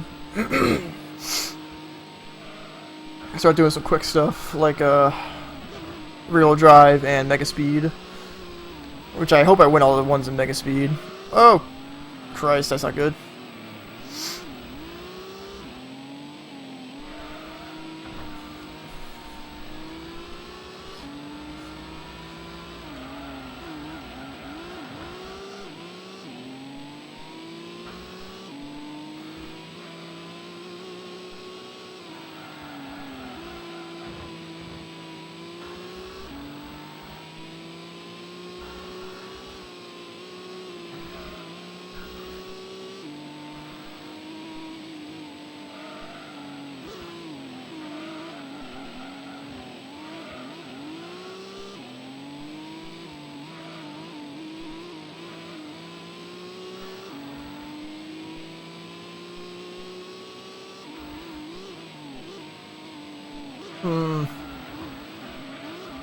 Have you thought about playing this game?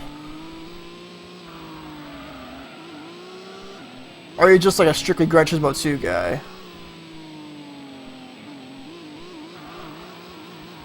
Because I think you can probably crack this game.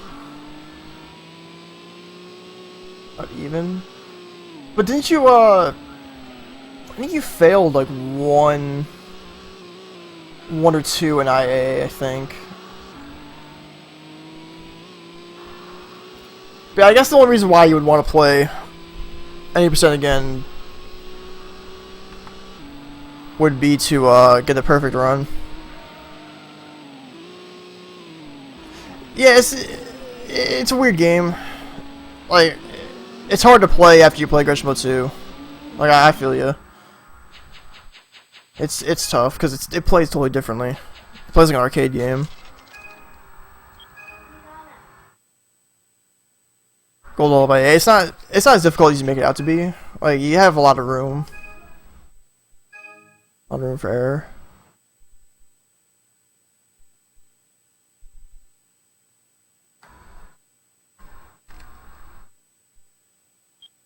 Hey man, I've been trying to learn. Well, actually I didn't try for a long time, but nonetheless. What did I win from that? Oh, I got the console car. Whatever. Wheel drive. I tried, but I don't know, didn't get me too far. What kind of sucks is like, I'm not like proud of my the run I did with the all gold IA. It doesn't help though, because the one test that always gets me is IA 3, the NSX and Apricot Hill, because it's I think you have like 1/10 of a second leeway, and that's the 1/10 of a second I need. I mean, there you go. There's a challenge for you. Just import yourself a PS2 and Gran Turismo 2. You're good to go. Get that 235.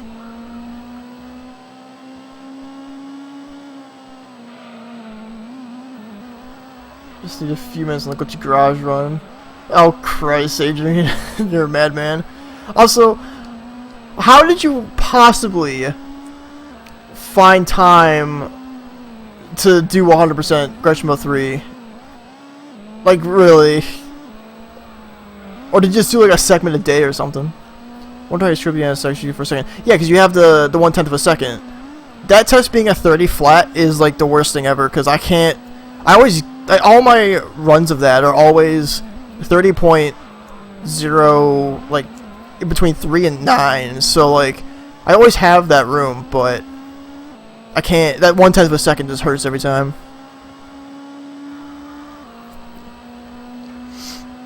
Oh yeah, you guys need to get in the Discord, because Drew just made it.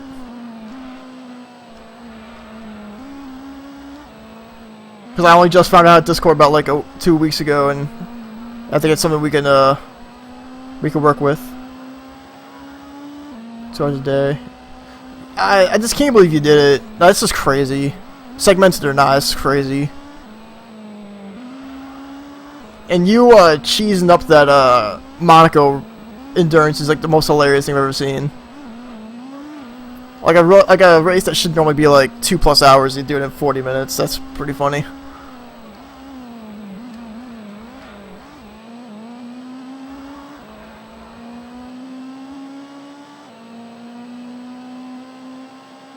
Also, if you looked into like other tracks that can do that, or it's just Monaco. Because if you can figure out how to do it for like Laguna Seca or something, because it's so easy to break out of there. Turn has Skype. Well, it's not something like it would just be around. Like the Discord app, I'm pretty sure doesn't take that much room. It's not that heavy of an app. Because you don't have to use it on the browser anymore.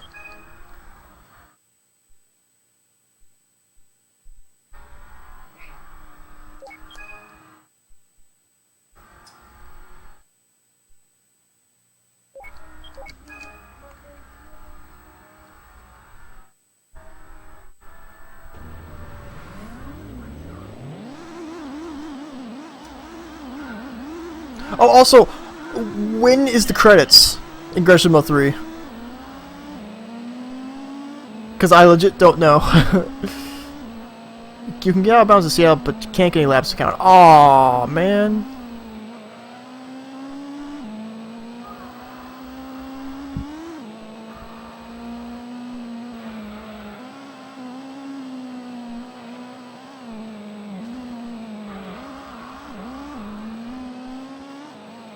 Because if I didn't watch you run all the way because it's so long. Because I watched the stuff that I really like thought was pretty cool, like the rally and all that stuff. The rally and the Monaco endurance. So like, is the end of the game? Why did I do that? Got stuck at the wall. Is the end of the game professional worlds? Because if it is, then we might be able to work with that for any percent. I just don't. I don't know how long it'll take, but it's a start.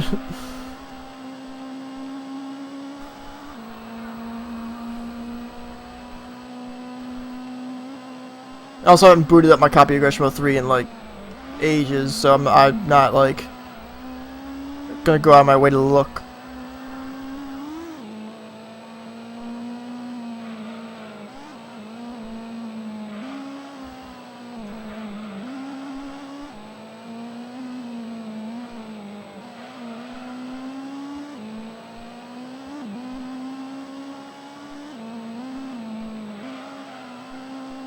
Gran Turismo 3 Gold Light speedrun.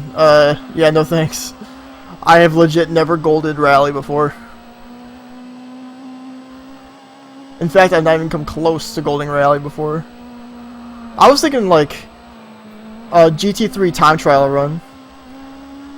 The quest play after each league is complete. They do have to beginner, which is why I stopped for 8%.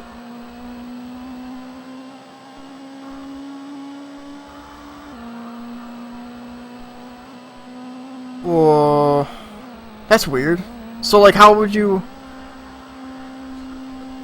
So we would have to just, huh? That's weird. So like, if we were to do 80%, we'd have to do like 80% amateur, beginner, and the professional. That's weird. Or gold GT1 Monaco. Oh, that's pretty crazy. I don't think I've golden many in. I've done gold in S before, but like I think it's like 10 years ago or something.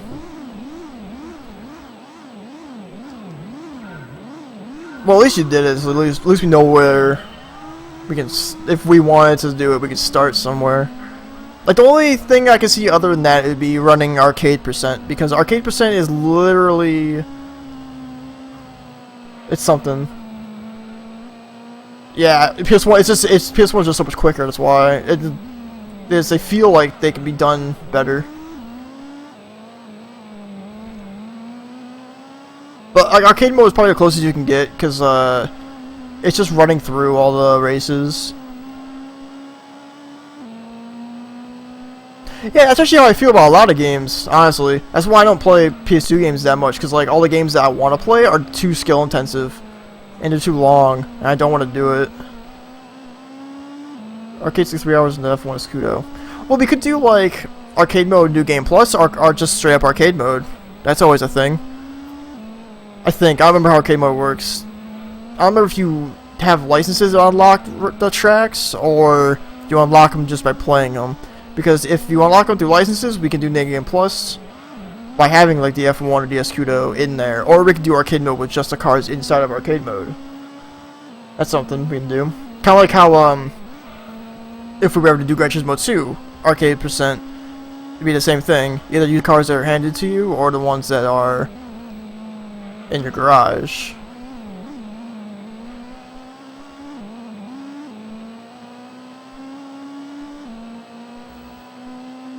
Awkward races. Okay, so okay, we can do. Yeah, we can work with that. That seems something that I might try.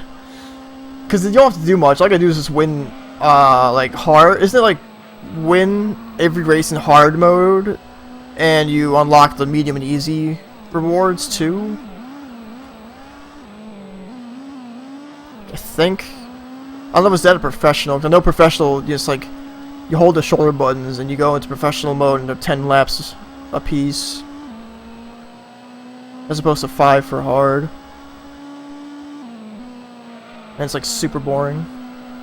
Okay. Yeah, we can definitely work with this. This seems like something we could do.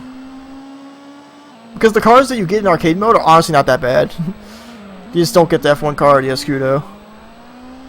Well, actually, for America, any of the F1s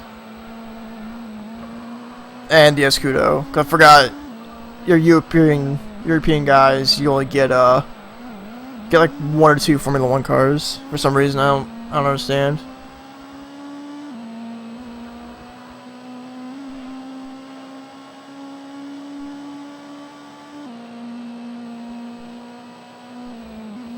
And I'm pretty sure we're not doing anything for Gran Turismo 4, so we're good there. Because nobody wants to play Gran Turismo 4 as a speed run.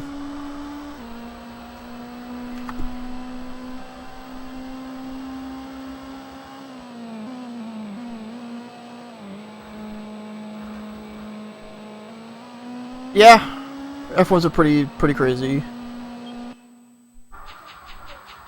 Yeah, I think the 91 is either 91 or 94 is the best. Like, there's no category for GT4 because like we can't, like none of us probably can think of anything. That boy, real fighter. Make speed. No.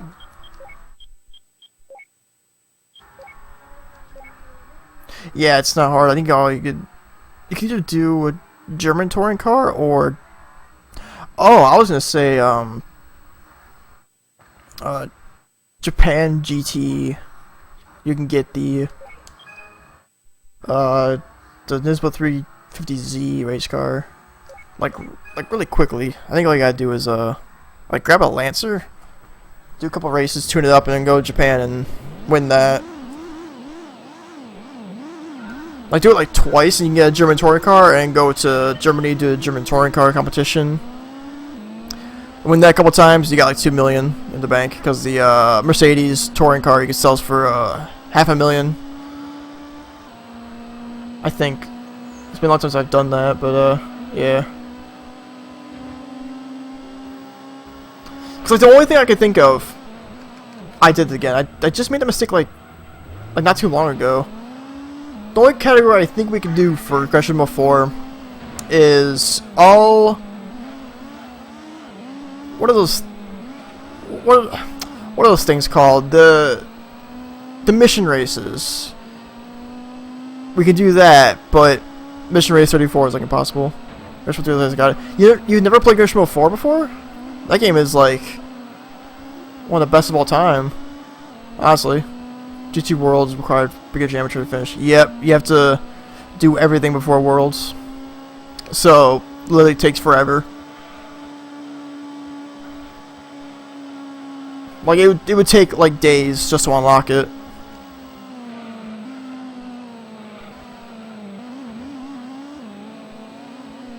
Oh, this is gonna be tough. I need to win this.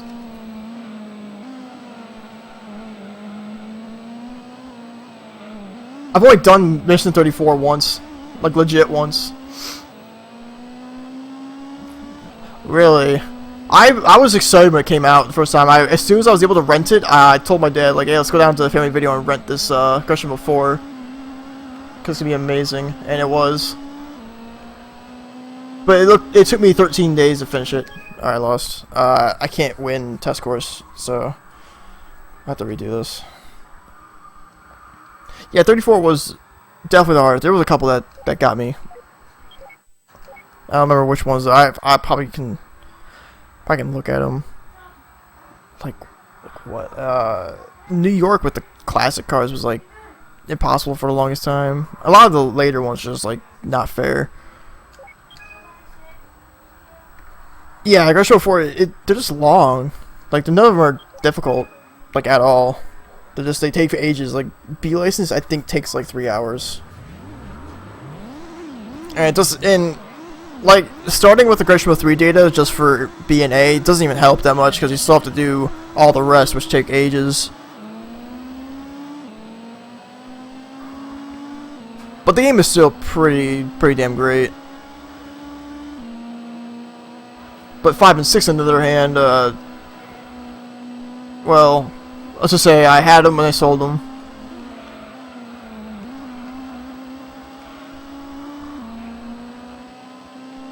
And plus, like, arcade mode for Gran Turismo 4 is just like exhibition mode, so there's nothing to do for it.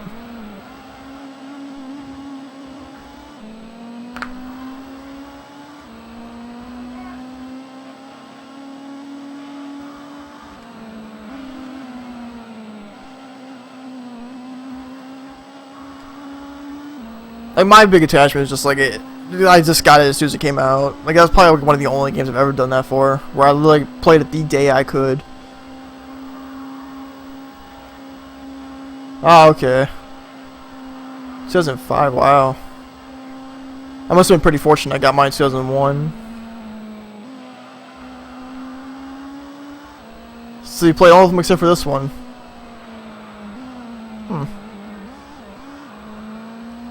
This game is like, honestly, I'm not trying to be biased, but this is a pretty good game to pick up. Like, if you can find it cheap, it's a very fun game, because it doesn't take very long. And it plays like an arcade racer. It has a pretty good balance of arcade sim. But honestly, like back in the days, Polyphony thought this was a simulator.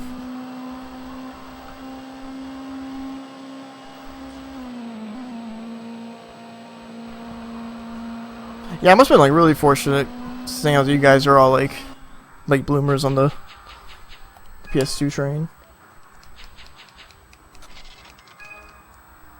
And like, I got mine out of the blue. My dad was just like, we're at Walmart, and we're like, oh, we need a DVD player.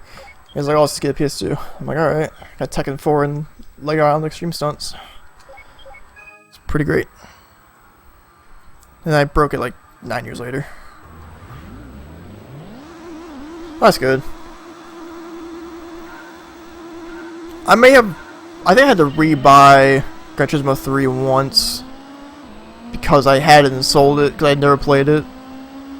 I had to rebuy Gran Turismo 1 recently because my disc was messed up. It was on stream too. My audio wouldn't work that well, like the music track for skipping, and I rebought Gran Turismo 2 like 10 years ago because my disc like crapped out ages ago, like way early 2000s, and I was a kid, so more out. Wow. I'm assuming they're the fat ones, because the fat ones wear out. The slim ones don't, from my experience.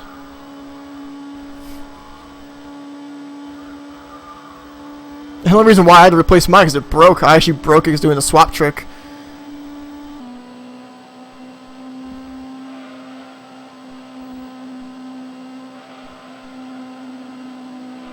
Trying to boot in the hard drive. Man, Dragoon, I want your PS2 so bad, honestly. Because, like, that is just so cool that you got a hard drive for it. I need to slipstream off this guy. There we go. A chip slim, nice. Mine's just a slim I got, like, for Christmas, because I broke mine. But the slims ones are fantastic. I have a 70,001. It's pretty good.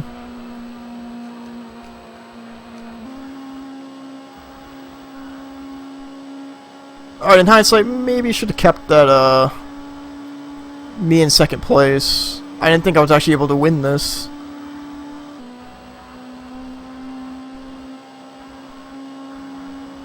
I think if there comes a time where I start playing my PS2 more, I might do what you do on yours. Because this seems like the coolest thing.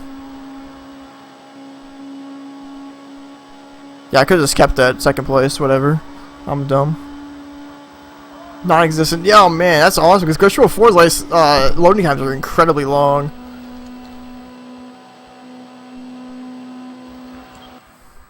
Oh my god, that's fantastic. Like, does it only play PS2 games, or can you play PlayStation 1 games? Oh, that's dumb. What am I saying? I can't actually. Actually, yeah. You probably know more than I do. If it does play PlayStation 1 games. I think I want to see Japanese PS2s now. Yeah, let's see, Japanese PS2 now. Yeah, that'd be nice. Well, I want more than that. I want Japanese PS2s. Japan has some nice colored PS2s I want. Only PS2. Good enough.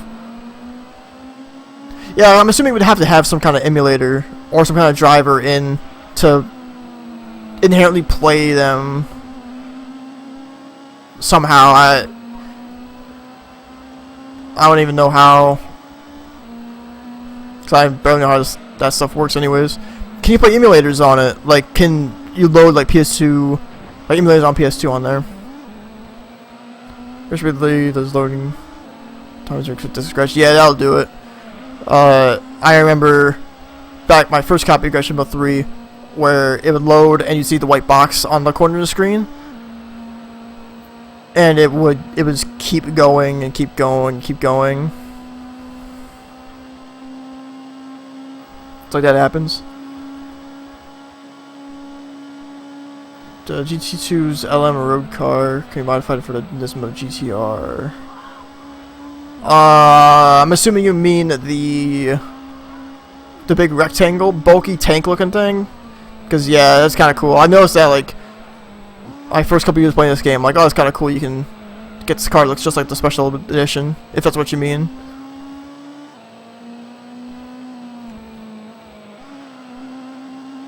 Dual layer. There's not that many dual layer games though, isn't it? Isn't it like only just Gran Turismo 4 and Tourist Trophy?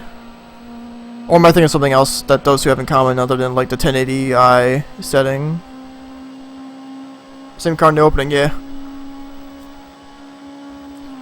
Yeah, I think it's like the exact same as the special edition when you yeah, when you RM it. Which also sucks. It's so bad. Cause I remember I looking at size of Gran Turismo 4 ISO, I'm like, this thing is like 9 gigs. Oh no, it's not the only one. I think I might be wrong on this, so don't quote me on it, but I think a couple of the Guitar Hero games are dual layer as well. Like maybe World Tour might be dual layer.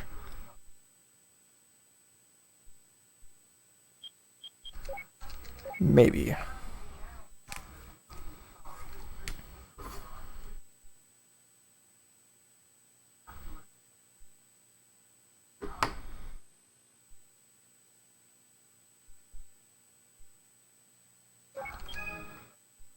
Speaking of Guitar Hero, I probably should check those guitars if they are still up and pretty cheap. Alright, Endurance Race coming up. This one's like 45 minutes. But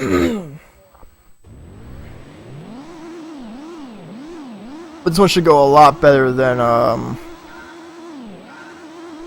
other one. Thanks, Cashcabald. It's going well so far. And we're halfway there. Actually, we're more than halfway there. No, we're halfway there because we got 2 more endurances to go. There it is. There's the Nismo big bulky thing.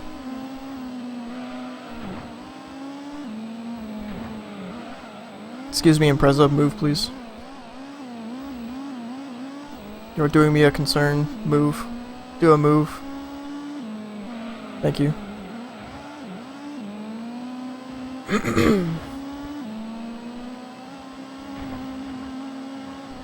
Move, please.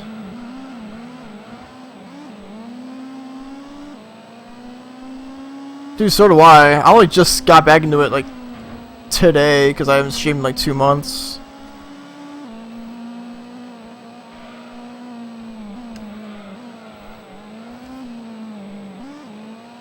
Because, like, last time I was doing this game, I was trying to gold a license, because I think there's at least 20 or 30 seconds, or even close to a minute, to save by golding A, selling the TRD 3000 GT, and tuning up the 400R a little bit more to gain a little bit more time. The only thing is, A license is like damn near impossible.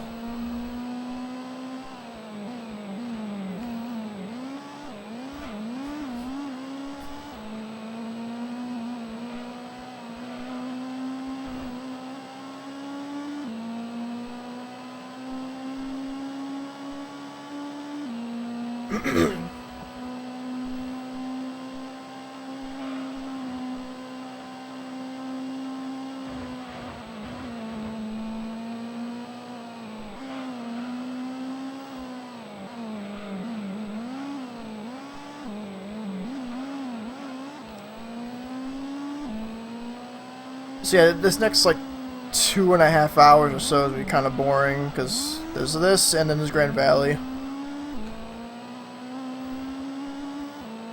But hey, after that, there's just the end of the game.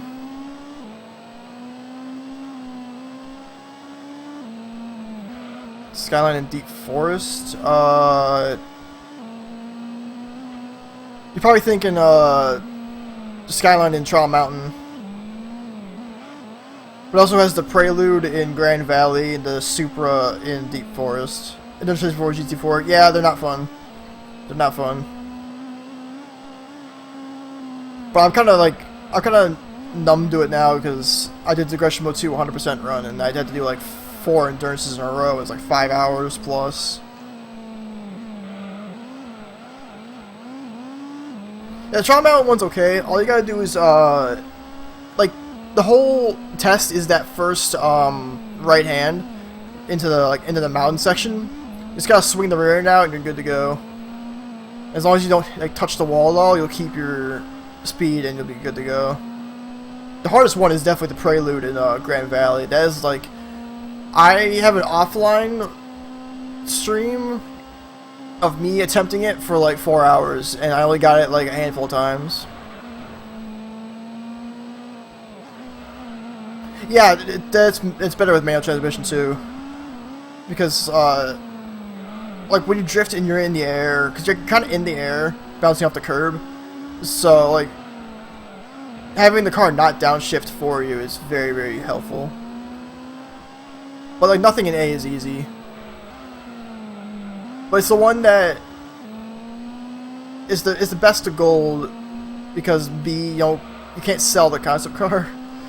So you kind of have like some, you kind of have some like really shitty cars sitting in your garage you can't sell, so it's not even worth like grinding out B. The B final test was Miata in High Speed Ring. It was a time trial, which is actually pretty easy. Just gotta like not touch the wall because the Miata's so tiny it messes everything up. I really should upload my Prelude Gold license test onto YouTube because I think I have the world record for it, from what I've seen. Like I have a 30.094, I believe. It's pretty good. Speaking of that, Rossi, I actually... Are you talking about Gran Turismo 3 final test in A or Gran Turismo 1 final test in A? Because in this run, I actually golded a 8 first try somehow. I'm probably gonna highlight it. Yeah, I'll try to have a good run too. I'll see if it not spin out.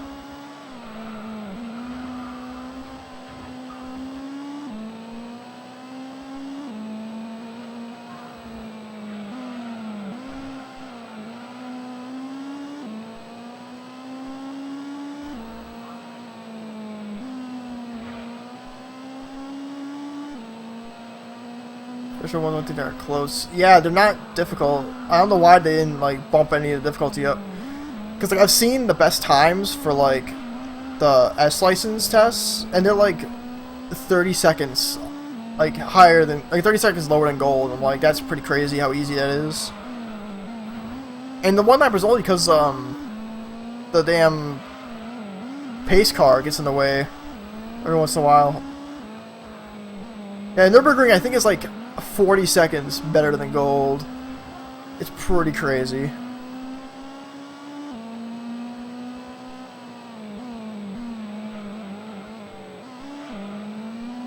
Because it's not hard to GT4 all licenses like in this one go. Even casually, just like run through them all. They're pretty harmless. But like Gran Turismo 2 and 3 is just not happening. Like 3 is definitely not happening.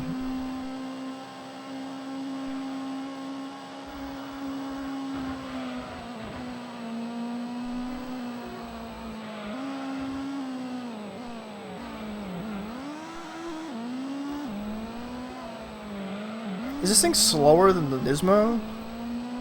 My best time on Route 11, reverse at least, was 1:36, which was the All Night 2 event.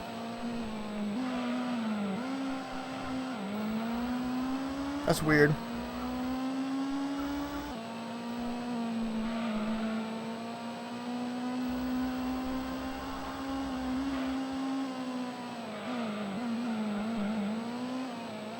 Yeah, that's definitely right.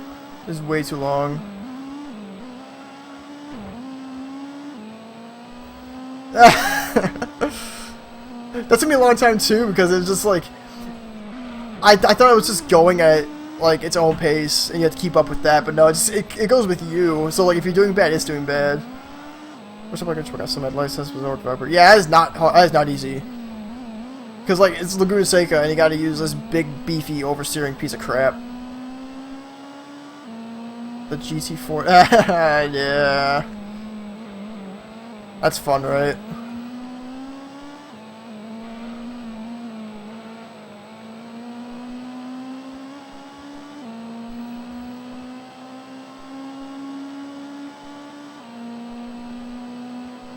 Yeah, pretty sure this thing's slower than Nismo. That's like really crazy.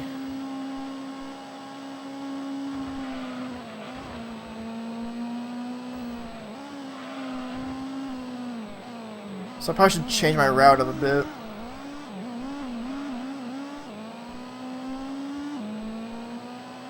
But hey, at least it's a touring car Viper, not like an actual Viper GTS like in the IB9. In Laguna Seca, we gotta do the corkscrew with that terrible Viper. That is the least fun thing ever.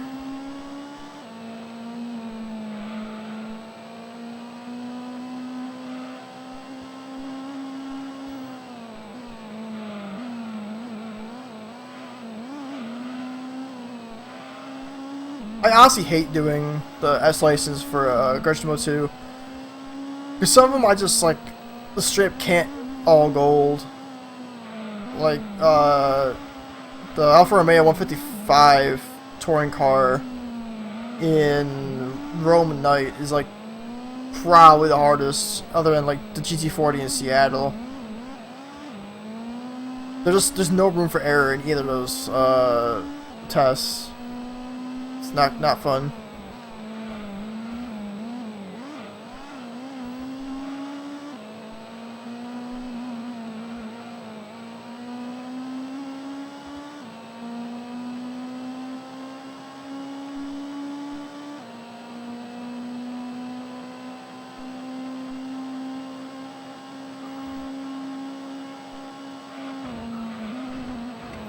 That was bad.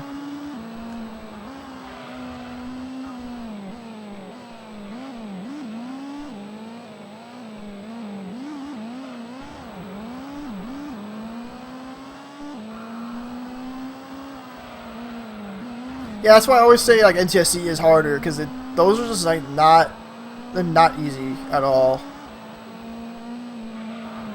Like PAL, you guys have more room and stuff.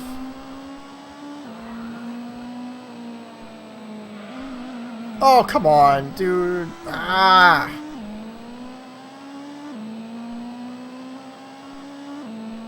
Yeah, but those missions are not. Those are not easy. This is not easy at all. Mission Race 34 can just like go die. I hate that one.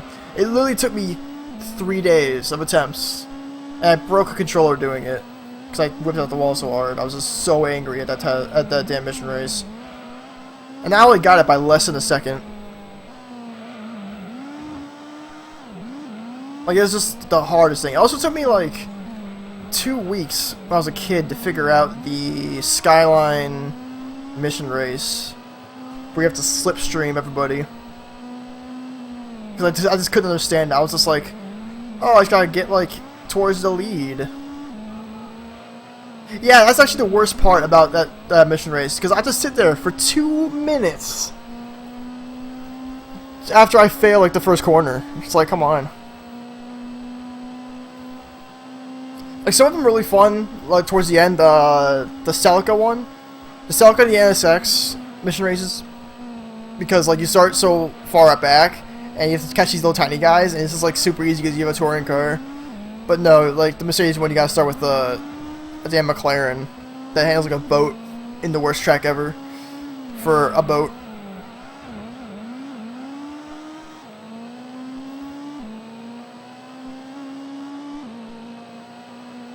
Like, as a whole, those mission races aren't as hard as, like, the 3-lap battles. The 3-lap battles are not easy by any means. Yeah, that's what I was talking about, the Skylines, and they're like, one's ahead, and 4 of them are in the middle, and you're behind. And I couldn't understand it, like, oh, how are you supposed to do this? But you just gotta, like, he's got to slipstream for a bit, let him pass you, slipstream, let him pass you, and you'll get there eventually. But like, you can pass the last guy, but like by the ending bit of the last corner. Yeah, definitely the stopper should have been there. But hey, at least when you finish those events, you get amazing cars. Like, you get the what the hell's that thing called? The 89 and the 90 Nissan prototypes, or a C-Class, I should say. I mean, hey, if you want to try Mission Race 34, like, go for it, see how long it'll take it to do it. Like, the test is literally only hard because the car you get is awful. Because it just can't handle through Nürburgring. Because the 2 minutes is fine. Yeah, they're 89 and the 92. Yeah, those things. Can't remember those names. Those are pretty good. Yeah. Yeah, but I'm impatient, and I like grinding out a test like that I know I can do. It's just like, it's just weird. Yeah, the 92 is the one beforehand. And the Toyota 7 is the one before that. I think the Toyota 7 is the Slipstream events. Oh, never mind. It's endurance race. I'm an idiot.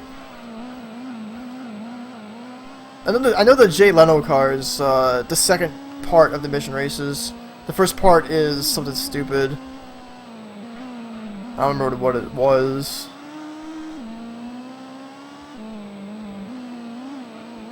But just winning the 89 is like, it's fantastic.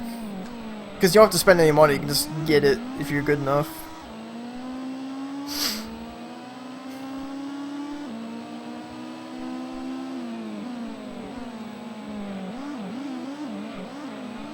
It's kind of like doing the time trials for Gran Turismo 3, getting the Panas. Like, as long as you can do them, then you're good to go. And I can do those in like just about one try each, because they're not hard. But it's just like it's just a very hidden secret that, you know, like, almost like you'd have to look it up to know that those time trials mean something if you gold them all for Gran Turismo 3.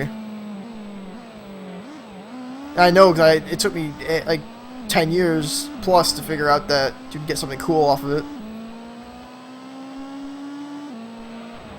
Yeah, there's that. Get the stealth mode cars. Those are nice looking. Those are definitely nice looking. I remember my first time through, I could only afford one of them, so I grabbed the 92. Because I didn't think the 787B was good. Nah, it's definitely not useful for a speed run. Honestly, it's probably easier to actually win Nürburgring 24 hours for a Formula 1 car.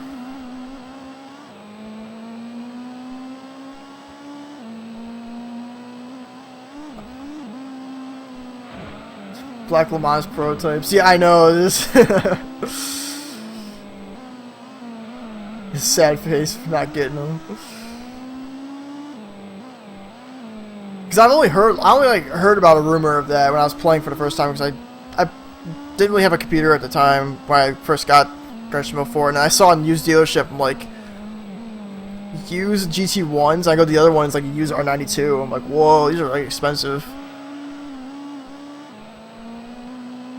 I like those, and I like at the end of the game when you get the Formula 1 car stealth mode. It looks so great. It's actually like, that's almost worth the 100%. It's almost worth the 2 weeks of constantly playing to get it.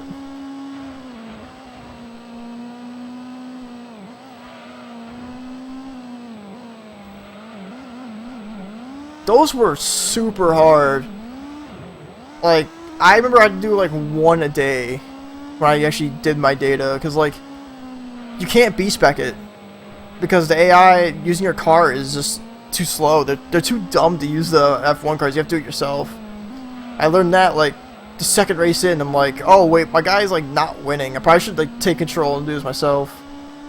It take forever too. And you can't tune up the F1 car, so like, your guys are all on equal footing. So it's pretty crazy. Not like the Gran Turismo 3 Formula 1 car event where you're all just like using different F1 cars, because there's like, well, in America at least, there's like 6 different ones.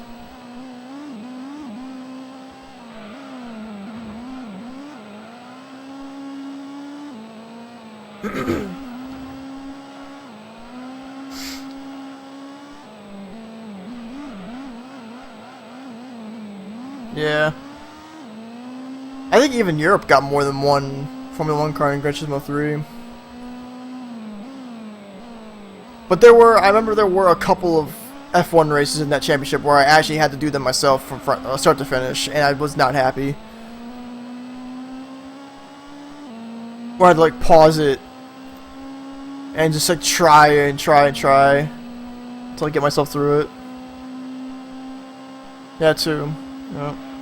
Which is weird. I don't understand why you guys only got 2. And America got like all the famous ones that weren't named the famous ones. You just had to do research on them.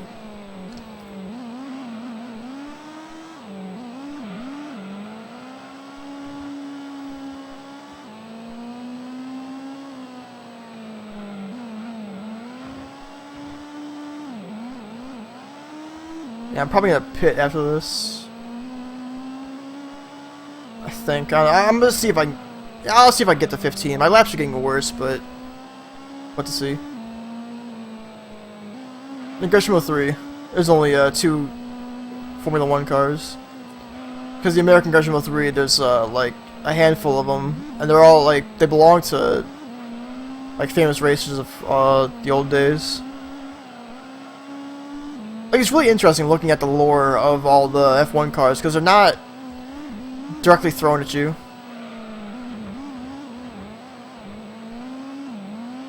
Oh, copyright? Oh, that sucks. It sucks a lot, because, like, they're European F1 drivers, Formula 1 cars, so, yeah.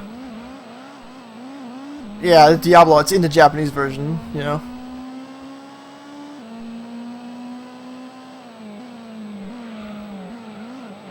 Not pitting, this thing sucks.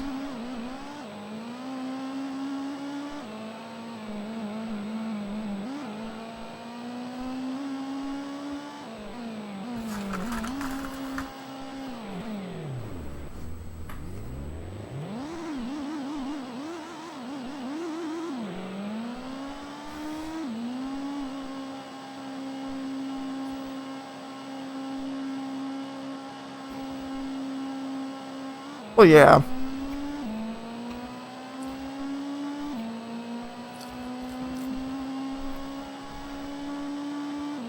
You can even shark in the Porsche that that Kaz threw in there, like his actual Porsche. I'm assuming that's like a body swap thing.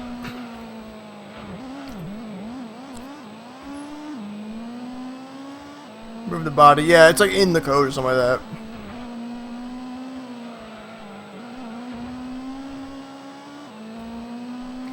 Nice. Yeah, those are similar, right? Yep. Yep.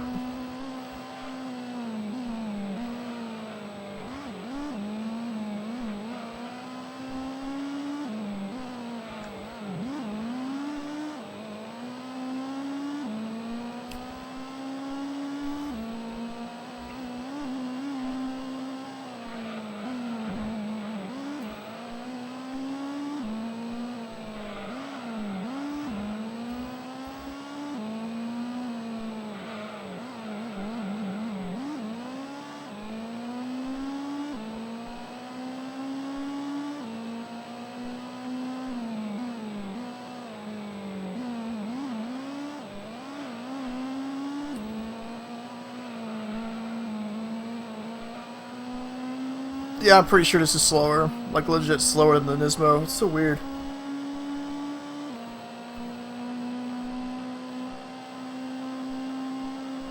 Yeah, I don't understand, like, did it save, like, room or something on the disc to do it that way? I never understood that. Having it separate. Or maybe it was, like, easier to, easier to make stuff. Or easier to organize or something like that. Oh yeah, he did.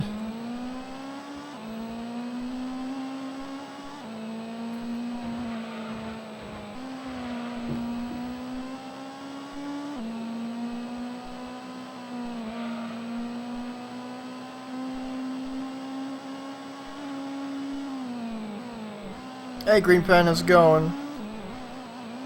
You're just in time to watch a bunch of endurance races. Yay.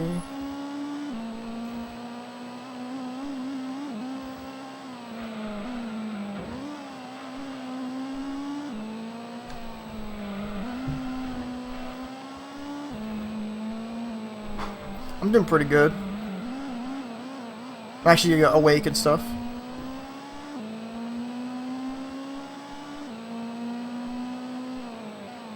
I'm awake enough to finish this run.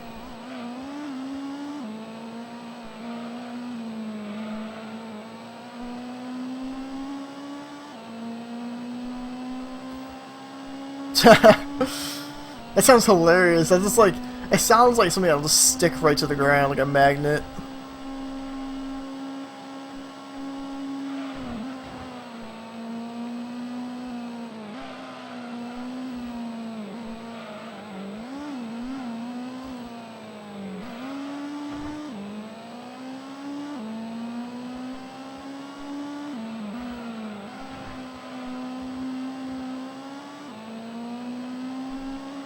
Because it already drives that way too. That's why I love that. That's like my favorite, like, tiny touring cars is the FTO. It's so fantastic.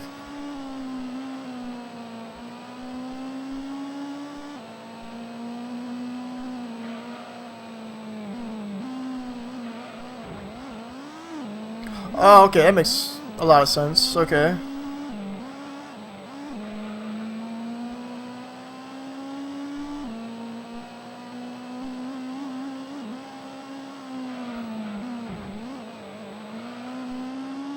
Like I said, like, they really, really, really wanted that thing in the game.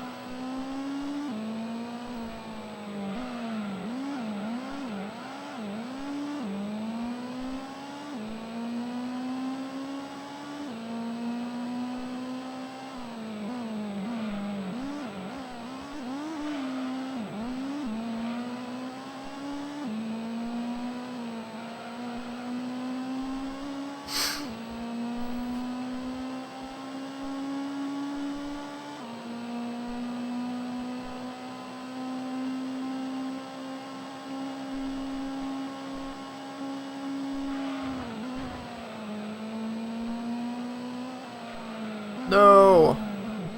I saw it coming. Like, as soon as I went to the corner, I'm like, I'm way too far forward.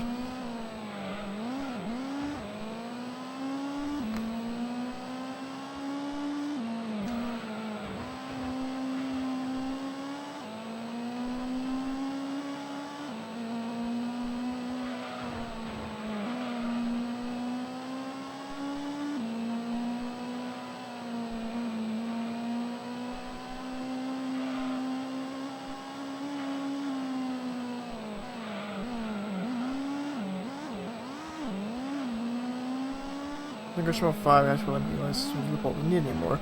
I don't remember that thing in Gran Turismo 5, but I guess I didn't play it that long, so I must not have known about it. Like, the only thing, like, from, like, those last 3 games were,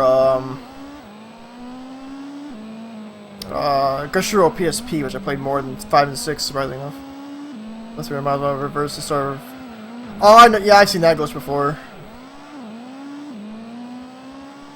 Like, it almost, like, it doesn't underflow the horsepower, but, like, it just doesn't know how to deal with it.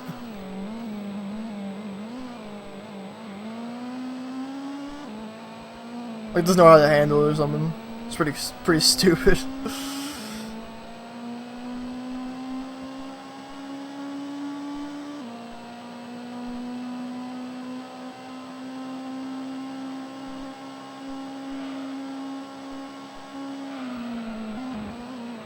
That was bad. I don't know why I did that.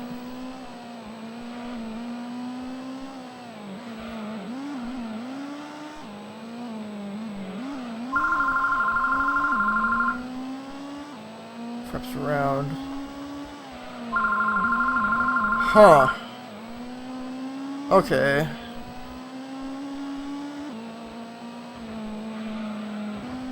Because I've seen Gran Turismo 1 cars go like well above like 1100 kilometers per hour. So is it like, do you know if it's worked differently in this game? Because I've never seen anything weird happen with that in this one before.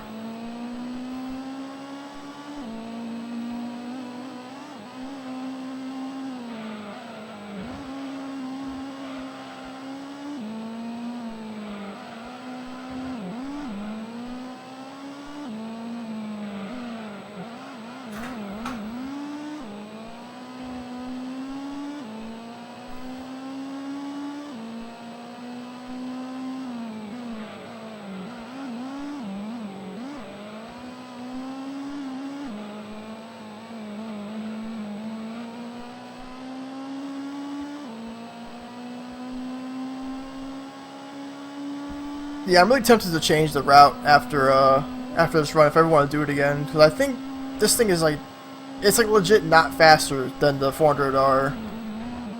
Which makes me want to test like more cars, like maybe the GTO.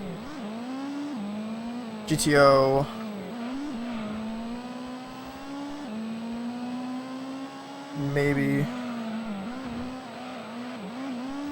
The HP multiplier by is only to use AI in certain races. Oh yeah, that thing. Because I don't know why in the Gran Turismo series they don't just give the cars the tune-ups other than just like using the horsepower multiplier.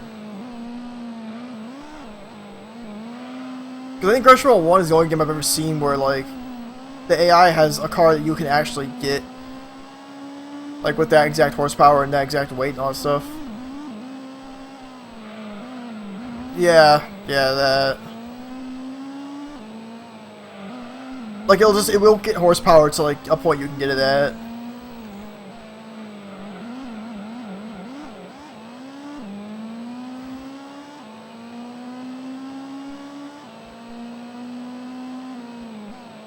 You can get that high though, but it's like not something you can get exactly like that. So it's actually reasonable. It's like it's, I don't know, maybe it's just too much data to just assign stuff to different car setups, maybe.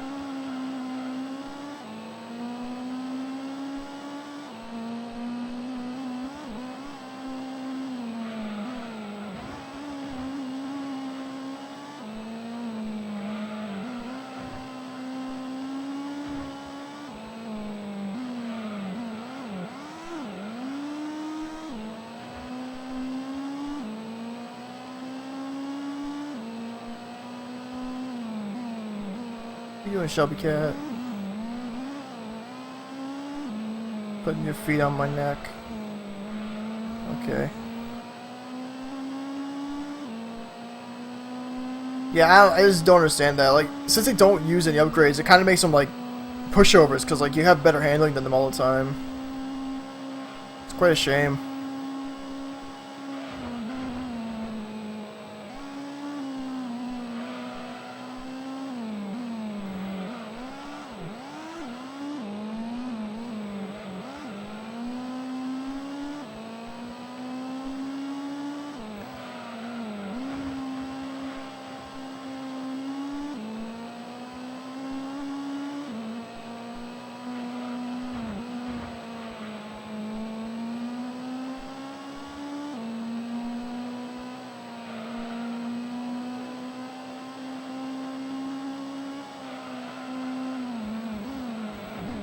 Whoa, okay.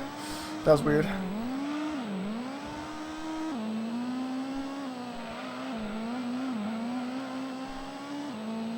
Yeah, that like perfectly explains it. Because I know that race and the Peugeot 206 are like the worst things I've ever done in my entire life. Because they're automatically 200-point races.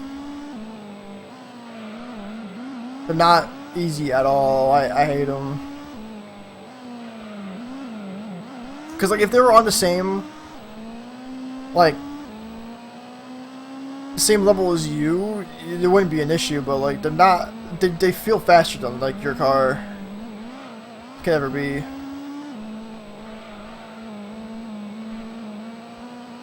I absolutely hate that one-make race.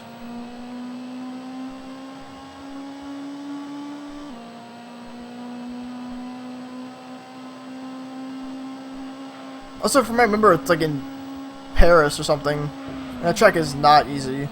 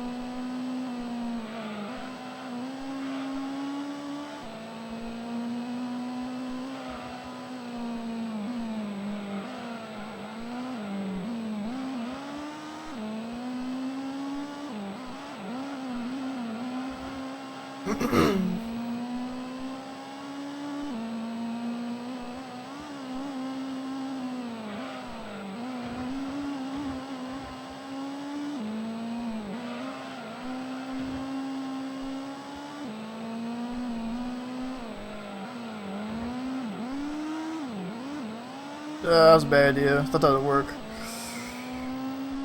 Because the hairpin's too far out.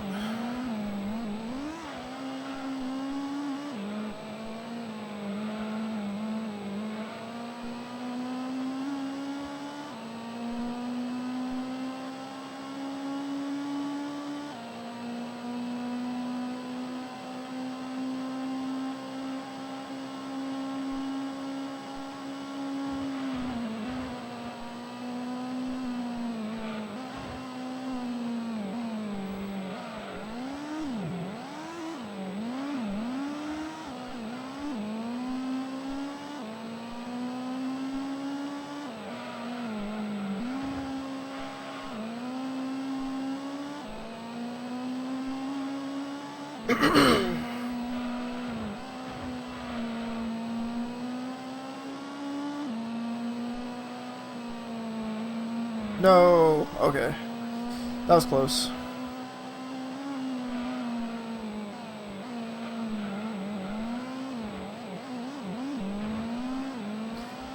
Yeah, but most of the stuff is like everything you need licenses for. Like the only thing you can do with that is just grab that rally car and just go do the rally events and get more rally cars. Which I never understood why they made it like that.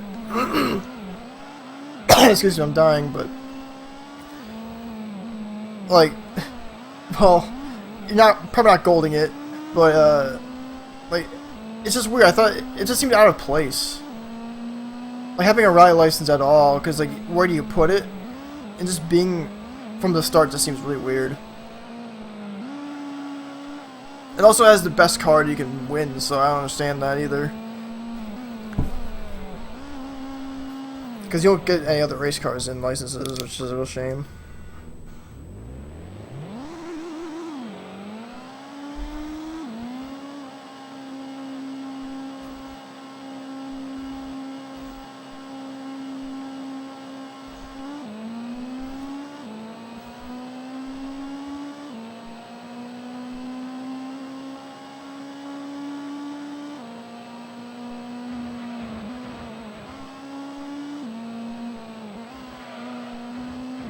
Wow, I saw that coming too.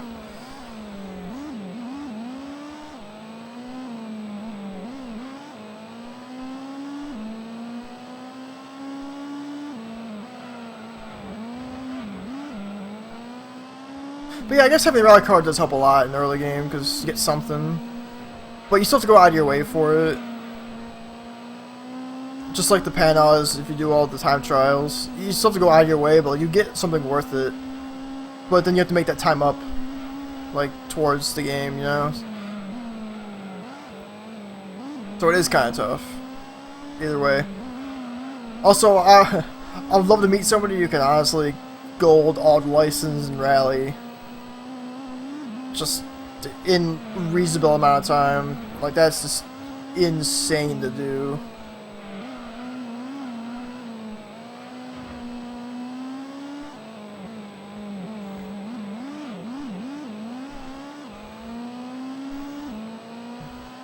Don't know what happened there.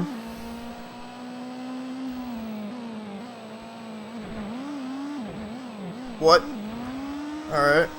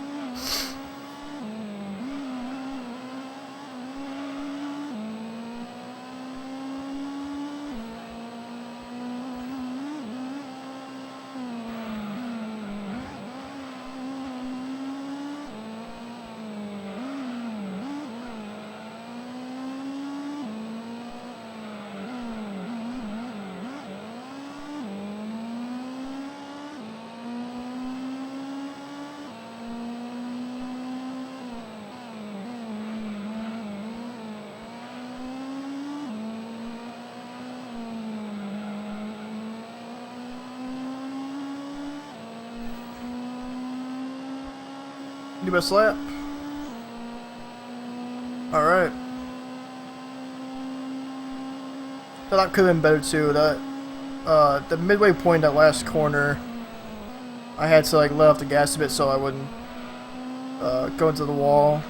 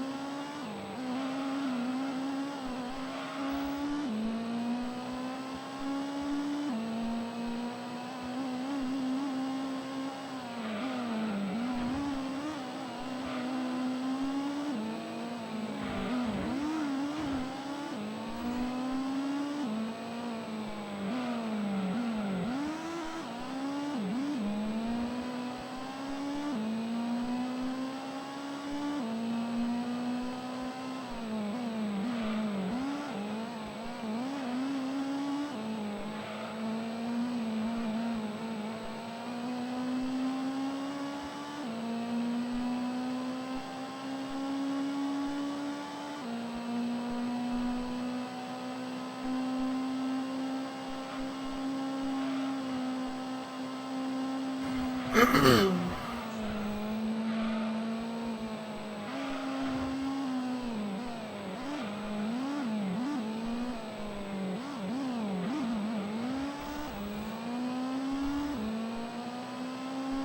there we go.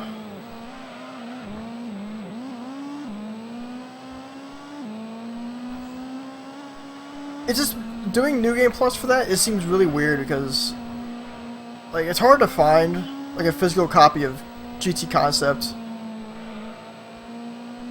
but it's something to work on. But the thing with 80% is, since the credits roll at the end of each, like once you 100% each of the leagues, it's really hard to determine when any percent should end. Because realistically, you could be like, I'm gonna end any percent at beginner, because beginner, you can just roll the credits there. It's pretty simple.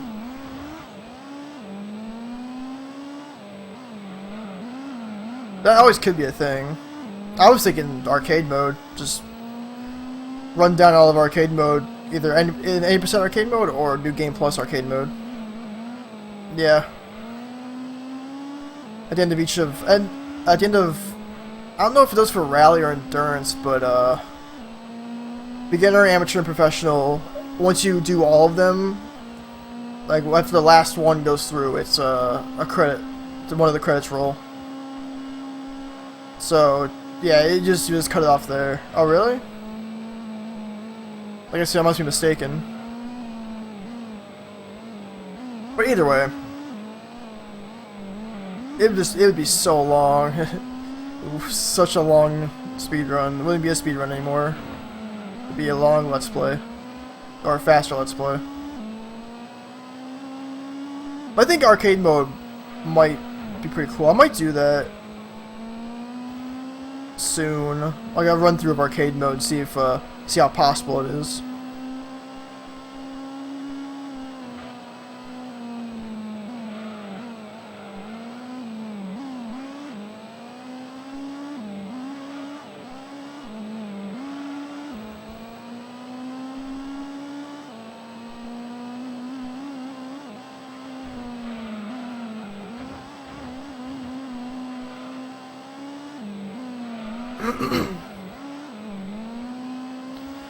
Just once. Yeah, it's a good feeling when you finish it. But, like, for me it took me 13 days of playing constantly. So, yeah, I go from there.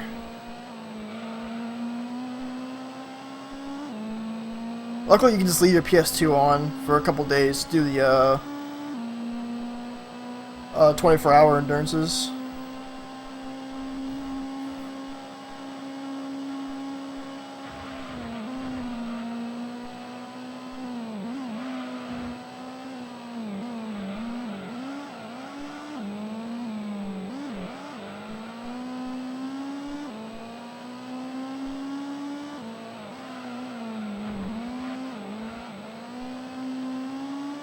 Yeah, exactly, you can just let it sit. I mean, it kinda sucks that you'll lose, like, you'll lose, like, plenty of hours because you're not in B-Spec ×3 anymore, because your AI probably gonna pit. I mean, obviously they're gonna pit, so you lose time there.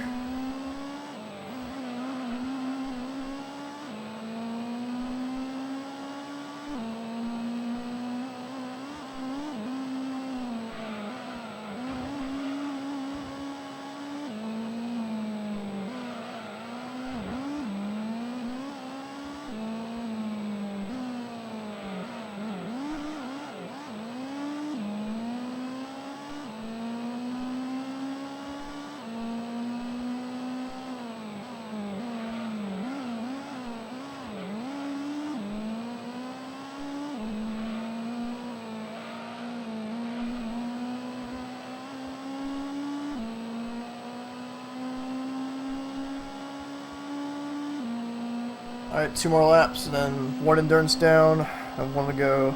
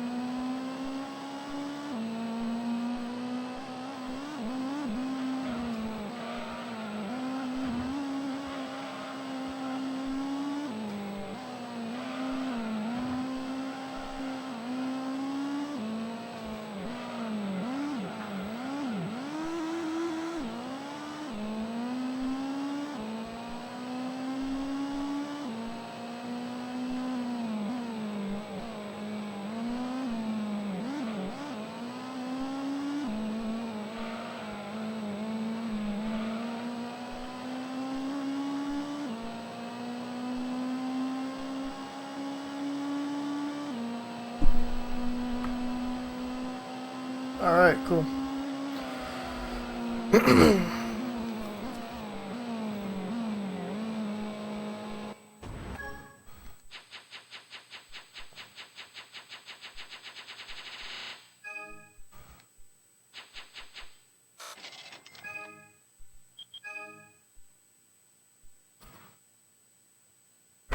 Alright.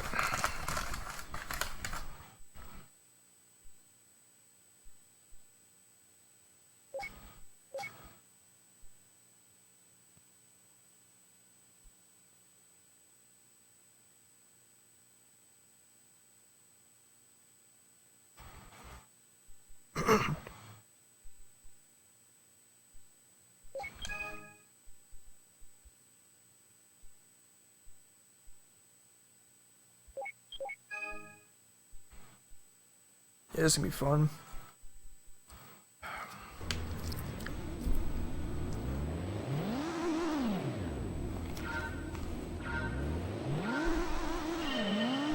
Hour and 45 minutes. Here we go.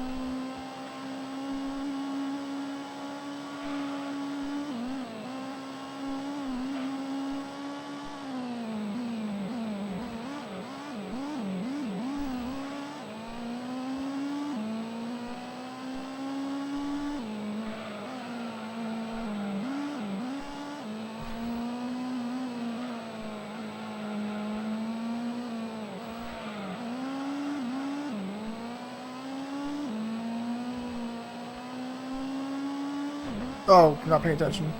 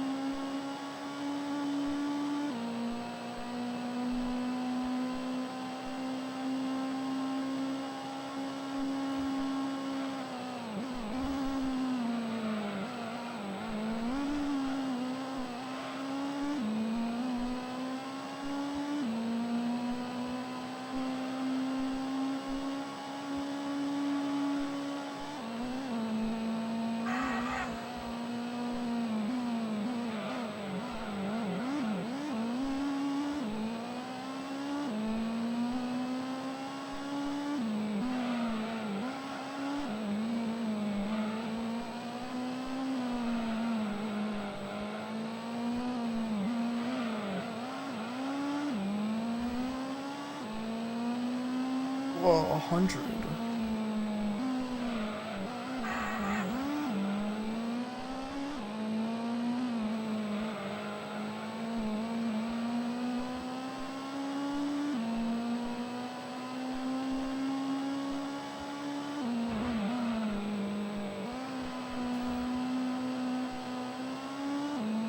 I thought I would wall ride the entire thing.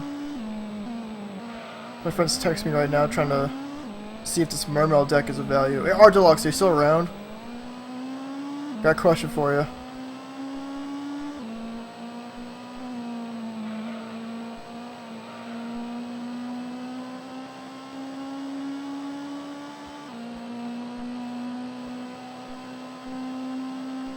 Ah, it's getting there.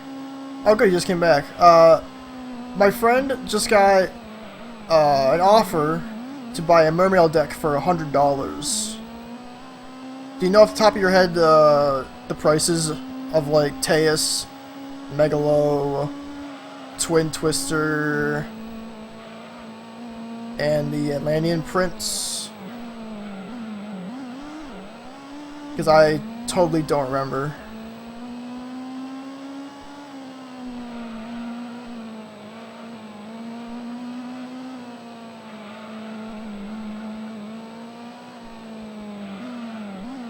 Prince is $2. That is really crazy.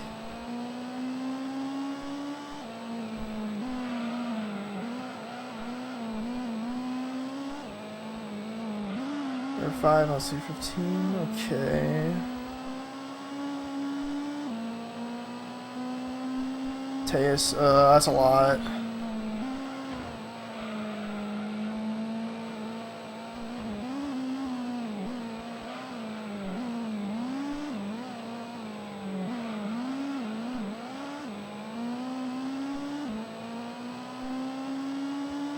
Okay. So hopefully he'll get back to me and tell me what's actually in this deck for $100. A Mermail deck for $100. I can't imagine too much is in it. It sounds like a great deal.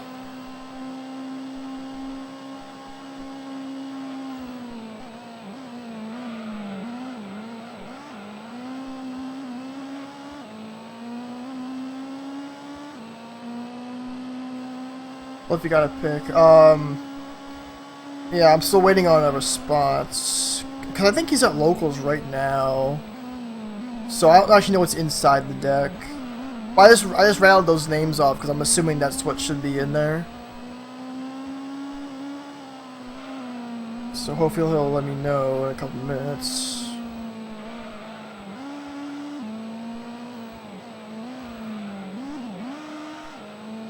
Cause damn, I'd buy Mermail for $100 if I got like just about everything for it.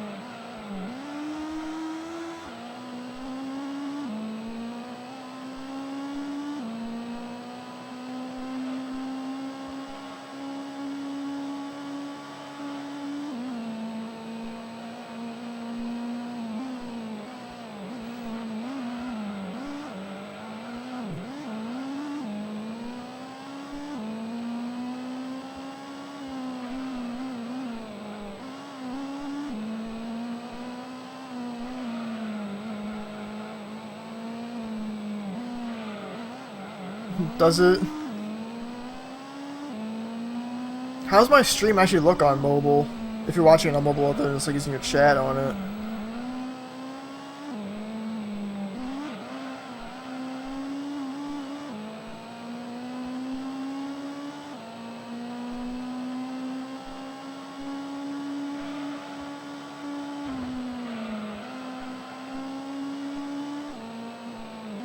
Ah, there you go.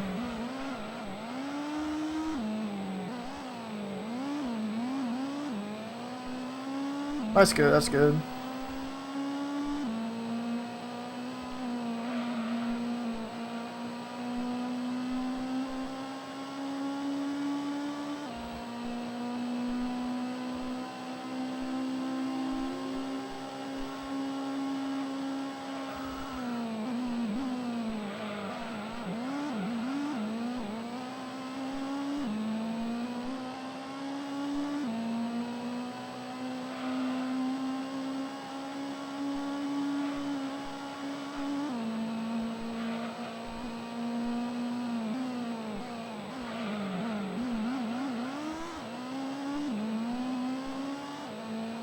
Yeah, I don't.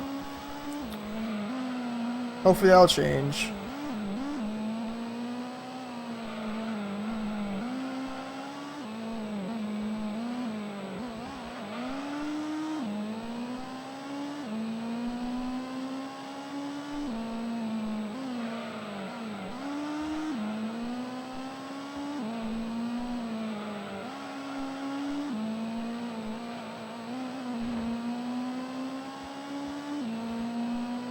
Well, my friend's not getting back to me, so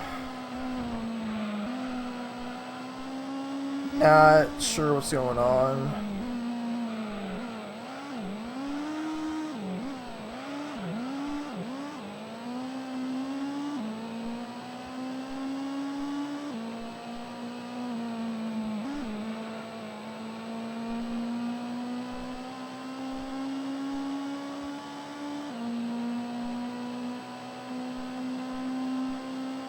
Yeah, hopefully. He might just be playing right now, actually.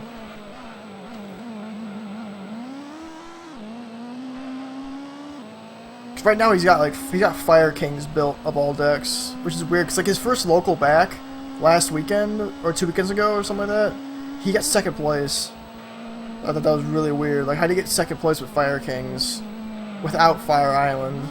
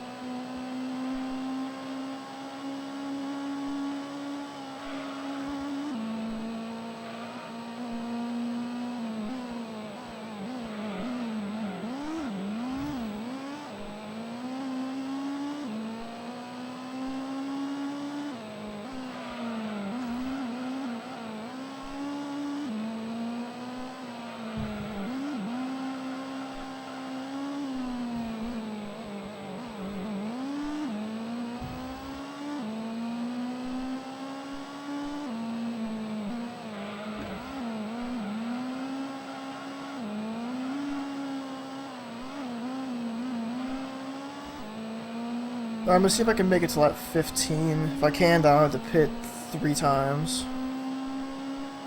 So that'll be good.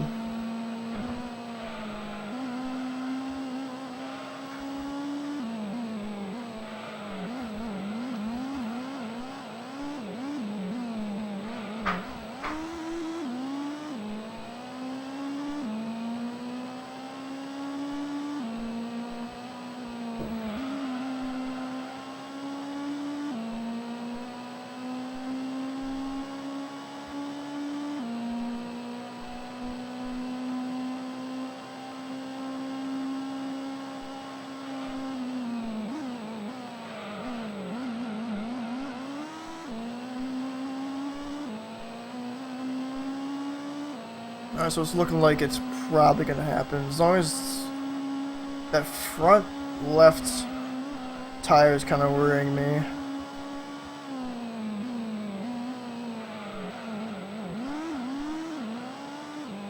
Starts to turn red, I'm gonna have to go pit now. My laps are deteriorating right now.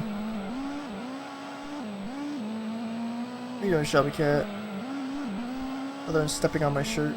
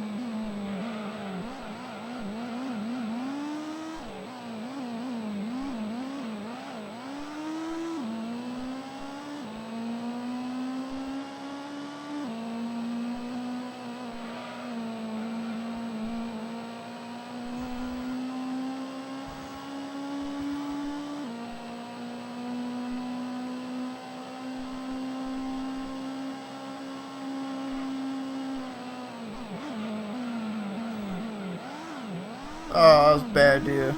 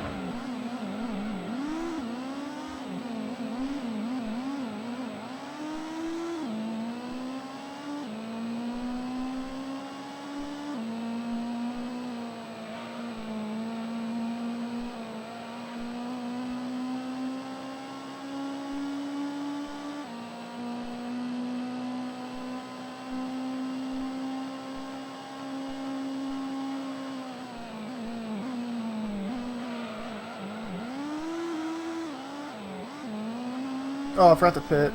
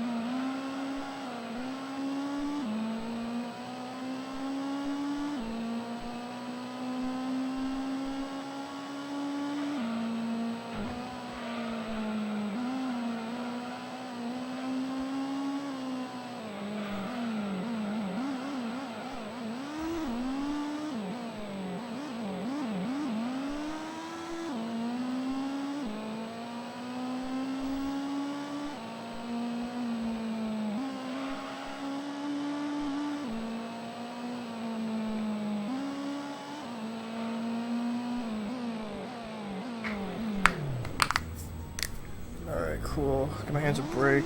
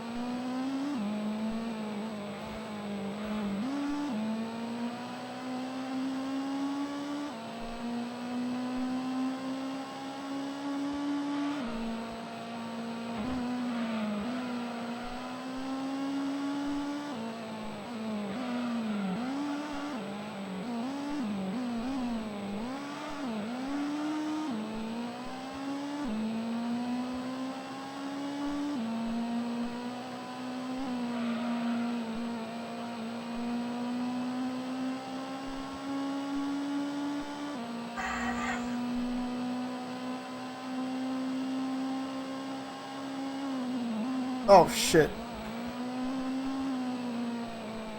Somebody messaged me, I got distracted.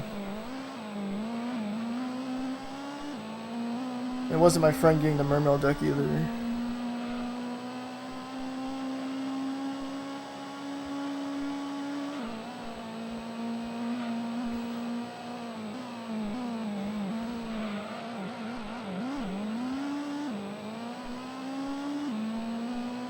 Oh, for fuck's sake, Darren. Just get in the goddamn chat. Jesus.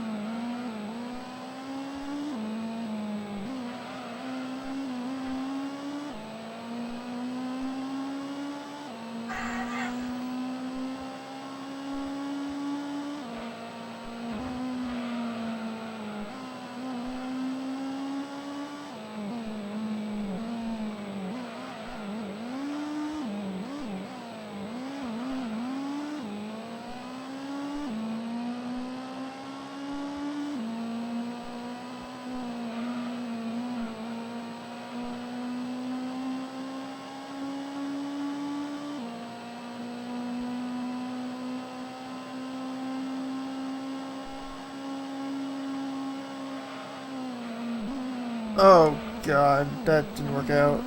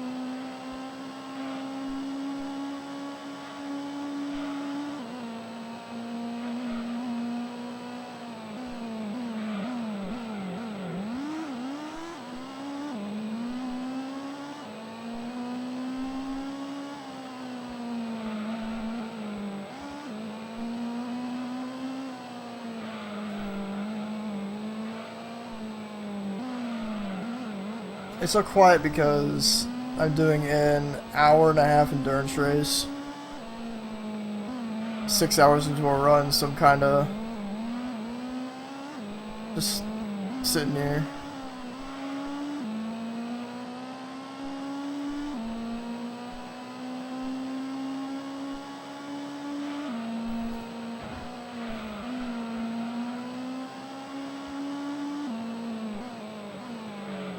And also, this is the second endurance race in a row, so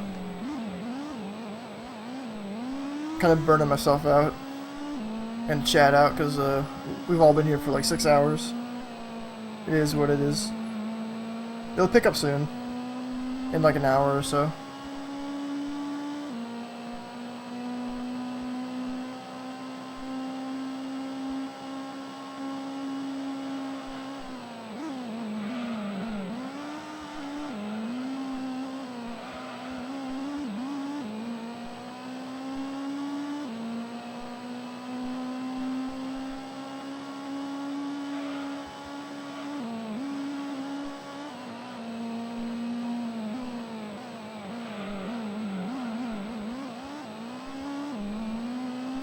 Yeah. Now let's talk about Vanguard. And how just stupid Angel Feathers are now. Now, normally I got a couple Vanguard players in the chat, but I guess one of my mods aren't here.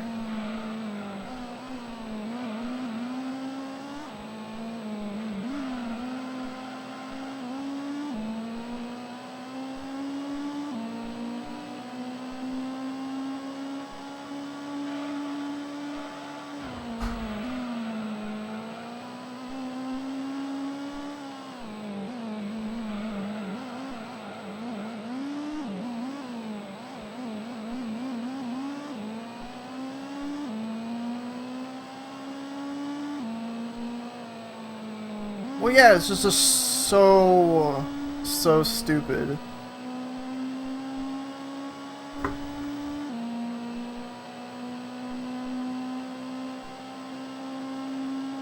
Oh fuck, I gotta start paying attention.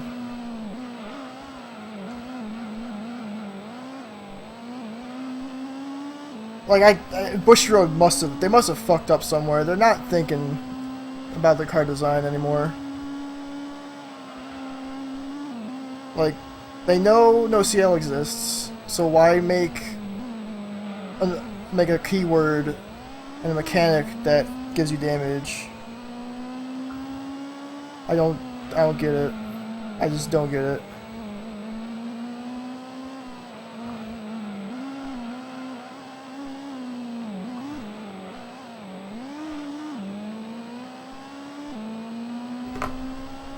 Oh, Darren, my shit still isn't here yet. My Troll and Toad stuff. Also, those Swordmasters came in today.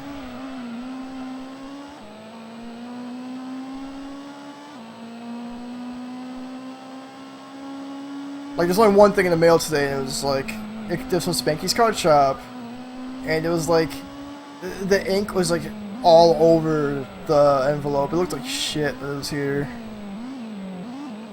It still ships better than Troll and Toad, with their no top loaders.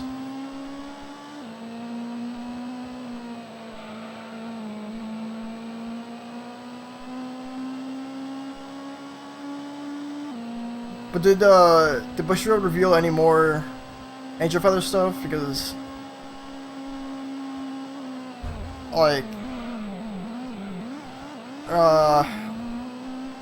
I'm thinking about just like not looking at the spoilers until the set comes out in Japan. Yeah, they would be.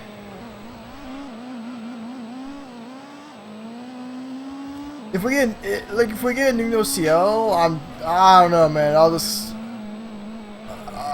I'll take a break for a bit. You guys can handle that,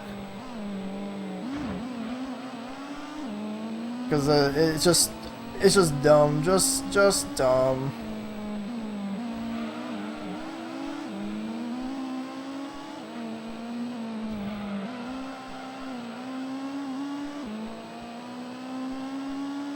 I'm hoping my Toronto stuff's here tomorrow. I wanna get that money from Eric. No sales not getting limited, because Bushiroad won't limit stuff because they're dumb.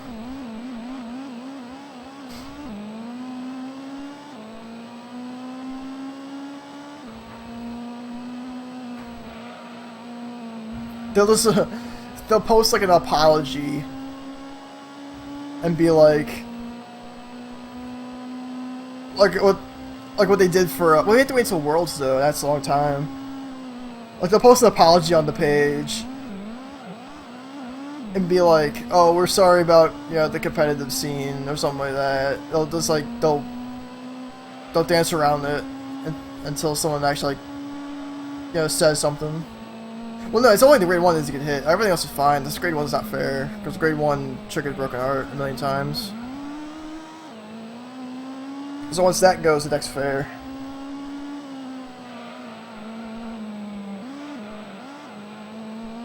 Though I would not be surprised if in set 7 there is a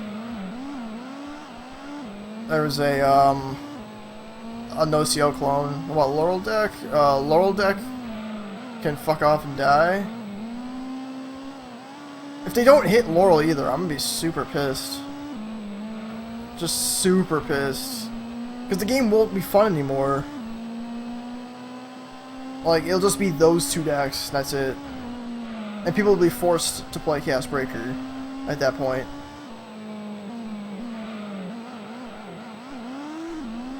And like, I don't want to play Chaos Breaker just because everything else is overpowered.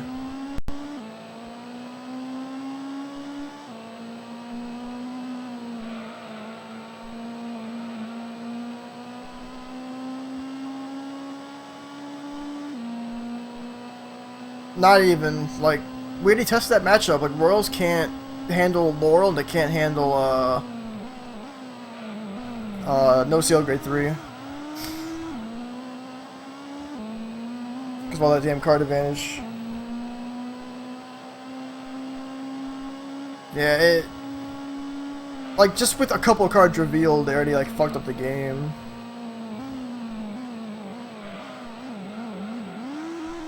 It's just stupid. Also, I like how they changed the text on Cross Gallop, and it's like, okay, yeah, just get extra drive check without being 45. That's nice.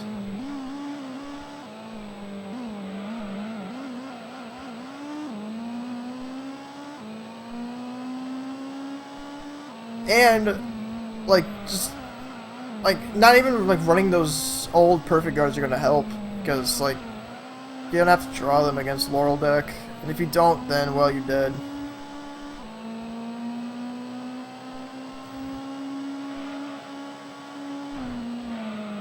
Like, I'm pretty sure Gears can't even compete with, either of those two. I don't think they have enough removal.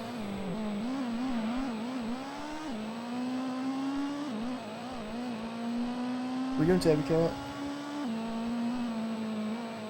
Yeah, but they can just run like 8 draw triggers. What? This is not a pet you, Tabby. Like, they're gonna draw a Laurel. This is how it is. Run 4 Laurel and 8 draw triggers. You'll see it. Like, fuck having crits, because you get like enough triggers on your dudes and they can hit for game.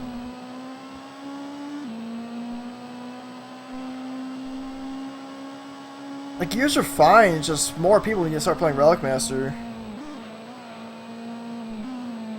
Like, it actually does stuff, you know? No competitive deck runs 8 draw, come on, man. Glendios, bruh. Big Glendios boys. Also, Victor deck. Like, Gears, if they just add more removal, they could be like... They could be just fine. Just, they need more removal to be played, and... Glendios is... okay, well, it's not... It's real enough that it's playable. What are you doing, Tabby Cat?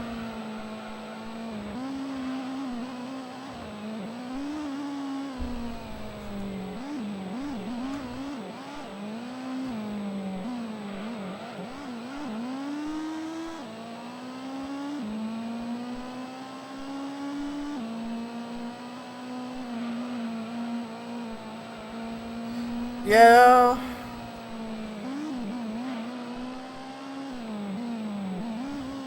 Yeah, they'd be fine. It's just like, but like all their second wave of support it's gonna be is for Night Rose, and Night Rose is just a combo deck. It doesn't do that much.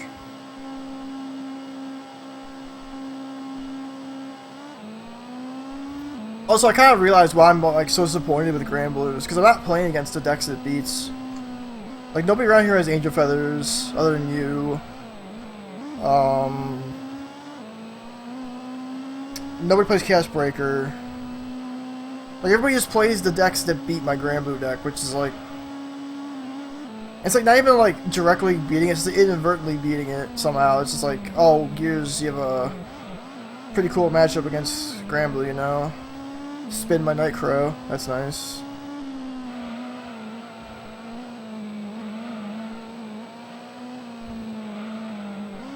Because they're good, but I'm just... I don't know, man. I'm just... Something is wrong. Which is why I also don't like picking up, like good decks nowadays. Because around here, like, nobody plays the decks that I want to play against. Even at, like, regionals and stuff. I've only played against one Cast Breaker deck before in a regional.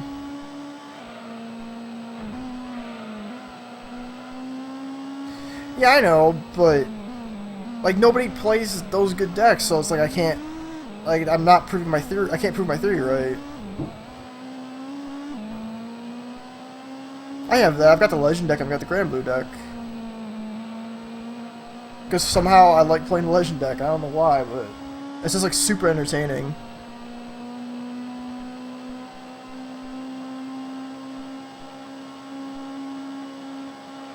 But like at this point, I can't afford Cast Breaker now. No matter how much I would like to play it. Make Legend good. I'll try.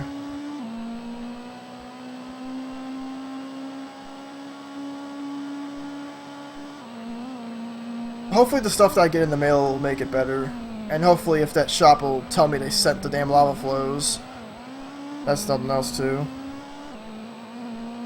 Like I'll wait until tomorrow night and do it. When I really play Cast Breaker, yeah. But I can't afford the extra deck.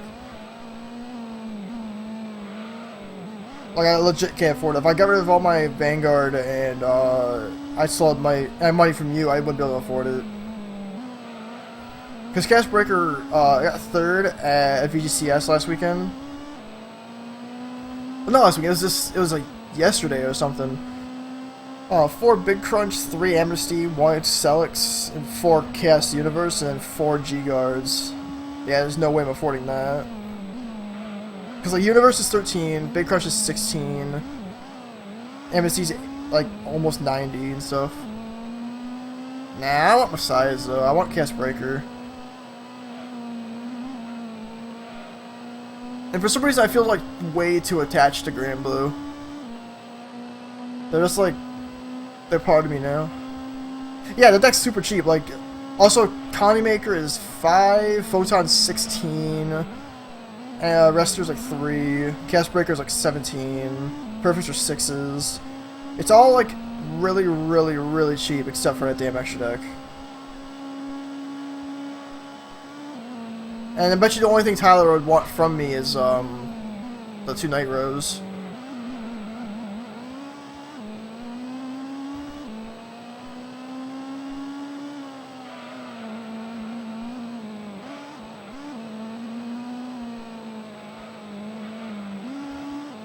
Like, if there's any deck in the group I want to bribe off somebody, it'd be, Eric's fucking Gears. I want that.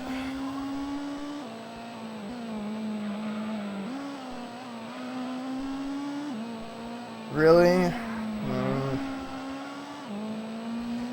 Yeah, the thing is, I would have to move stuff out of my binder, which I don't know if people would want. Like, I don't know if people are still looking for Blaster Blades anymore. Like, I'd probably just, like, trade off Grand Blue to Little Tyler and get his, like, extra deck and his Perfects, and his Stride Enablers, and Resters. I don't know, it's something to think about. If we're going on Sunday, we could talk about it. It's an option, because, like, it's something I really want to play. It's still very viable in the metagame because it's always going to be around. It's always a rogue killer.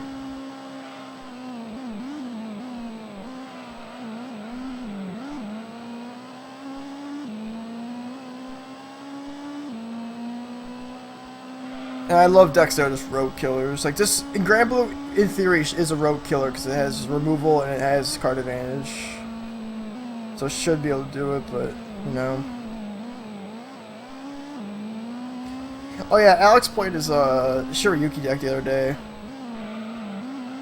I'm like, what the fuck is this? Like, he was Grave Screw like both games. It was hilarious. I just beat him in like 4 minutes. Aqua Force. Yeah, I heard about that. I don't know, man. Like, you still have to get 2 more Storm Dominators if you want to play Thavis.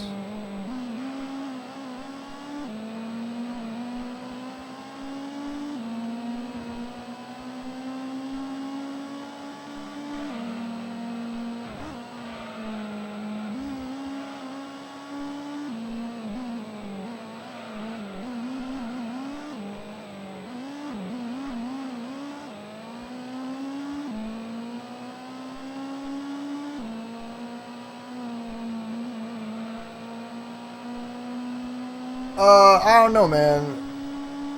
Like, try finding Storm Dominators, like, anywhere. They're literally nowhere to be found. It took me and Denzel, like, seriously, like, 20 minutes to find a price on the damn, Storm Dominators. We just couldn't find a price anywhere on the internet.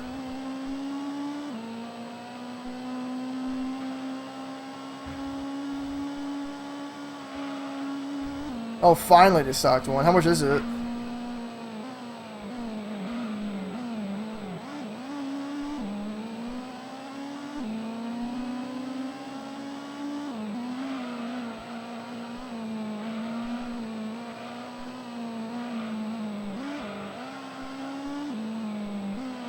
$44. That's not terrible. Still a shit ton though.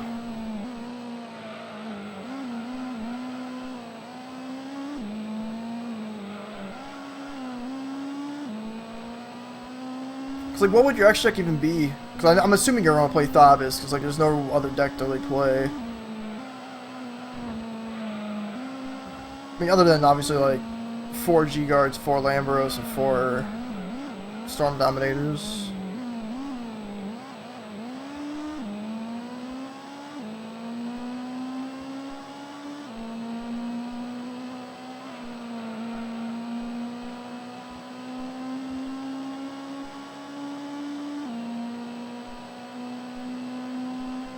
Okay, are you telling me that Andrew Boros is buying your cards?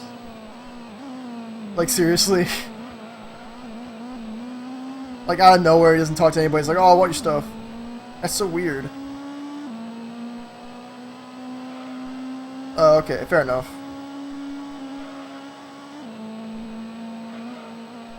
Oh, wait, you missed a card. You missed, Air Element.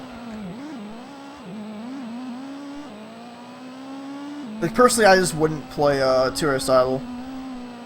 Or the title board. I would just cut that for another G-Guard and, Air Element.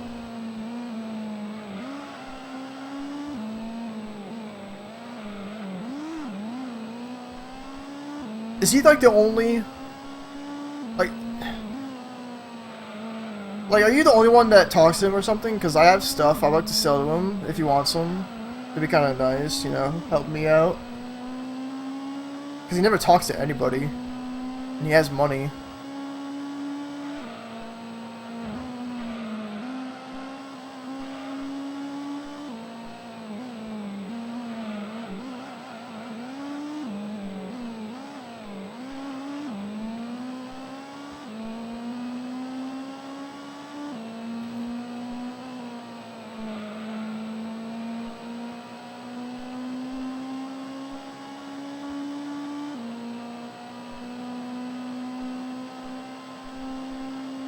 He's such a weirdo for doing that. Hey guys, I'm gonna build UNX. I'm gonna build Things Every Outfit. I'm gonna build Flash Deck. I'm gonna build Trap Overload. It's like, come on, dude. Like, how much disposable income do you have to toss for fucking Vanguard? Jesus.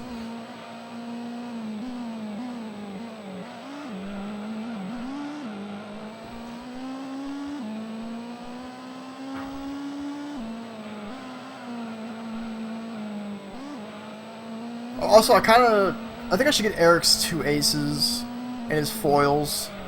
I might want to foil out the legend deck. So I was looking at mine, it looks like super depressing. And I actually want to play it more, and Eric doesn't like playing it, so...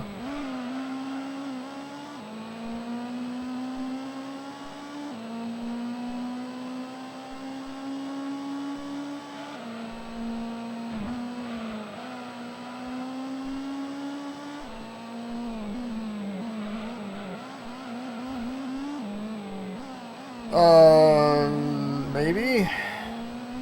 I don't know, do I have stuff you want?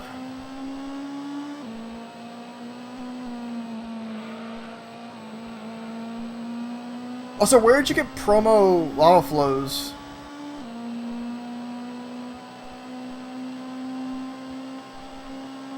Oh my god, this gonna look so ugly. I want your promo lava flows, actually. See if I can double rare out the whole deck or something. Fat Robbie Cole, man. Did you trade with him, or did you, buy up TCG player?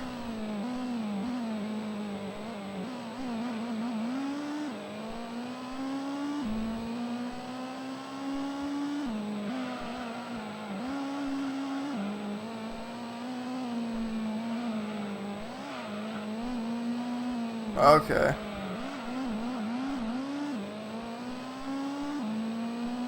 Like, I was gonna say, like, when I saw your message when I was, like, starting the run, I got, like, kinda pissed off. I'm like, why the fuck are you, telling me not to buy Lava Flows when you just bought promos for $10? Or whatever. I guess 10 isn't too bad. Like, in hindsight, we could have just gotten those, $10 ones where they had a bunch still left over. Like, a couple weeks ago.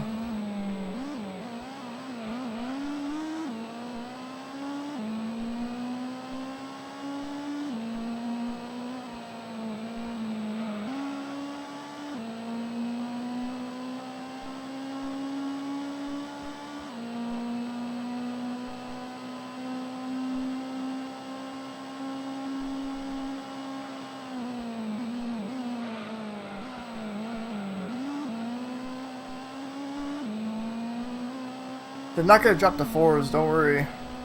They'll be fine where they are.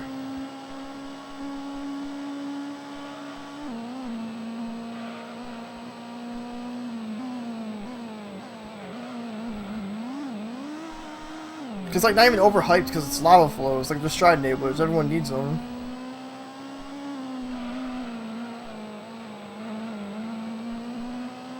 Jesus Christ. I guess Robbie knows how to move stuff, but still. Like, there's no reason the promos and the rare should be, like, around the same price. That's really dumb.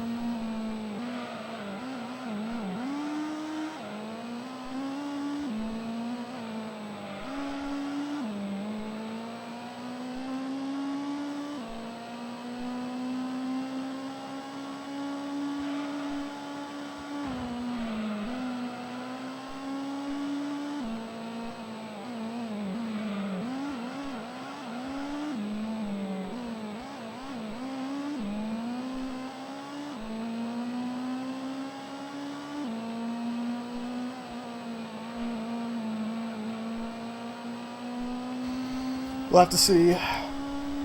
Like, we'll give it 2 weeks. We'll see what happens. Because within 2 weeks, they'll be, like, really close to fire collection time, so that won't be the thing we'll have to worry about the most. Because right now, I gotta worry about to see if ARG is gonna stock the G Guardians that I need. And see what deck I want to even keep, or if I'm going to be playing or whatever.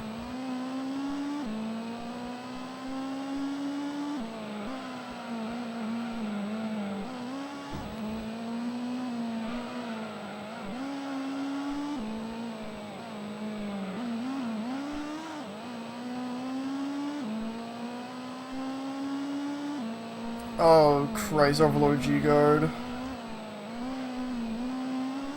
It'd be like a 25k shield just because you're an Overlord.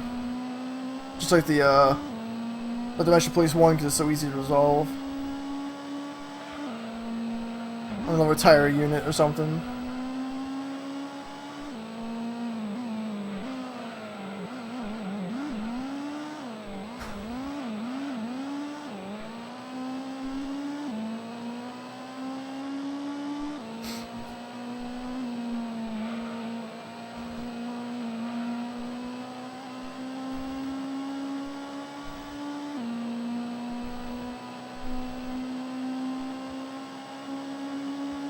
Is that what the G-Guard's called? Because that thing's a chipper, that's lame. That's like super lame.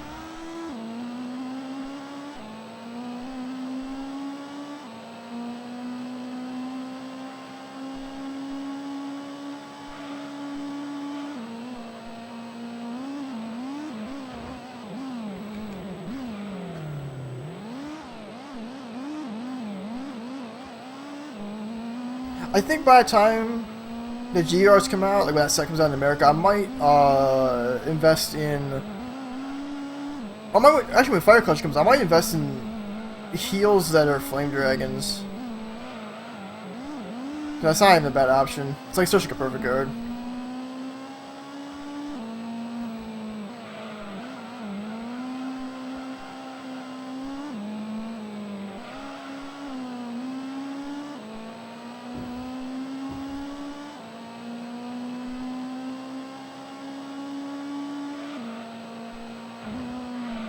Like, I want to see what the rare one's going to be. The rare G-Guards. That might be really interesting. Like, yeah, with the rare Strides and rare G-Guards and all.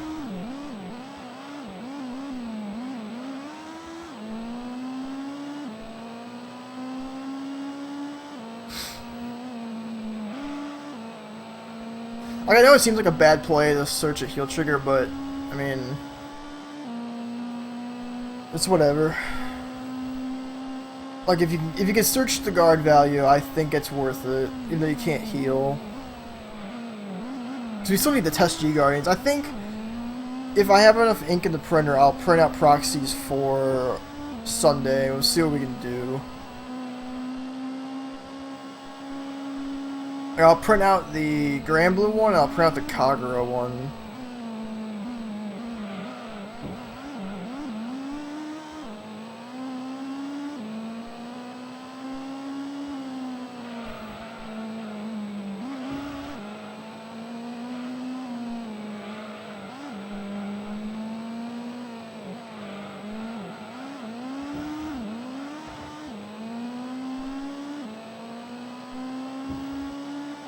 Like, I'm almost actually considering playing the Cross, honestly, instead of Chaos Breaker, because I think it's cheaper to complete. But the Cross is bad, so never mind. Because the Stride deck for the Cross is, like, dirt cheap, because I already have, like, more than half of it. I just have to get a couple G-Guards,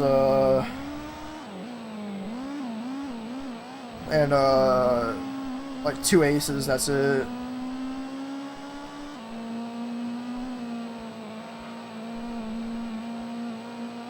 Also, Burnout still hasn't gone down. It's still $22. You say great matchup, but it's not. Like, because like removal isn't anything. Like it's cool against Age of Feathers because you just retire the Broken Hearts, so they can't get them back. Period. I don't think it beats Gears. Because next stage... I don't know about this Grand Blue matchup. I can't imagine it's good. What else? And Chaos Breaker, it beats Chaos Breaker. But it has like a really terrible Royal Paladin matchup. That's like the one bad side.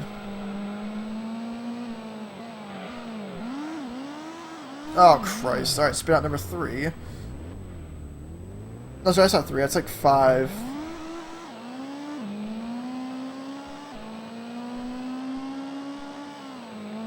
I don't think so. I think Gears just have, like, better inherent removal. And their time leaping shit is, like, it gets out of hand. Like, Upstream is a better card than the Hollow, kind of like that, you know?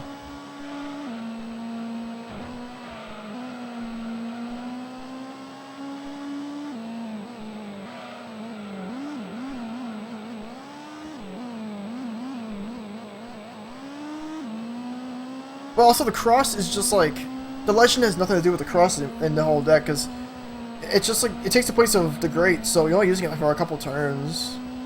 So it's only like there for when you have the Nahalums. I don't know, we gotta, it's a matchup that's worth, I think, test it. In theory. Because aces are so easy to guard. Like, maybe Novell helps the matchup a bit, but not by much.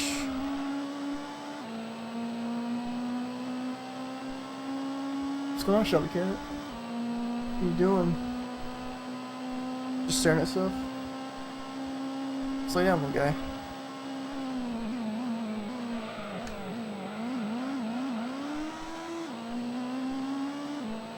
Also, the gears removal is just so much better than Kagero's, like, by a mile. So they'll take out your stuff. Like, it doesn't matter if you don't deck out quicker, it's just like you don't have the guys anymore, which really, really hurts. The Cross has the hardest time with any kind of rear guard.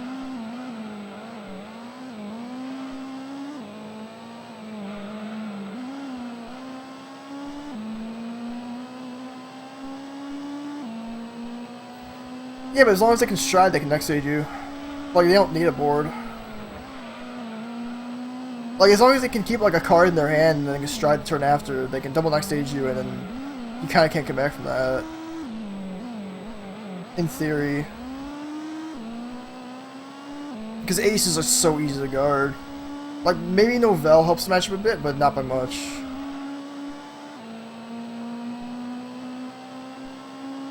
What's going on, Shelby Cat? What are you doing? Just staring at stuff? Slow down, little guy.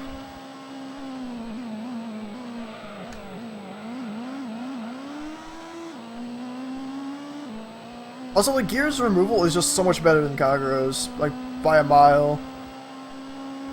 So they'll take out your stuff. Like, it doesn't matter if you don't deck out quicker, it's just like you don't have the guys anymore, which really, really hurts. The Cross has the hardest time with any kind of rear guards. And they're not restricted to running, like, 6 draw. It's also a good upside.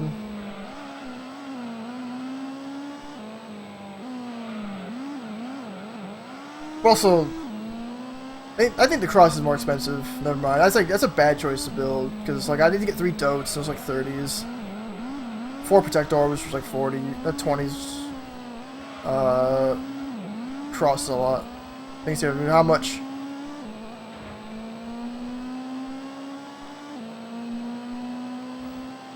Please tell me a lot. Oh man, Denzel's gonna be disappointed that you're moving the Legionnaire ones. No, you need Protect Orb. Conroe does not. You don't just be like, I'm not gonna run on flips because I have Conroe.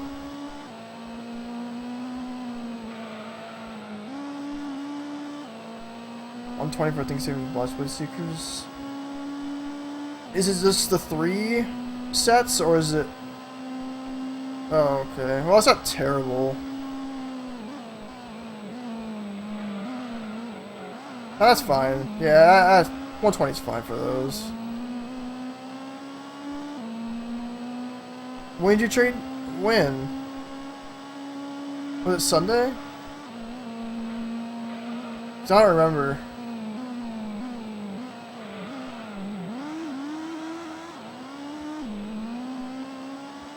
Or was it that one day we hung out?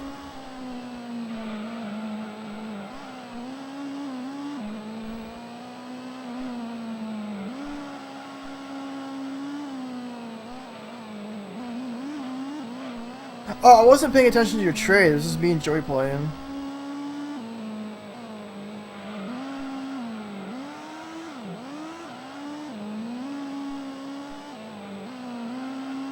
It's like I didn't know what was going on.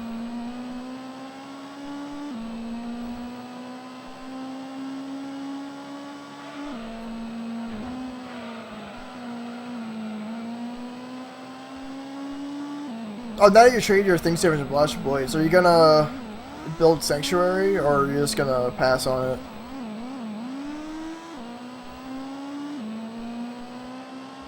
Because, like, if I know you're gonna try to move your Blaster stuff, but, like, you can still play Barco build.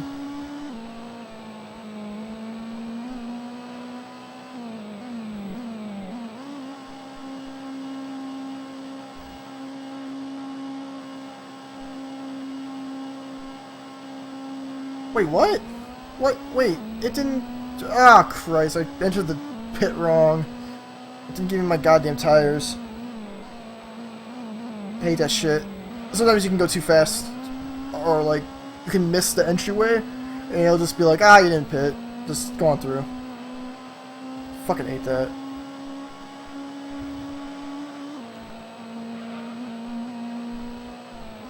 Wait, and $90?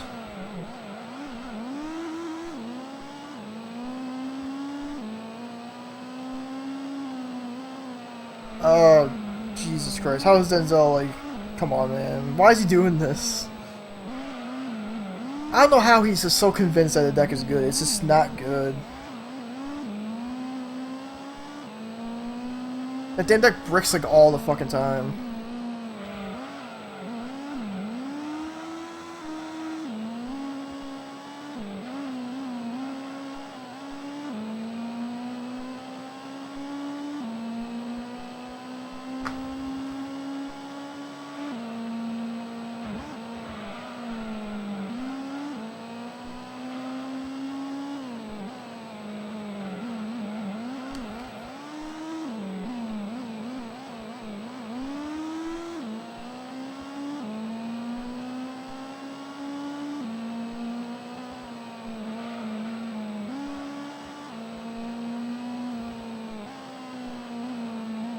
Let's do it correctly. Alright, that should be it.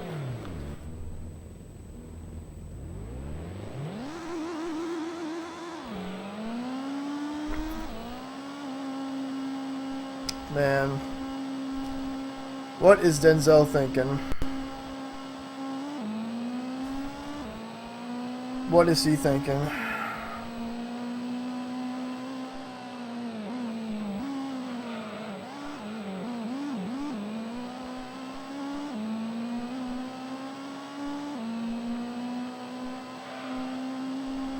Like, I just don't know why he would want the Legion repair.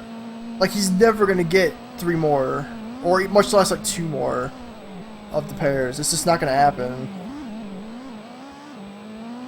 When he's getting those, and he's just like, I'm not gonna replace my dirty-ass sleeves. It's like, great. Like, just fucking gross-ass sleeves.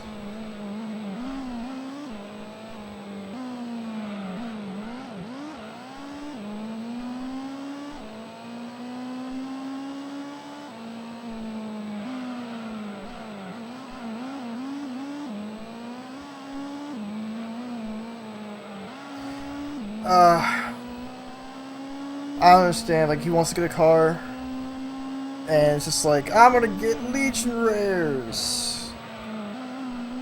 Alright.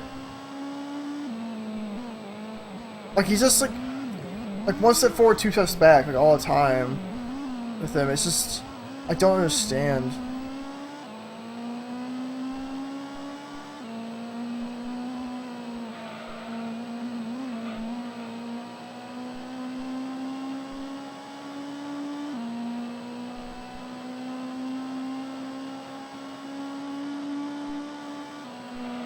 And he's got to know that deck's obsolete when G-Guards come out. Like, come on.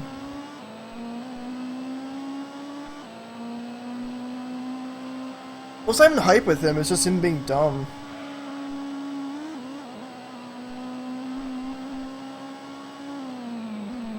Nah, do you know who's addicted to hype? Either, I'm gonna say like Eric and John are like the hype guys. It's so annoying.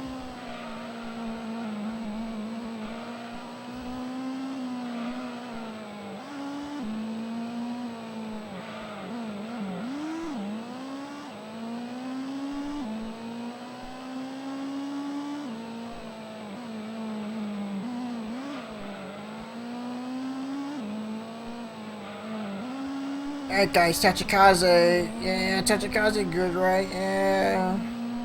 Fucking John. Like, now that heals have G-Guardians now, I wonder if the next game mechanic is going to be, like, giving stands plus 5 shield. Like, just in stands inherently being 15k. That'd be great. Yeah, I know, it's really weird. It's so fucking awful.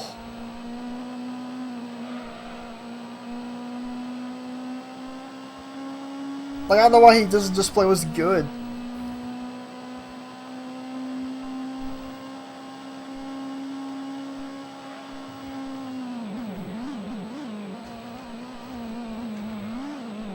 Oh, speaking of Gear Chronicle, Gears won that VGCS with, well, I got top 4 with Chaos Breaker and Angel Feathers. I still haven't seen the list yet, but, 16 G-Guard, 16, Stride Deck Gears, that's gotta be a thing.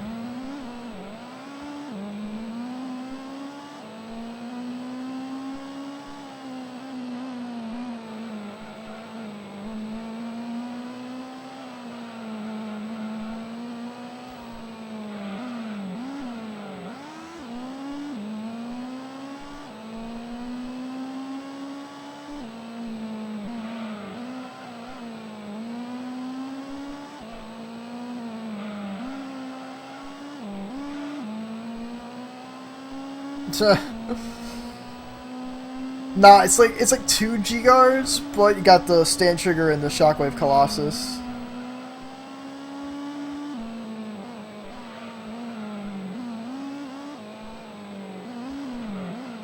I want to actually see if that deck plays the stand trigger. That would be really, really crazy. Because you can get it off like Mellum and stuff.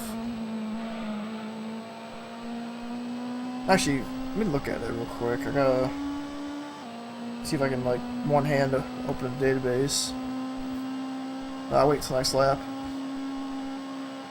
I'm not even sure what the Wakey Wakey Worker does.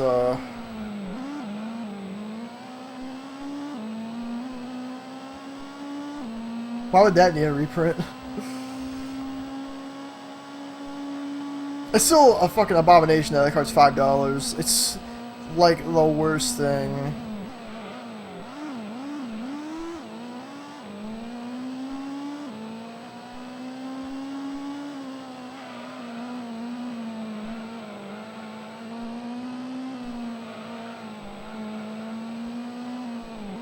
Like, I'm pretty sure nobody bought that deck. Like, literally nobody.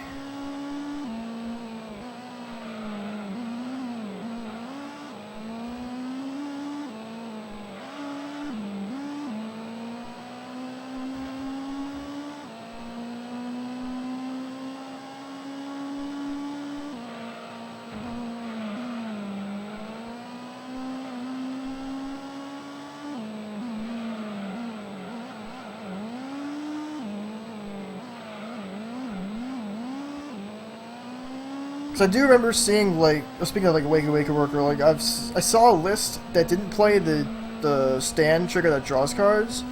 The damn cat. I'm like, that's weird. So maybe people are trying to like if that's what they're gonna play, something that I could like try. Ah shit. Alright, we're good. Oh, that's a boost. That's lame. Alright, never mind.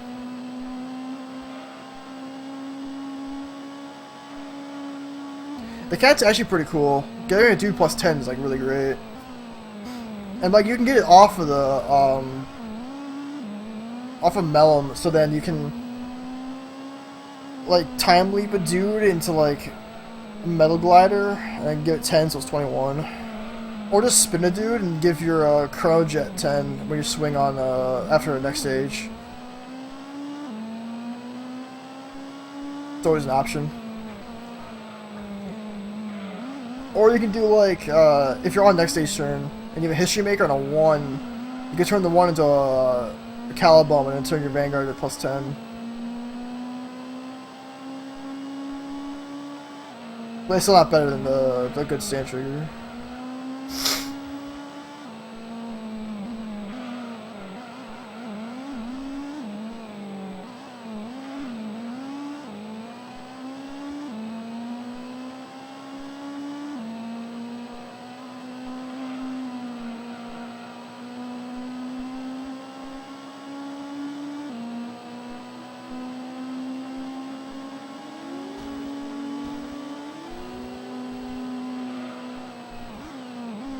Ah, fuck. I managed to save that. I was going way too fast.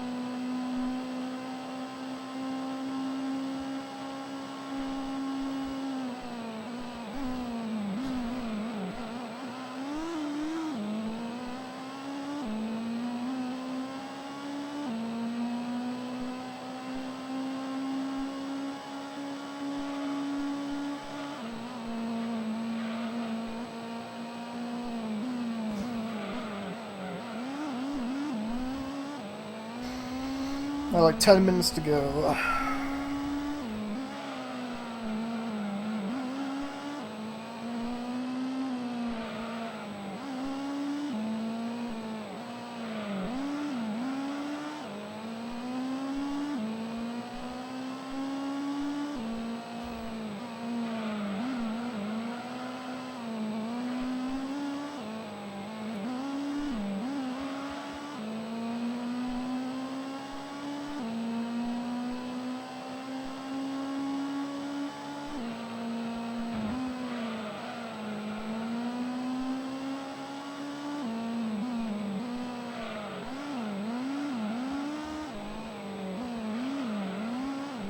Ah, shit. Alright.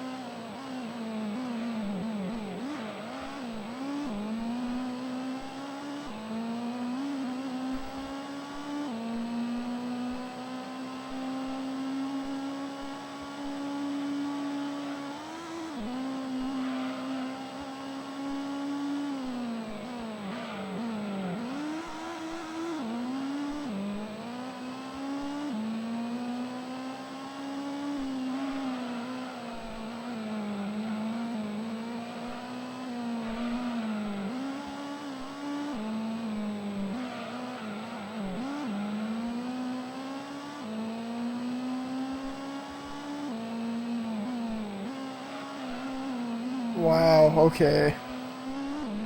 People are just like... People are of the dumb.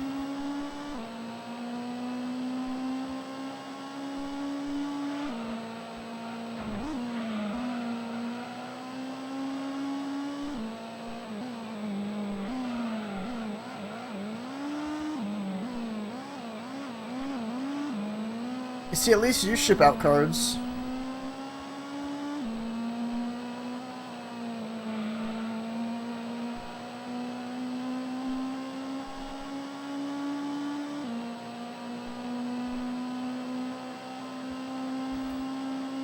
I'm still waiting for that damn email. Be like, oh, they shipped your stuff.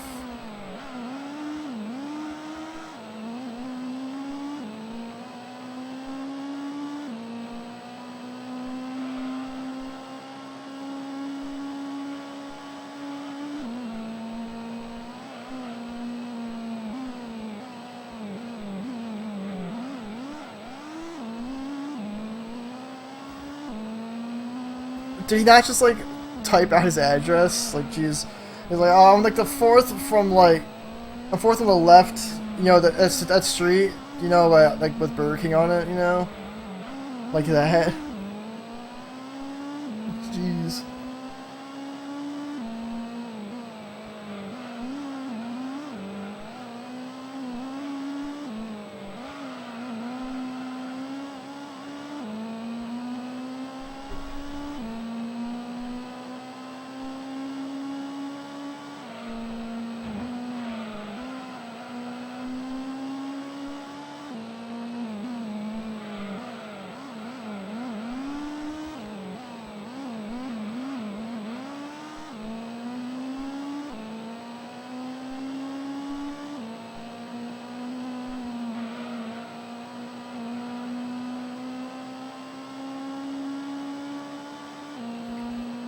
Oh, that's super annoying.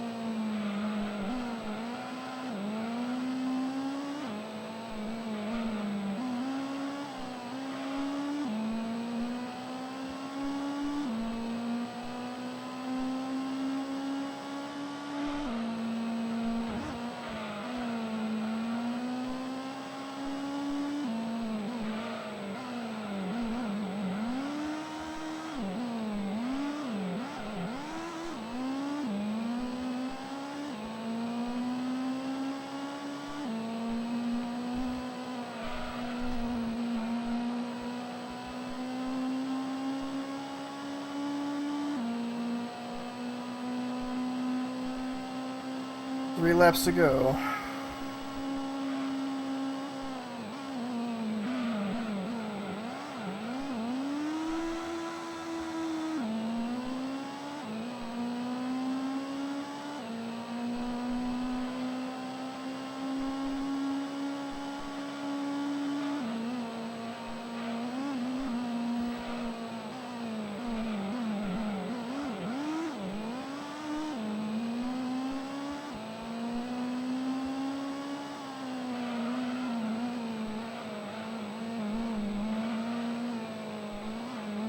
That's a lot.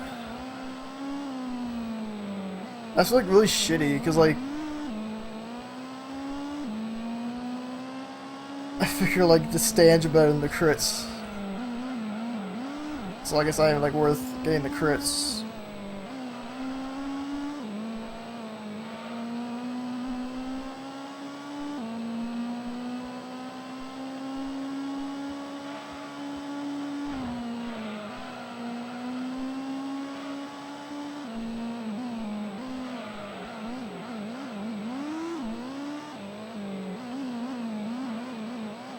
Oh wait, you're playing both? That's weird.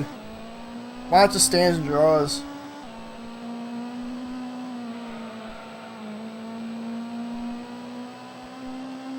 Cause like, most likely your combo's gonna go through, so like you would just tap your dude and they're gonna take a damage because it's like 50 or something. Whoa, fuck.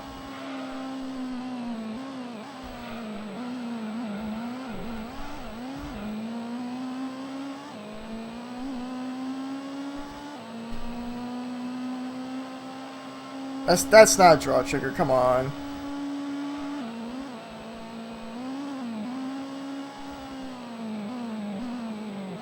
That crit trigger does not net you a +1.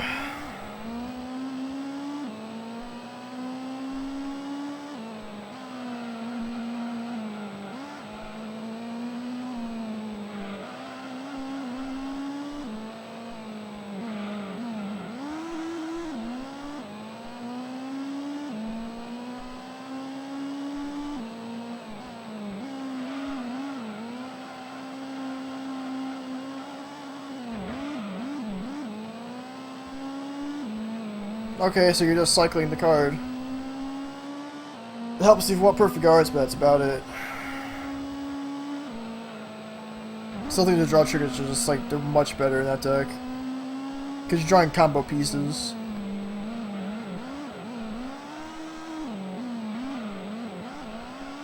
And they work earlier before you're on grade 3. And most just like tapping a guy for like 50 plus is like pretty crazy. Or like tapping Katrina for like 1,000,000, you know?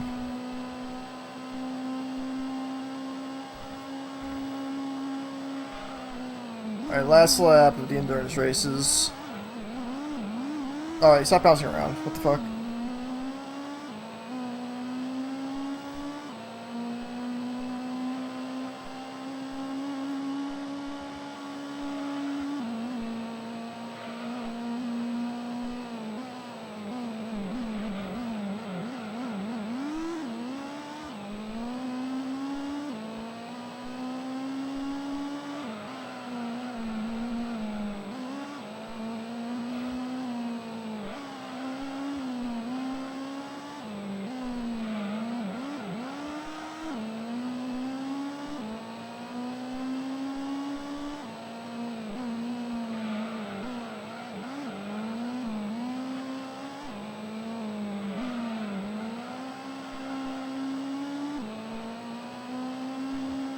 End of next week, Jesus, that's a long time.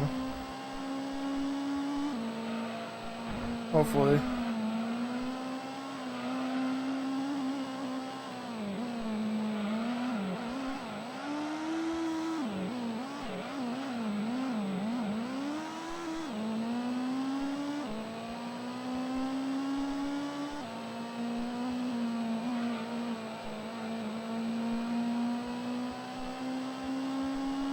Alright, endurance over. So y'all can come out now from your hibernation.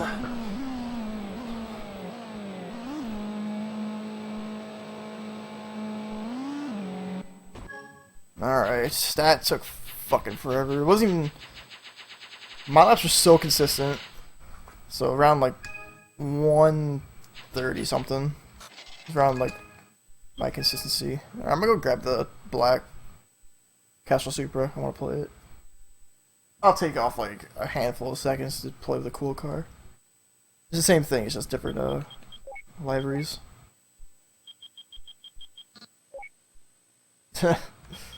Oh, dude, the blue one, nice. It looks so sweet. There we go. File 4. Sunday Clubman and GT Worlds. Sunday Clubman should only take 6 minutes apiece. I think. Maybe 7.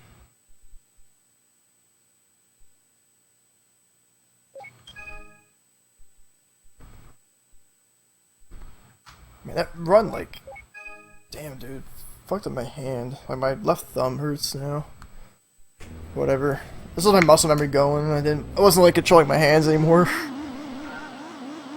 But that was a lot more, painless than Gran Turismo 2. And hopefully Shadow 3 doesn't ultimate me, so we'll be good to go for the rest of the game, if that happens.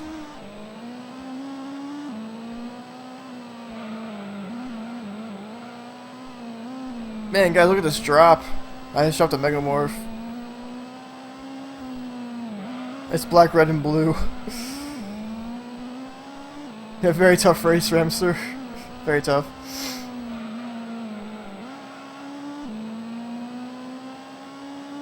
But no, honestly, that Grand Valley race is boring as shit. Like, every single Gran Turismo game with endurance race in it, that's in there. And I hate it. It's so fucking boring. That was an hour and 36 minutes of just me holding fucking X in like left and right. It sucked. It just sucked. And I missed the pit once. That was great. So I unnecessarily lost like 20 seconds.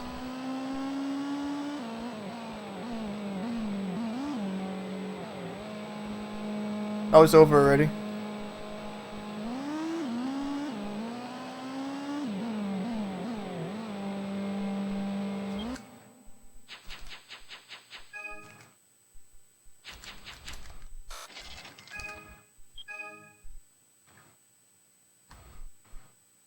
I'm really glad Sunday Cup doesn't take like 10 minutes even. It's just so quick, so painless. Oh yeah, if this is a straight line, let's hold X. It'd be great. It's kind of like what Toto was doing yesterday. He was doing Ratchet and Clank 100%, and he's like, alright guys, for 3.5 hours of this run, it's just me holding circle. I'm like, oh fuck, he's doing the glitch for money. And legit for 3.5 hours, he held circle in front of some boxes, and the taunter just went to work, and that was fucking boring. So I'm glad I actually got to, like I guess it was a lot more boring than this, where it's like me actually moving around and stuff. Straight line and some curves, yeah, just, it'd be great. You know, it was just up point A to point B, and we're good.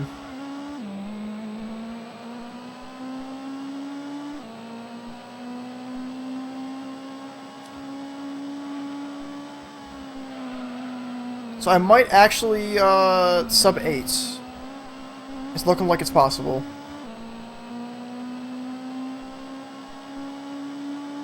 But not by much.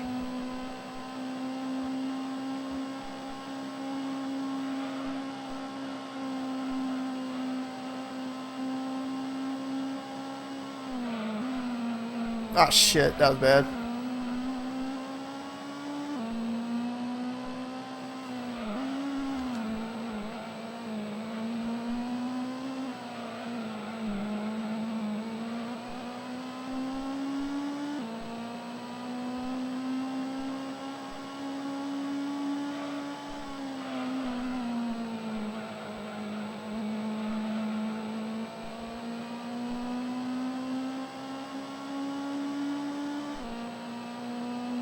Alright, so we're at around in-game time 2:43.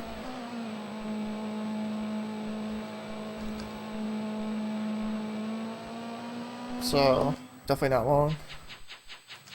I think Club and Cup is quicker, though. because I have to do Grand Valley East in here. Clubman's got Clubman Stage Route 5. I think Deep Forest. So it's kind of maybe like just a bit faster. And I'm going right to the menu. Not taking an unnecessary stop to grab a different livery. Supra.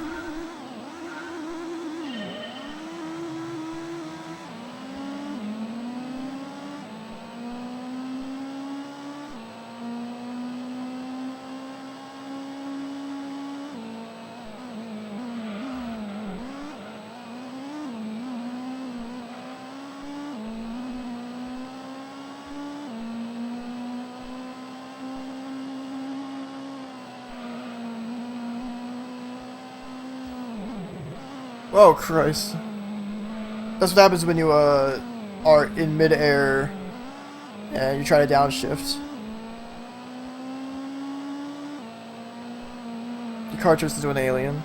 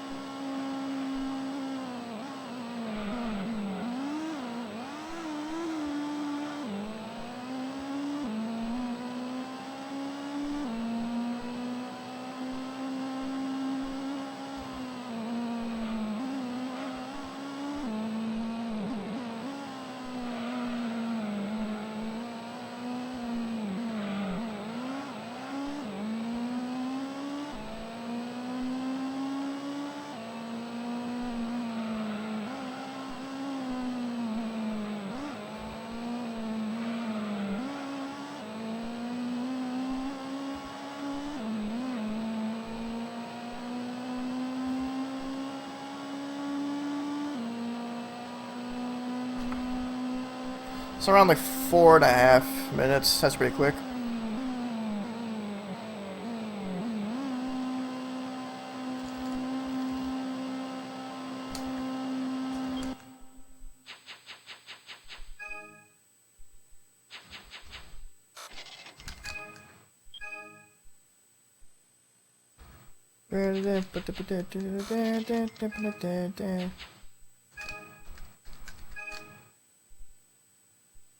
Got me a new shitty car I'm not gonna use.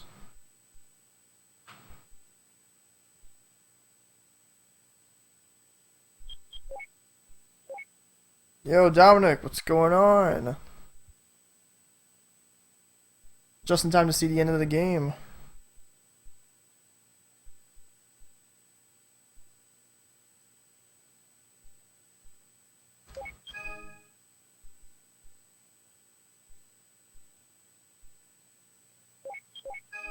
Well, end of the game-ish. So we got 3 things to go.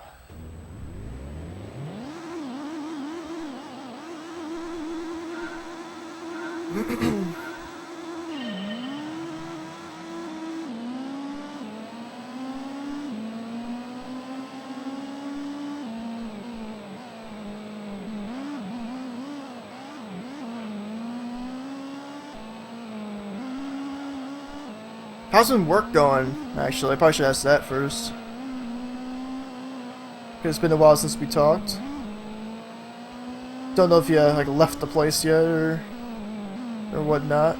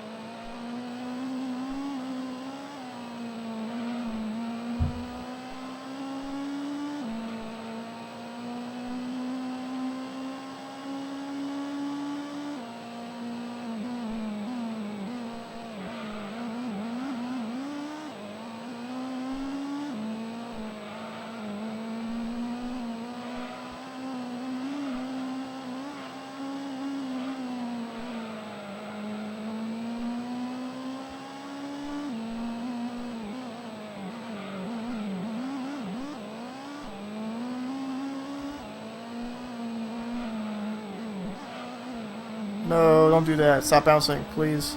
Thank you.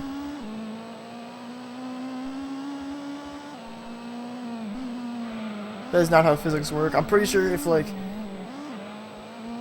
there was an external camera on, like, the side of my car that was, not bouncing, you probably see, like, the frame of it go inside the ground. That's not how cars react. Polyphony, please.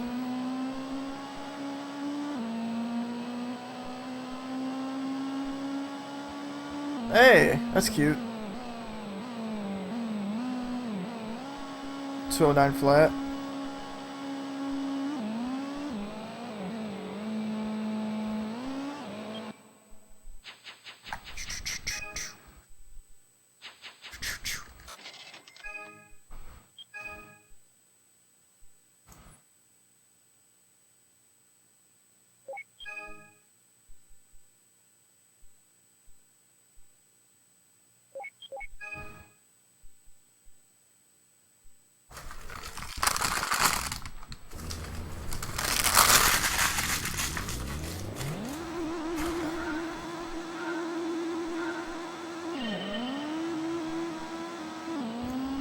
There. Please move, thank you.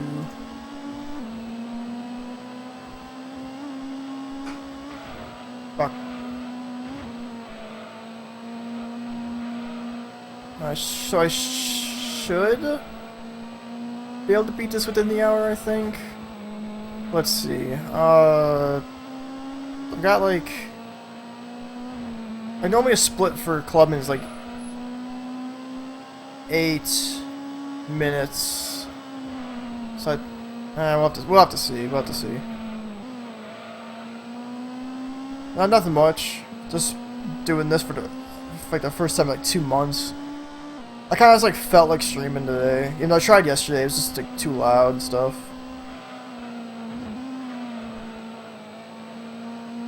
So what's been going on with you? Still working at that place?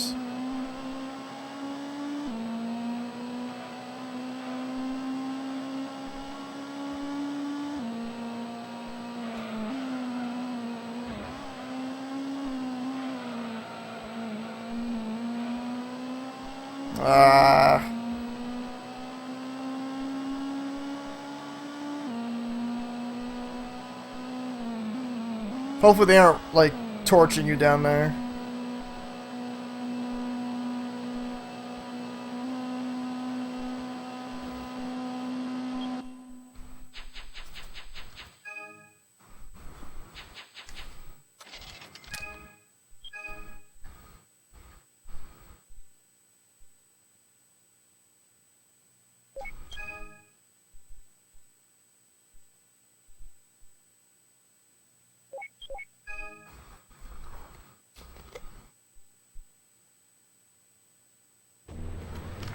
I probably should start looking for a job again. I mean, it has been like 3 months after all.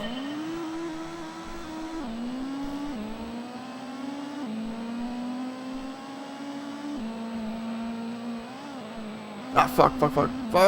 Don't do that. Okay, cool.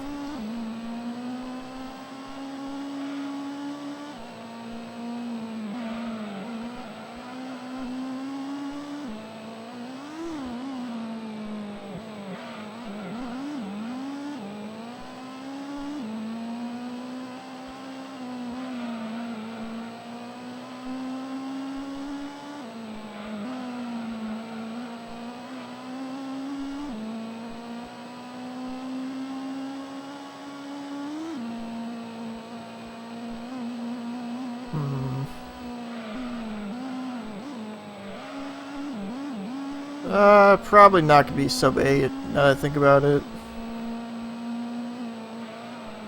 Like, if GT Cup goes extremely well, maybe. I'm trying to, like, think of my 90% splits compared to this. Even though I'm using a different car.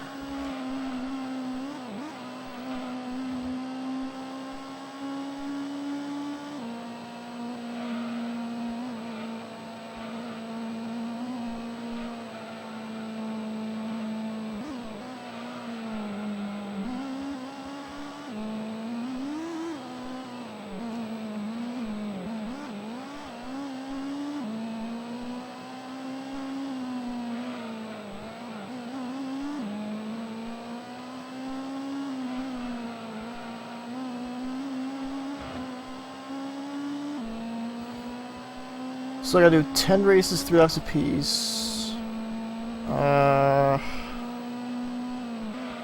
Dude, we should hang out soon. I'm not sure what I'm doing this weekend yet.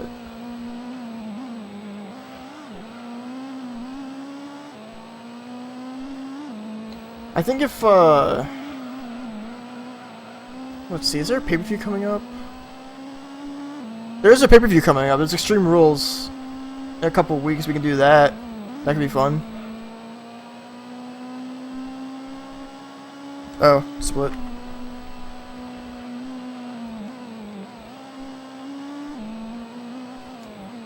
Oh, another 230 flat. That's pretty crazy.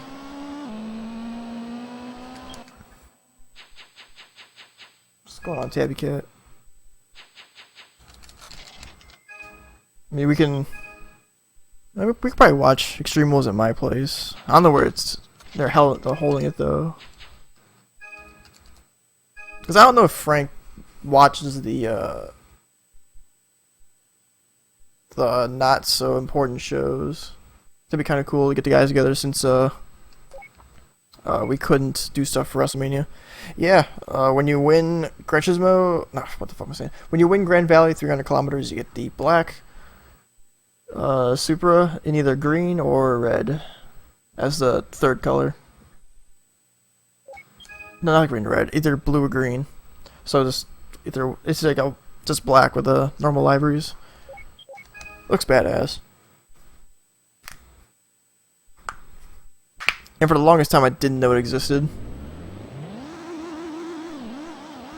Because as a kid, I didn't have the patience or wherewithal to finish an endurance race, so this is always just a mystery to me.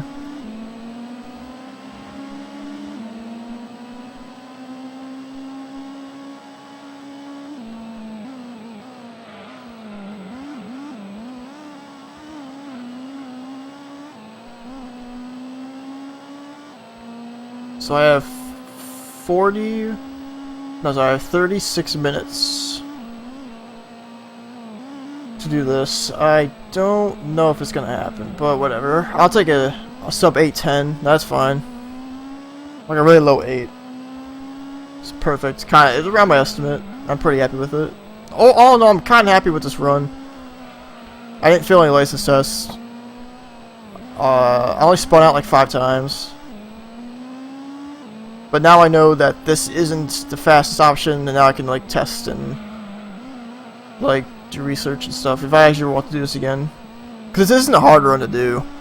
Like an 8-hour run is like not hard.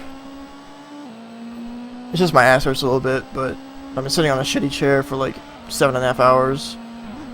My left thumb kind of hurts, but that's to be expected. As long as I have food in front of me, I can at least do stuff. I won't like pass out or get close to passing out like I did for the Gran Turismo 2 run, where that took like so much out of me. Where I could have like, you know, passed out at any moment 20 hours in. Because this is nothing.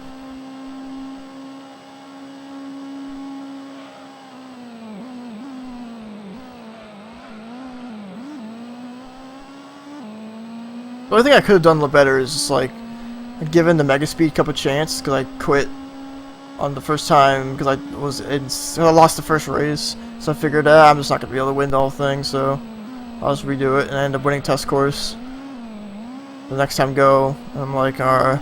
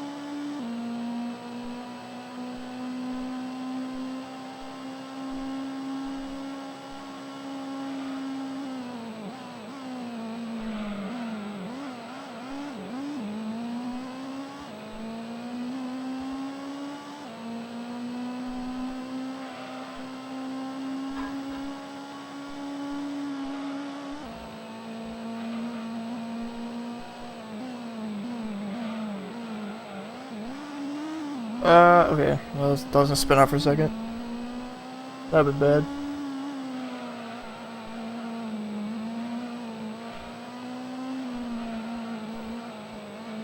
Yeah, I think tomorrow what I'm gonna do is I'm gonna wake up, see how I feel, and I might stream Forbidden Memories. I might. It seems like a bad idea, but I don't know. I'm all over the place now. I'm not paying attention. It might be fun. Might be fun until I get salty enough and just want to kill myself or something. I don't know. Probably shouldn't say that. But I don't want to. I don't want to like. I haven't played FM in a while. I'll do a casual speed run. That didn't make sense. I'll do a run where I will try to not be salty of FM tomorrow if I feel well enough to play it. If not, then I don't know. Yeah, it is always a bad idea. But hey, what's life without bad ideas? I mean, fuck, I'm doing a Gran Turismo 100% run.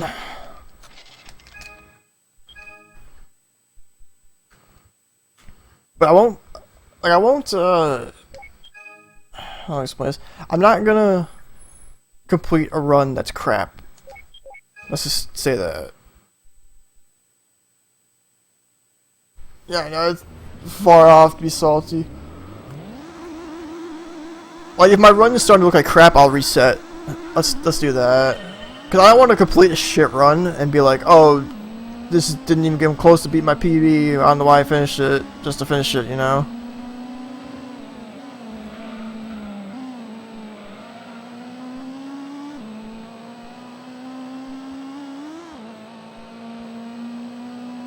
Also, I was watching a race with Elvin and GFC and some other people, and they were all complaining about their decks, being like, oh, I had like 3 Thunders, a Dragon, Umi, insert equip here, and Dark Hole. I'm not taking it because it says Dark Hole. I'm like, what?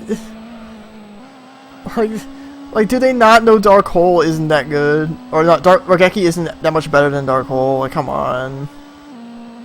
That was just like, I can't believe they like worship Regeki that much. It's really, really surprising. And I was kind of just estimating what that deck was, but it was, from what the sound of it, I would have easily taken it. It's like, I'll take the good cards over like not having Regeki. Thank you.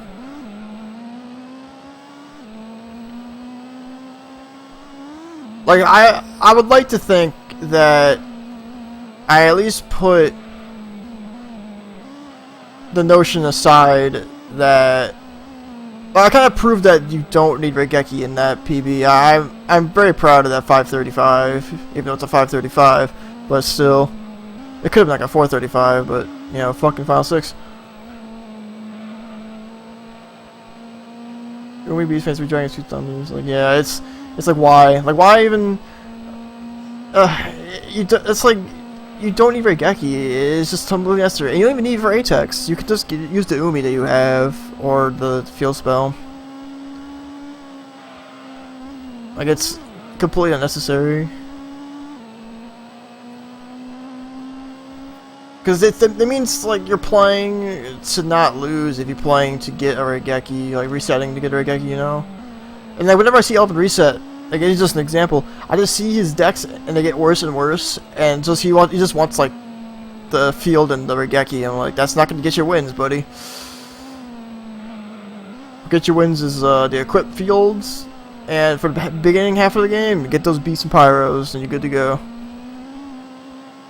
Hell yeah, dude, 4 Thunders and a Dragon, yeah, Dark Hole, just take it out and put it in against Dark Knight. 3 females, that's pretty good. That's really good.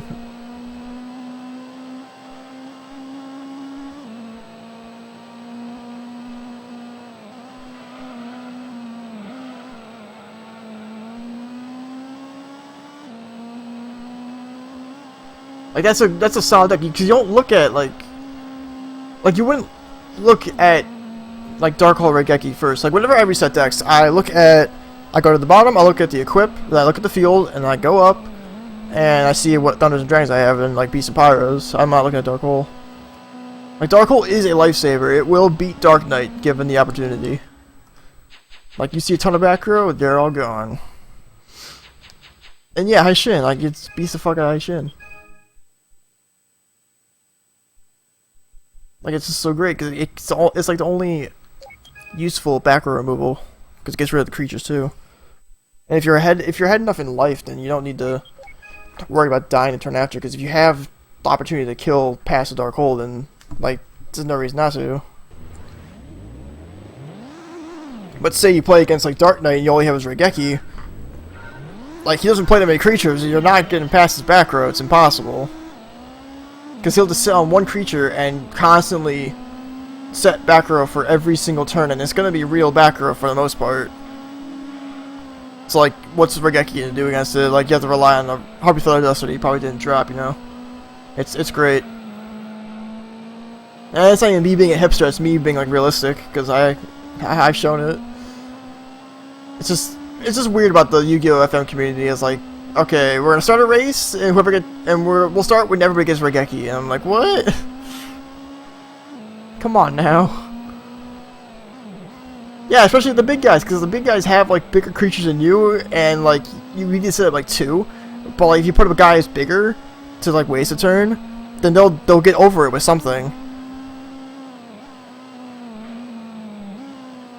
Yeah, because like you're not fighting through back row, and plus you might have reverse trap.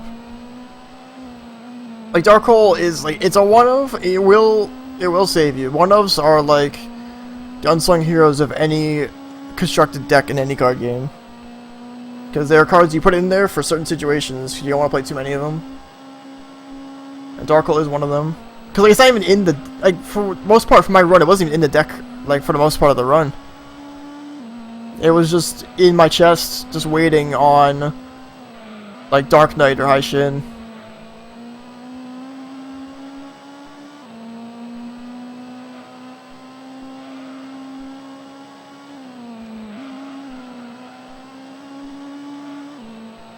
But I guess if like people are new to Forbidden Memories, they'll be like, oh, Regeki, like everybody's playing Regeki, everybody should probably get Regeki, you know, keep a deck that has Regeki, reset all Dark Holes. But it's like, you don't need to do that.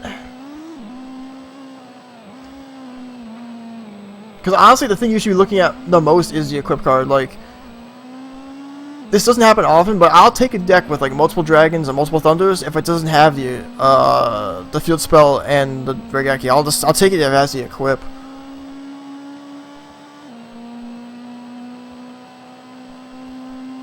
You can have Regeki with 2 Megamorphs. So yeah, like why complain, dude? Like, if you have the Megamorphs, just draw the Megamorphs, you'll win. Draw a Megamorph and equip, you got it. It's like what's the use of complaining about like a removal card? It's almost like he has like the magic mindset, because I know he plays magic. He must be like, I need removal over power because removal can beat my power. But like in certain situations, like he knows how the game works, so like the equips will most likely not be detected by the opponent, so you're not gonna be losing anything out.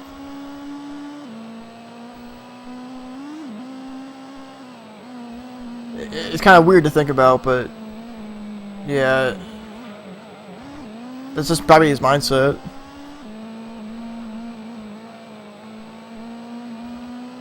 Cause I think I've seen Saboom like keep Dark Hole decks, but like his decks are always crap, so it's kind of hard to base it off that. Cause I don't know what's wrong with Saboom. Like he'll reset until he gets like the first playable deck. And it'll be like just playable, and he'll get no drops. And he'll try to go for the World Tourney in one go. I'm like, if he just holds off and just like farms back for like 5 duels, he's fine. And also, people doing Jono 1 instead of 1 strats for races, I don't get it either. Like, all you gotta do is just farm Rex for like 10 duels, and you can. But you're gonna buy stuff, you know? Oh Christ, yeah, I remember that. Yeah, Spoom's got an even weirder mindset. He's just like, he'll take what he can get. He's a trooper. Which I commend him for it, but sometimes not the best decisions. But hey, he got his 430, so I'm happy for him.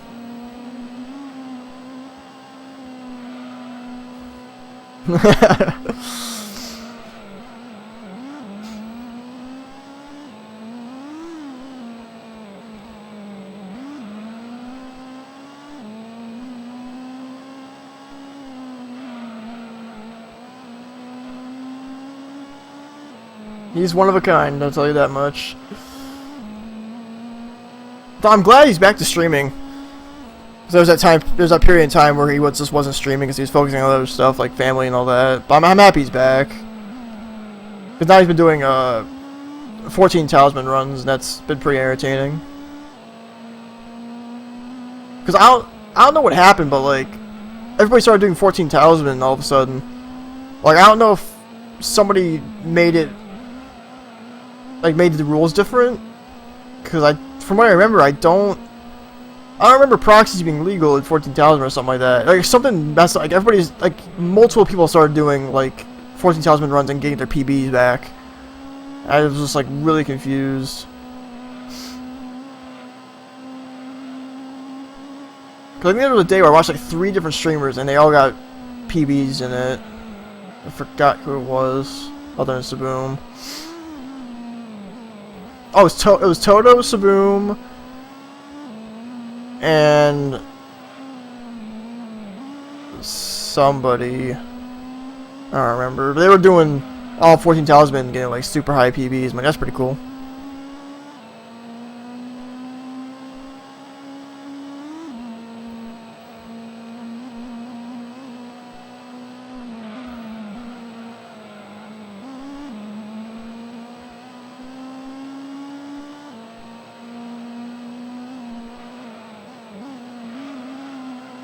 Also, another reason why I doing this run, it's kind of unrelated, but kind of at the same time.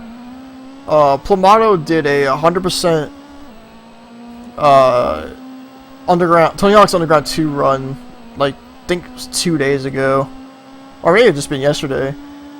And I got the urge to play a 100% game again. I'm like, oh, that's okay. I'll play GT1, same amount of time. And he PB'd by like an hour, so that's pretty cool. I remember seeing his first run and it was just like all over the place, casual kind of thing.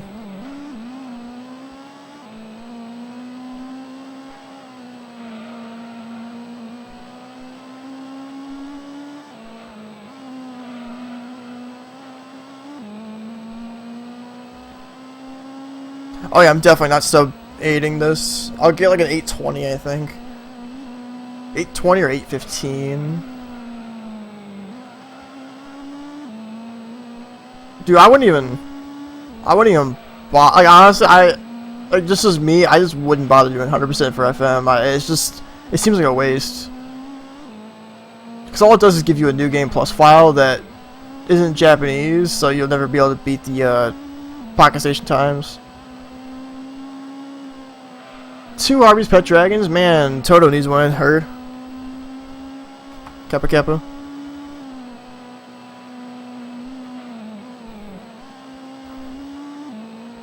Two Harpies. That's really crazy. That's like a 2 or something. Not 2. It's less than 10, I think. I don't remember that much.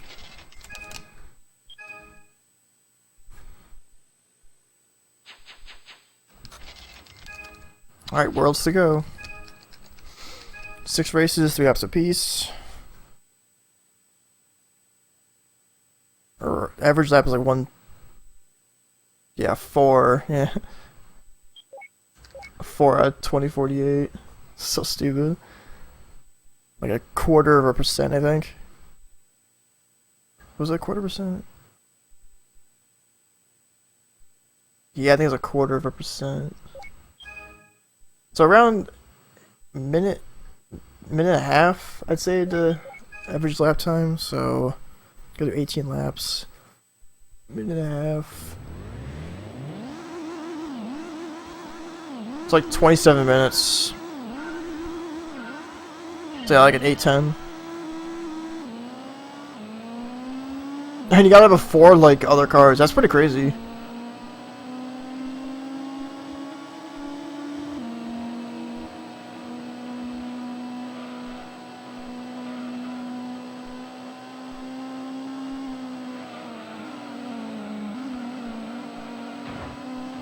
Aquadragon and Bakuri box, wow. And you just get like, you get a Harpy's Pet Dragon that everybody loves. That everybody love to get. That's pretty crazy.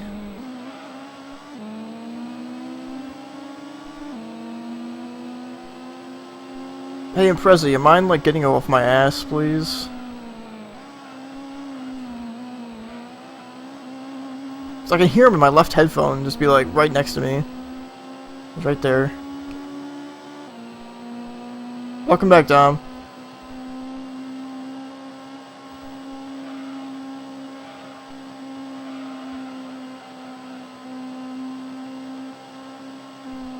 Did it crash or something?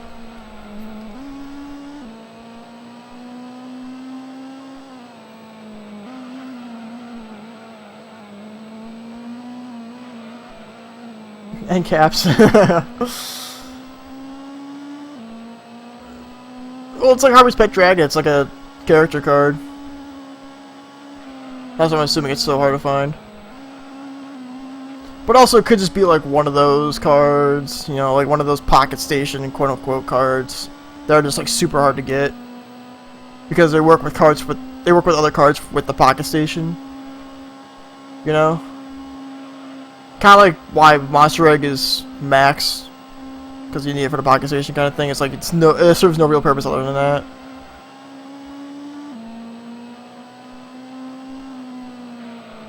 I was like, I'll have to record some stuff. Have you tried lowering like the quality of your recording? The pay-per-view is in like 3 weeks, I believe. 3 Sundays, or 2 Sundays from now, actually. I think. Let me think. That was last week. Yeah, I think it's 2 Sundays from now. So that might be fun to watch. Just everybody beating the shit out of everybody with weapons. That's kind of fun. Oh, the Bakuri box. Oh, I don't know. What was your bitrate looking like? Dude, my whole Rossi, my whole chat's lurkers. Don't worry about it.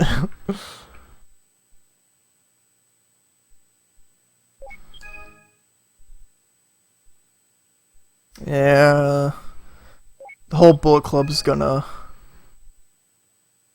lay down for Roman, get all speared and stuff. Gotta be sad face, but hey, it'll be entertaining, hopefully. Well, the Bakuri box is rare because it's a Pegasus card, so like why not be a a less than 10 drop for a card that sucks, you know? But MBD's a 32, right? That makes sense. But nobody uses it in the show. That's probably why.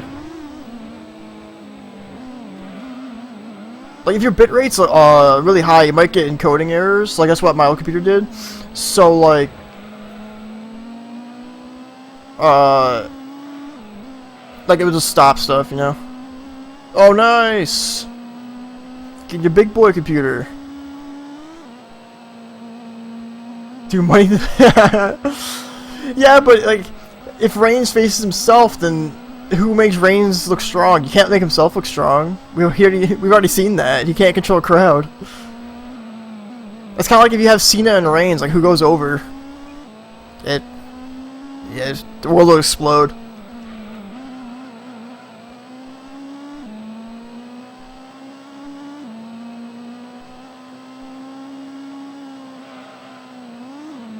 Oh, damn it. Wow, okay, spit out number 6, but that didn't hurt too much. And bot me, thank you.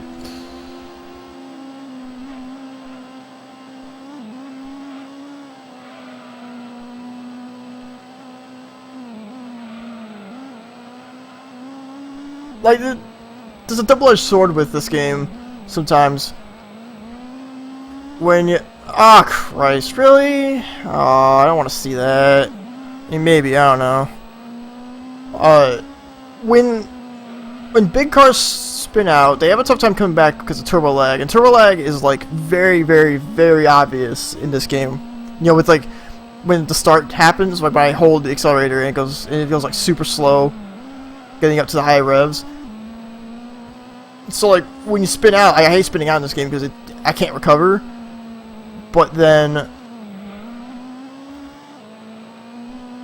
like if I have enough speed, I can still spin around because the game is like so wacky and arcade-ish. I can just swing my whole rear end around and recover pretty quickly. So it's not too bad. Like they're gonna have to make that build something worthwhile. Like who's gonna be the heel in that feud? You can't just have two tweeners feud, you know. Even though I guess I'd say Cena is a full-fledged face, but like I wouldn't. That doesn't sound like a match that makes any kind of sense. Another rumor I heard is Sasha Banks is probably winning the belt at SummerSlam. So maybe like watch the build to see where Sasha's gonna be like in the next couple months.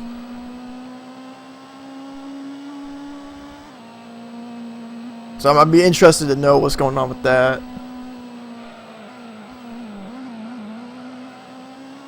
Dude, I would say Cena. Cena would absolutely get cheered over Reigns. Because people do like seeing Cena, honestly.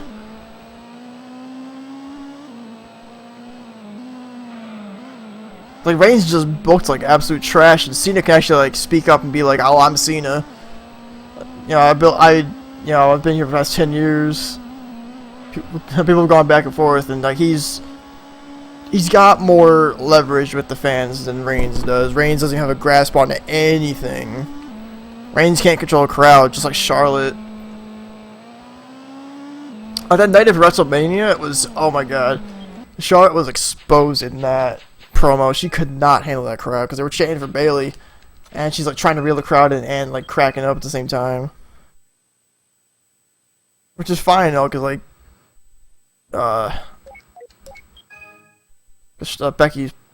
Bayley's probably Charlotte's best friend, so like, yeah, it was kind of cute, like, oh, they're chanting for Bayley, that's nice. But she just could not get the crowd. She's like, alright guys, listen, alright. Like, oh well, yeah, and just couldn't take it. Almost wanted Rick to stand in and be like, you know, please talk for Charlotte, get the crowd back, or like at least talk over them. His name is still John Cena. You're right. There's a video I saw like months ago. I can't find it anymore, but it was the John Cena thing. But his name is John Zandig, and it showed Zandig stuff. It was awesome.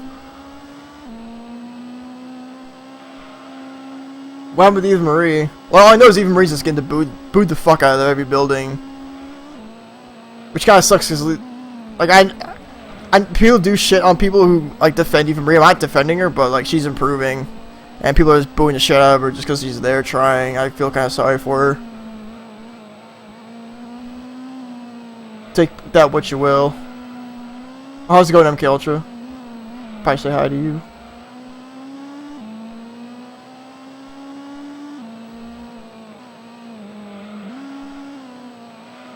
Because like they're not putting that much spotlight on Eva Marie. They're really not. It's not like a Reigns thing. Like just because she's not that good doesn't mean like she deserves to be booed out of the building. Like at least just be silent for her. And if she's being a heel, then just keep being silent. Like don't give her anything. Like have her earn the heat. But like just being straight up booed out of the building just because she's Eva Marie doesn't really help. She's to change her hair color? Nah. That bright red. She gotta stand out somehow. Hey man, wrestling's fun. Just get into it. If they changed her hair, she would just be the most generic person. Like they'd probably make her blonde and be another Kelly who can't talk or can't do anything in the ring. That'd be really annoying. Because the last thing we need is another Kelly in this business. Oh god, yeah, that'd be bad. Like she would get injured and she'd have the VF satellite promos and have her lines fed to her. Oh god, it'd be so awful. But the thing is, I never actually heard her do a promo. Like, I've heard the one promo she did on Raw when she slapped Jerry Lawler, but that was like a Total Divas angle. That was the first time I saw her. Cause I don't watch NXT like at all, pretty much. So I don't see her week by week. So I don't know if she's like terrible. I just hear people saying she's like the fucking worst, and I can't ever believe that. Cause like you can't just hype someone to be the worst. Like, there have been plenty of women before Eva Marie who have been really, really bad.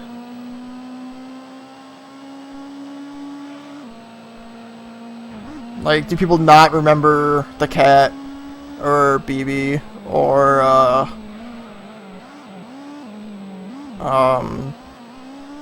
like anyone in the 80s kind of thing, like or half the ones in TNA, like Shelly Martinez and Rebel and Velvet Sky for a couple of years.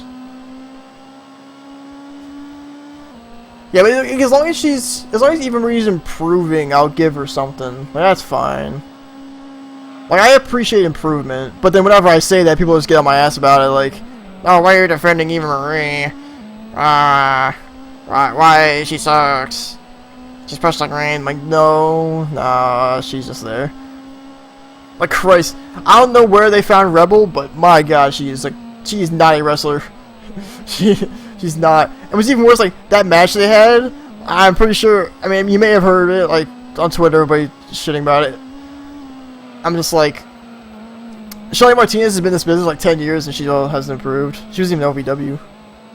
Watched him in a ladder. I probably don't remember it. Like, what I would want to see out of Eva Marie, like, if she like, honestly wants to, like, really make a name for herself, I would love for her to pull a Taryn Terrell and just, like, be pretty much, like, be her, like, put her body on the line and, like, do crazy shit. Because Taryn Terrell, for, like, 2 years was pretty fucking great. And I never thought anything of her. She was just, like, the stupid GM of ECW. And the next thing I know, she's having, like, fucking match of the night with Gail Kim. And it's not even just because of Gail. Because Taryn was having good matches with other women, too. Like, if he was able to do that, that'd be fantastic. Because that Taryn Terrell, Gail Kim, last woman standing match is one of my favorite women's matches of, like, this decade. Because a lot of other matches I just don't remember. But, you know, still pretty good.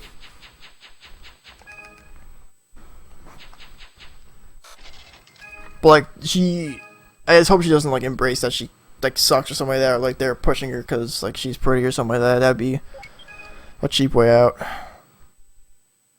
Kind of like with Reigns. Which I'm surprised Reigns hasn't turned heel.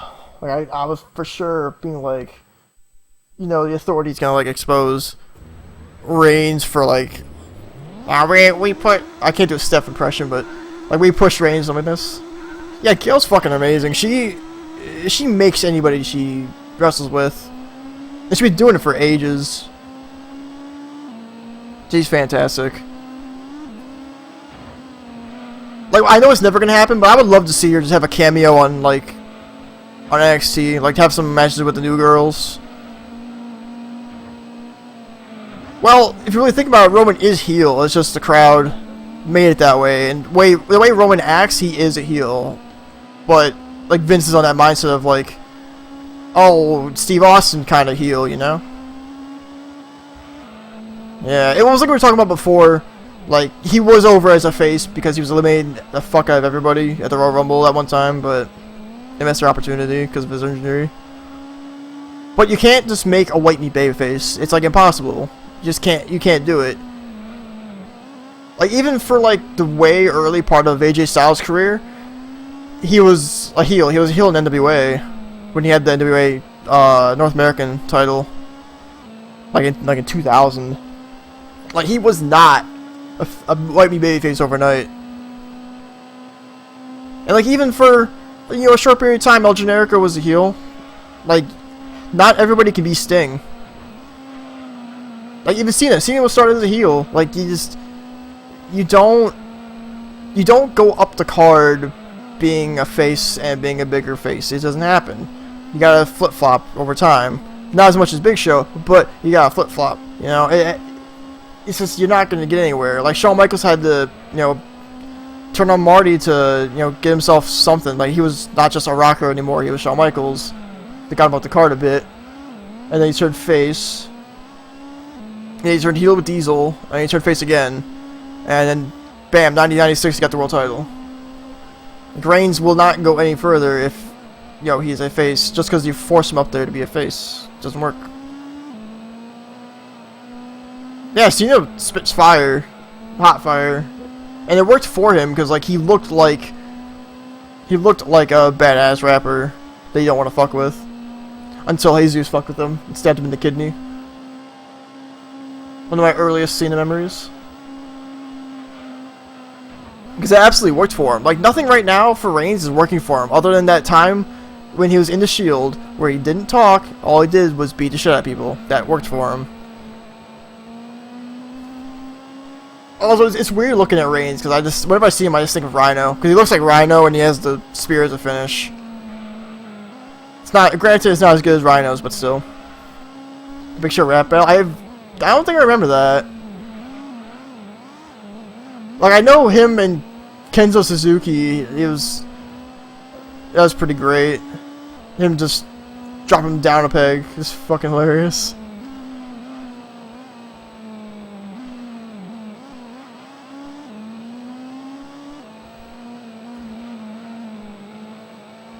Also, the only reason why I remember Kenzo Suzuki is because that was the first year I watched wrestling. It's fantastic. Him and Rene Dupree. Yeah, it's totally Rhino. Because he does the Rhino double arms nair pose. Like, just when he goes in the ring, I can't see anything but Rhino. I'm just like, oh, you're not as good as Rhino. You're not the man beast. You're just a super man punch guy.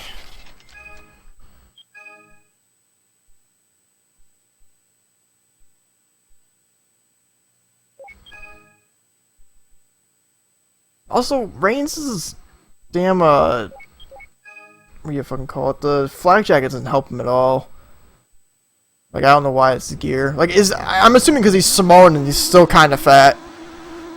But, like, he can't, like, realistically, if you go back to, like, D'Lo Brown and his chest protector, because he tore his pecs in kayfabe to the XFL. Like D'Lo got his pecs torn by Dan Severn, and he wore a chest protector. D'Lo used it as a weapon because it was a chest protector. Reigns is wearing the same thing. Why is he selling moves to the midsection or back? Like, it doesn't make any sense. Like, every time I see him, like, if there's any kind of beatdown or him selling a move, it's like it doesn't help him at all. Yeah, or using it so he doesn't get hurt. Just like they didn't want to use a blade. It doesn't help him at all. Like, he's wearing so much gear, it makes him look like an idiot.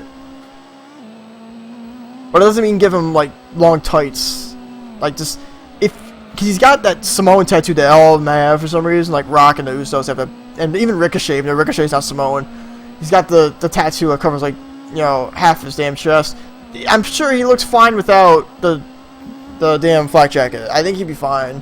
Just take that off of him, give him like 5 minutes on the mic to explain himself, and be like, you know, not be like, I'm a bad guy, I'm a good guy, I'm a bad guy. Like, have him talk as Roman Reigns, be fine. Like Rock, like when Rock turned in '97 to join a nation, he asked Vince, like, he posted on Instagram one time, he asked Vince, like, yeah, I know, he's just the Shield, like, the Shield is over, but come on, don't hang on to it. Like, when The Rock turned, he just asked Vince, give him just give him 5 minutes on the mic, and I'll cut a promo and be like me, and Vince is like, alright, yeah, sure, and bam, got The Rock. Have Reigns do that. You know, give him a couple minutes, like, have him just be Reigns, and see what happens. That's what he should have done after WrestleMania, instead of being like, oh, come on, guys. I'm not a bad guy. I'm not a good guy. I'm the guy. You know, it's... He could have just done something with like, oh, you guys are booing me, but I have this belt. Like, if you cut that first half of the promo out and just have the, I'm the champ now, I need a new challenger, someone get their ass out here so I can face them, and bam, AJ Styles no, it was first Jericho, then Styles, and then Zayn, then Owens. Like, you know, just cut the first half of that promo, it'd be fine. Yeah, it's really hard to find him. Like, after his match against Reigns, after his match against Lesnar, he didn't have the flak jacket on. He's not in terrible shape. Like, fuck. He got a flak jacket on, and Baron Corbin's sad tummy is out. It's like, come on. No, Baron Corbin's sad tummy and receding hairline is out for everyone to see. Man, they're protecting Reigns so much he's gotta wear a flak jacket. I think he said that in his promo too, like, I don't care if you boo me or cheer me, I have this belt, that's all that matters, kind of thing. But like, his delivery is so bad. Because they actually give him lines, I'm pretty sure. They give him like actual lines to, you know, say. Other than other guys like Jericho and like Orton and Cena, the guys who've been there for a long time, they get bullet points and they work off that. That's why I can't take Dean Ambrose seriously either. His lines are bad too. Like, if you want to control a promo that much, just give him bullet points. You don't have to give him lines. Because the scripts take, you know, fucking ages. Yeah, but the thing with being a tweener is, like, being a tweener main event guy hasn't worked since Austin. Like, it just doesn't work. Because people see right through it. Like now he's kind of a tweener, but he's really bad at it because like he's being as a dickhead heel, and people are like, you know, booing the shit out of him. But people just see through it and they know he's a face, so they're not gonna, you know, give him anything. Yeah, it's really hard. It's really hard with Reigns. It just all goes back to him having that hernia. Like, if that didn't happen, we wouldn't be here complaining about it. We'd be like, oh man, I'm so glad Reigns took down the Authority. Like, you know, that kind of thing, you know? Or, you know, Vince can just not be like, I need to recreate, you know, the next Hulk Hogan in every era except for the New Generation era. Which I see where he's coming from, because the New Gen era, that was their worst time period ever, and they were getting shit on by WCW and nearly run out of business, but you know what I mean. Gonna be cooled down by the Usos. Oh, that happened. That first beatdown. Oh, it shouldn't have been a cooldown, you mean? Oh, I don't know. Yeah, because now it's got bringing the family thing in it. Yeah, the Authority should have ended at Survivor Series, but they came back like 3 weeks later, from what I remember. I don't know why WB is so scared about this like long-term booking thing. Even the CM Punk Money in the Bank thing, the Summer of Punk angle only lasted like 4 weeks, like if that. Because the next night, Cena just got the belt back. He beat Rey Mysterio in a rematch for some reason. I'm like, why is he doing that? Like, they're too scared of the long-term booking, which I don't understand. Like, they can do it. Like, WWE fans are really loyal for some reason. So, like, they will stick around if the build is good enough. And they could have had the Authority out for a year. And they could have, like, done something that wasn't that. Next to Cena. Yeah, pretty much. And yeah, the Nexus. That Nexus didn't last long either. And they turned it around and be like, oh, Daniel Bryan is pissed off because, you know, some shit happened and they didn't really explain it. Even though, like, Daniel Bryan shouldn't have been on that team in the first place. That's Survivor Series 2011. Like, it didn't make a bit of sense. Yeah, I don't understand the Screwjob either.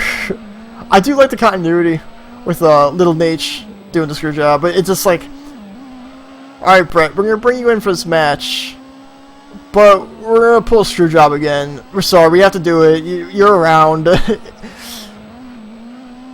Yeah, I got fired. Like, I don't know why Brian should have been pissed. Brian should have been on the Nexus team because he would be pissed off at, you know, WWE for firing him just for choking a guy.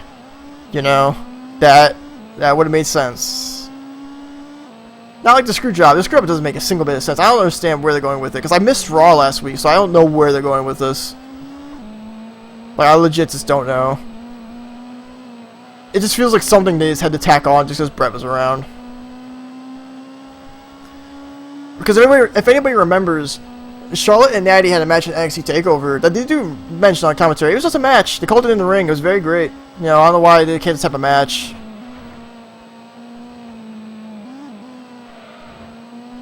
Yeah, well, Vince is, 70 years old and thinks Hulk Hogan is the biggest star. Muscles make money.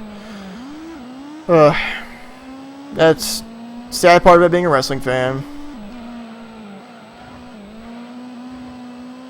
And it's even sadder now, because, like, when Enzo got that concussion, now Cass is getting a push. It almost feels like Vince looked at Cass and he's like, oh, he's really tall, I should push him. Like, for fuck's sake, I heard an interview with a guy who works in WWE. They saw Okada for the first time, the New Japan Heavyweight Champ, and they want him because he's tall. And I'm like, what?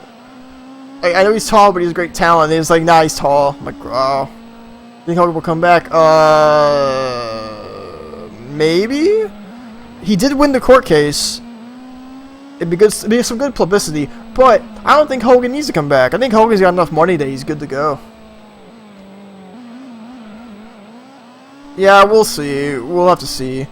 But it's also not just Vince, it's also Kevin Dunn. Kevin Dunn has a lot of say in it. Kevin Dunn pretty much has like the say for the divas, and it makes me sick.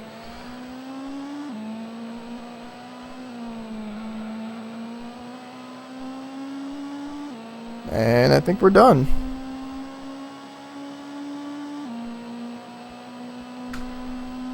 Alright. Yeah. Yeah, and Vince had to ask, like, Shawn Michaels why Bryan was so over. That was a legit true story. Yeah, Vince wanted that as main event, and that's, like, the worst thing. Like, I don't understand. Like, I just don't understand why. Vince's mindset, I would love to hear a shoot interview with Vince. Like, honestly, it'd be fantastic. Like, just in Vince's head, like, what is going on in his head? Yeah, well, and Vince has, like, I think he has some say on who gets hired. But that's about it.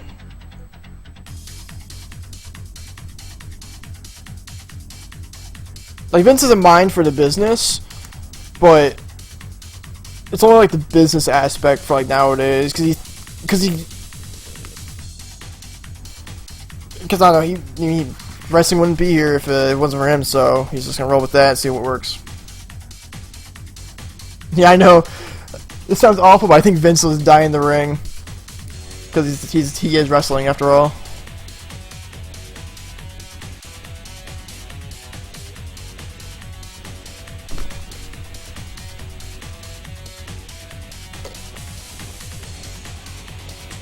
Alright, so that run was Jesus Christ, this loud as fuck.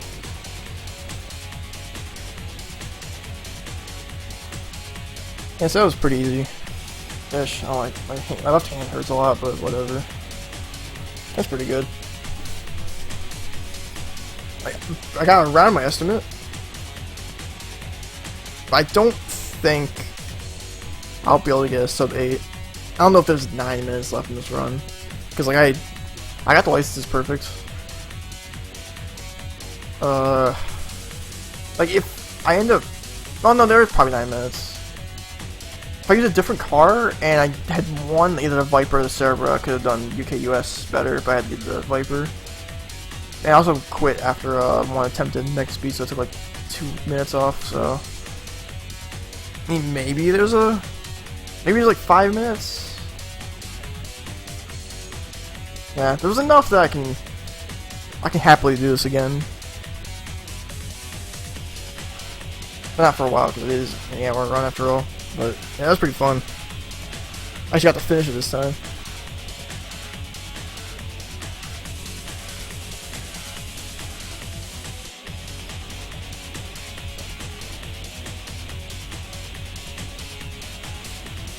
So I think, if I just save my notes.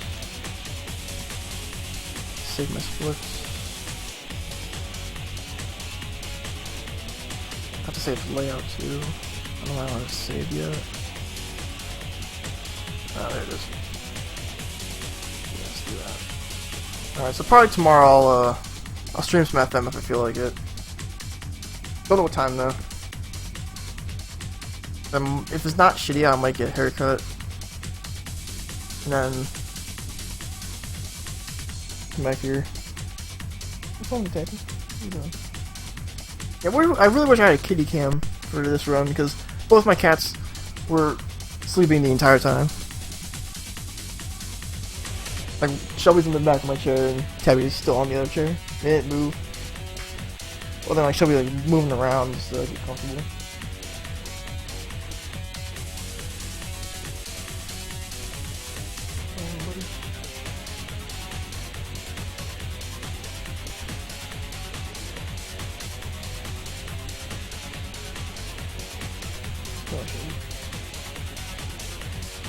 I said a word in like 8 hours. CD button.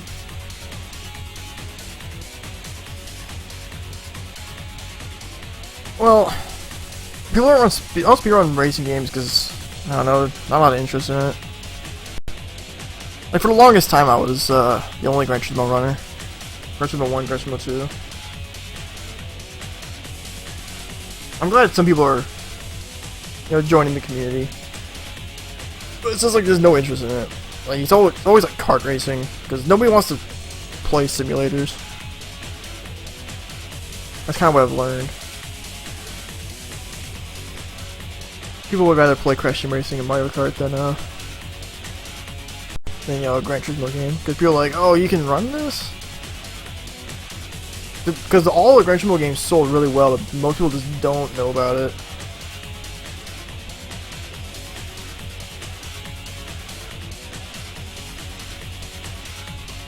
So I always do get people coming in and be like, oh, you can speedrun Gran Turismo games? I'm like, yeah. Yeah, you're watching it right now. It's just a popularity issue. It is what it is. I'm fine with it.